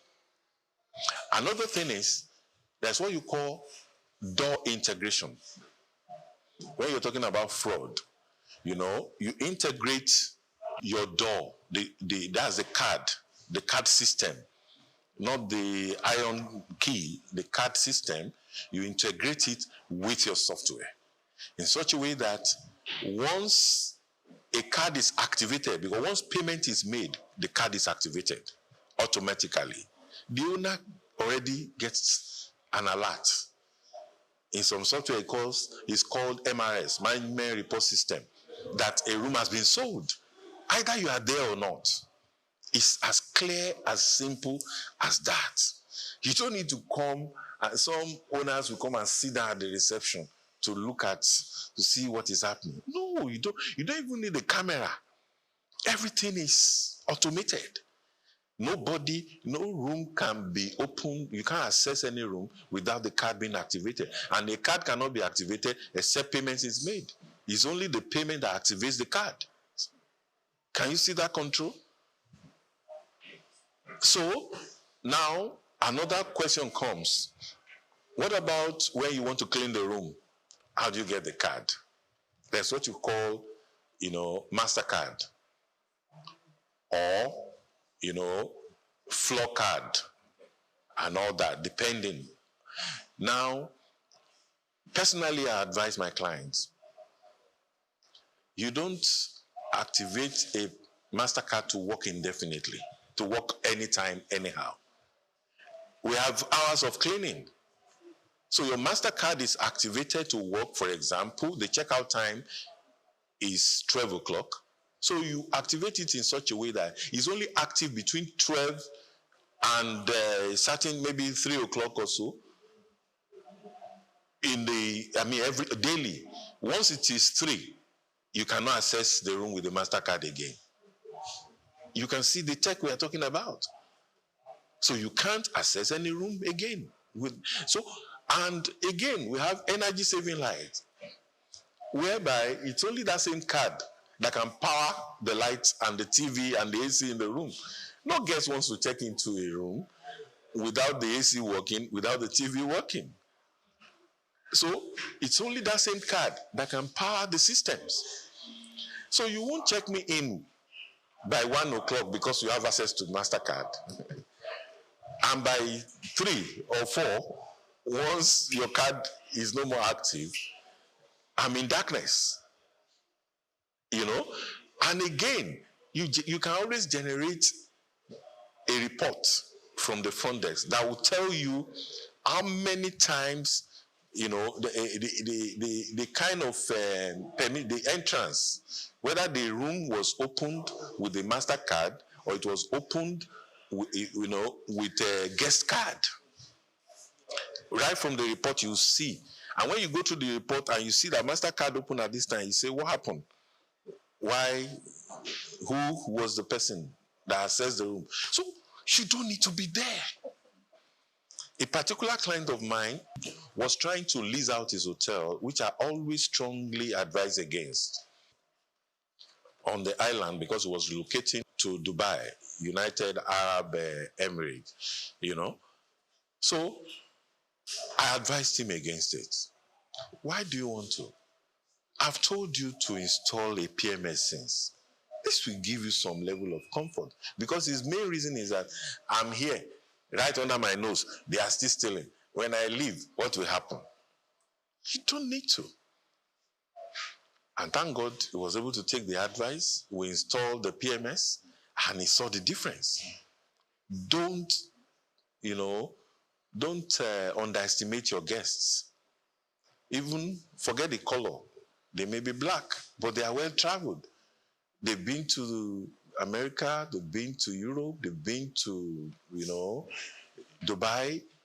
They've lodged in the best hotels in the world, and they know what good service is. So don't think you can just give them any kind of service anyhow. They have an expectation. For every, rack rate, for every money paid, there is a value, an expected value attached to it.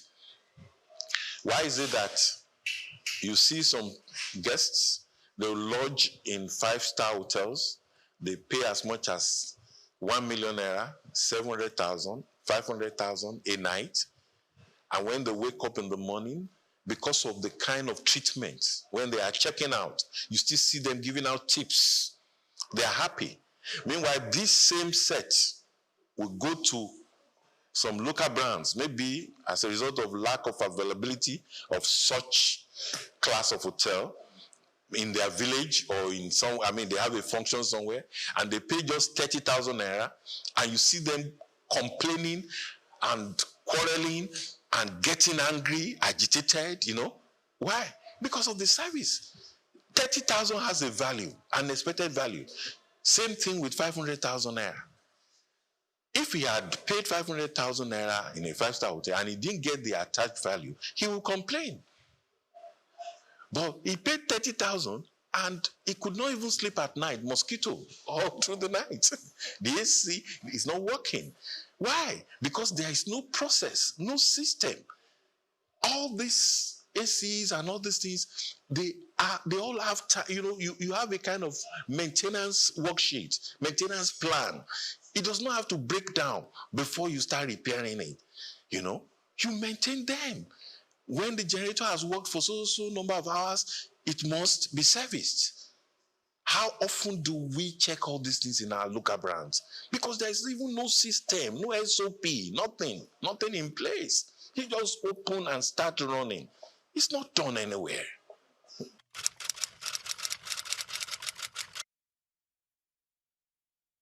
I gave an example of someone who brought in 100 million naira and the whole thing disappeared. Let me say, what we should know is that money is inflammable. The whole thing went in flames. That's how I will put it, within 6 months. Why? Because there was no due process. There was no planning. He didn't understand what he was coming to do. He just dabbled into it.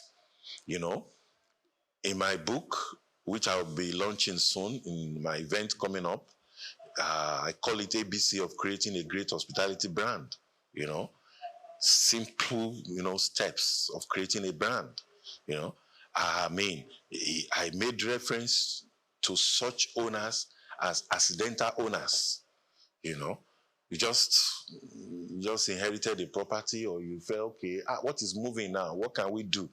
They say hotel is bringing in money, jackpot. Many people have gone into it and they've gotten their fingers burnt. So I will advise investors, if you want to invest, do proper feasibility study. Do proper feasibility study.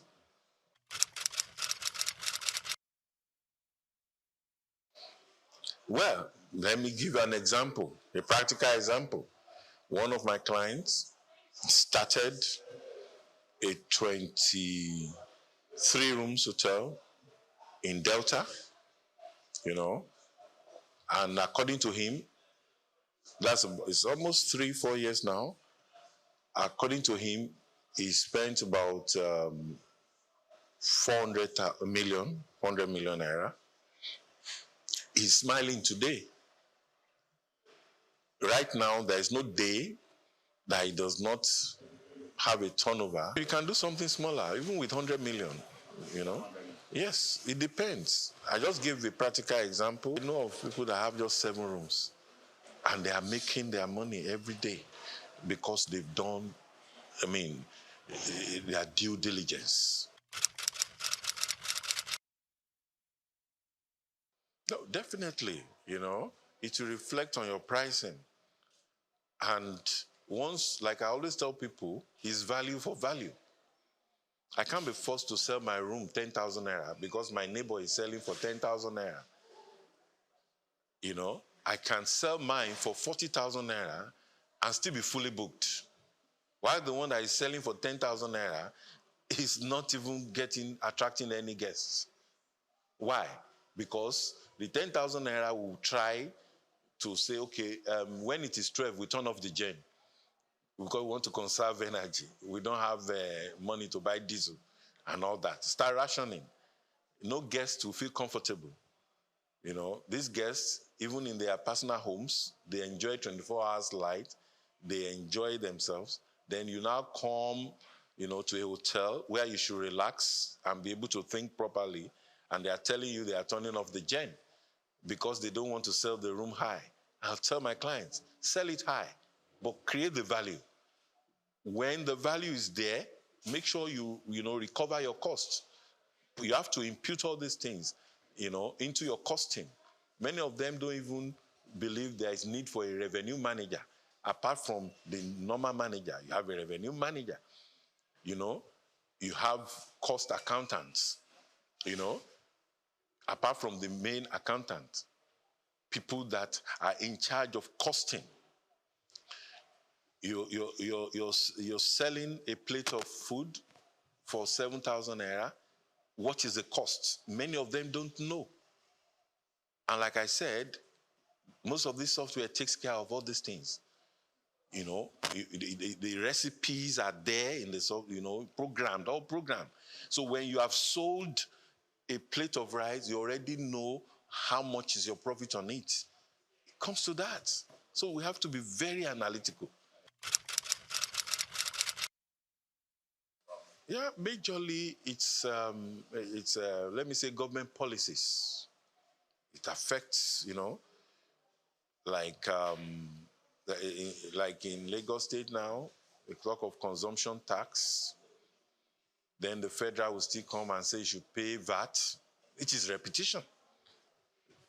Consumption tax is 5%.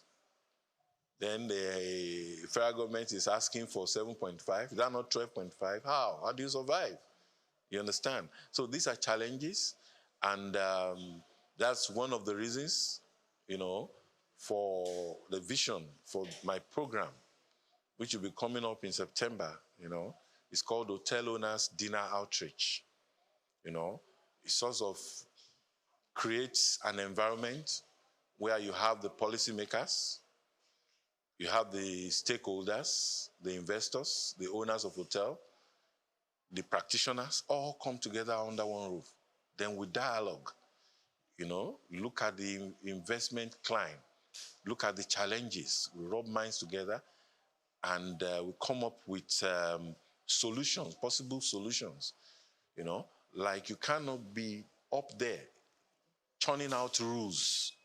You are so far from the players. You don't even know, you can't feel them. You don't know what they are going through. A client of mine, the road to his hotel is terrible, very terrible. And it's hardly having guests. And this government arm will come and pay consumption tax. Another will pay advert. Another will pay different kinds of local government will come and ask for their own, you know. So like this year's edition, we are bringing in the number one taxman in the state, for example, will be in the, we call it investment roundtable, will be in the panel. We have a representative of the international brand. That's the owners of Marriott Hotel in GRA, Ikeja, you know. He'll be in the panel too. And we have the permanent secretary, tourism, who'll be in the panel. So we'll bring them together. Then we have consultants, practitioners of over 40 years in the industry in that same panel. That's the president of AFCON. AFCON is Association of Tourism and Hospitality Consultants in Nigeria. He'll be in the panel. All of them. So let us discuss. Let's feel each other's pain. Let us understand. You know, the government, tell us why you are taxing us like this and all that. So that's one challenge. Another one is power. Of course, there's nothing we can do about that. It's a national thing, you know. And until it is solved nationally, we'll keep generating our own. While we always advise that, you know, owners should look at, you know, solar, which is environmental friendly. That's even the way, you know, hospitality is going.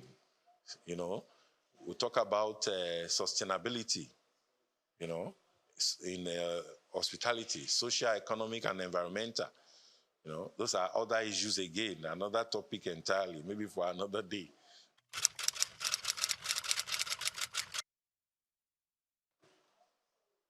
We should just keep it professional. Whatever you are doing, keep it professional. You're building a brand, always remember that a brand is a promise. Make sure you always keep it.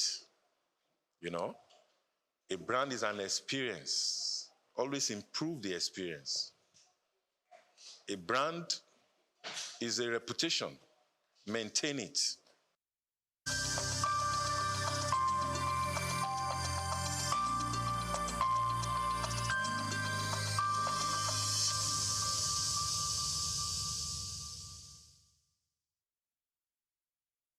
Broad Street.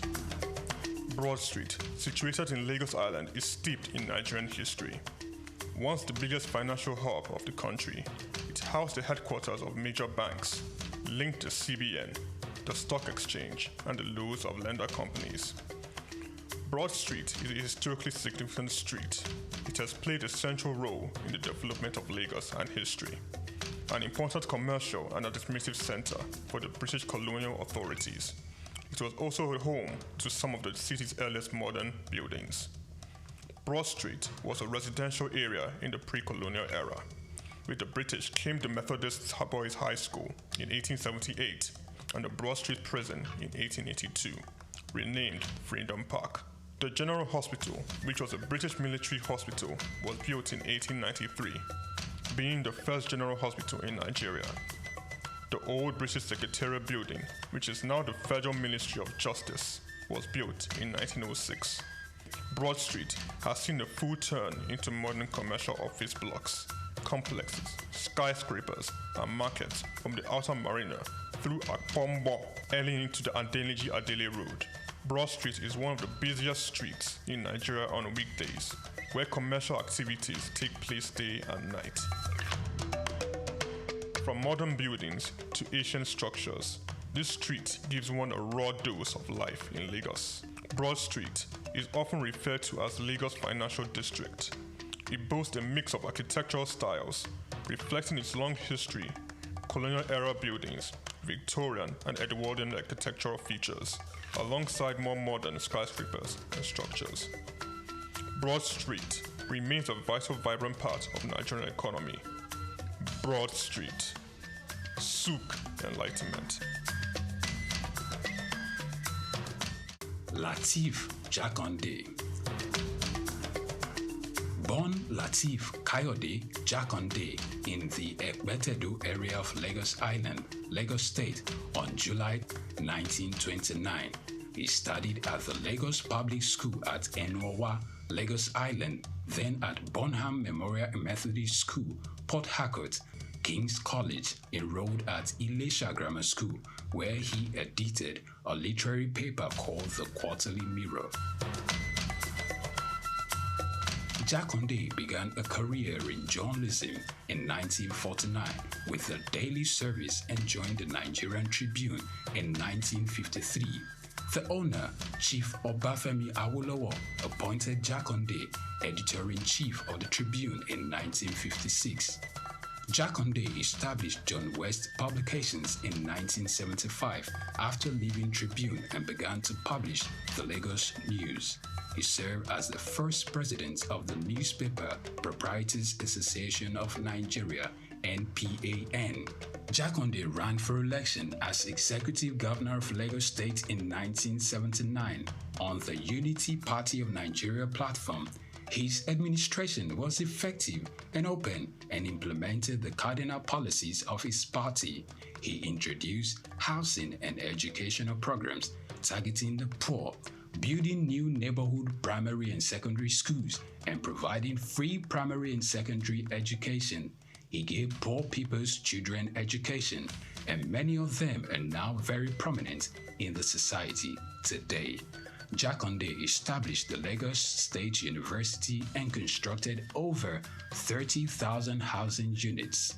After the military takeover in 1983, Jakande was charged, prosecuted, and convicted of treason and later pardoned. He served as Minister of Works under the Sani Abacha military regime. He died in Lagos on February 11, 2021. Lateef Jakande was the first civilian governor of Lagos State. Lateef Kayode Jakande, SOUQ Enlightenment. From Dubai to Lagos, Nigeria, and across the globe, SOUQ News TV is your #1 station focusing on business, economy, and development. With global digital reach, we connect Africa's pulse to the world stage. Welcome to SOUQ News Television, and here we go beyond the headlines, from breaking news, in-depth conversational programs, to market analysis and indices. From policies affecting growth to unique documentaries, from live event coverage to bespoke productions, will deliver content that connects you to the world. At SOUQ News Television, we provide news surrounding business, economy, and development, infomercials and jingles that stand out, short and long-form documentaries crafted to international standards, independent production spaces with full technical support, special coverage for individual and corporate events, a special form of documentaries through our prestige package, Immortals, where we tell your story the way you'd love it, and business support services tailored for small enterprises. SOUQ News TV, powered by FemWatch Limited, also home to the Isle 95.9 FM Lagos and Kasua 99.7 FM Kano, and Emirate News Television Abuja, together forming Africa's trusted media powerhouse. Storytelling, coverage, and connection that matters. SOUQ News TV, your home for business, economy, and development.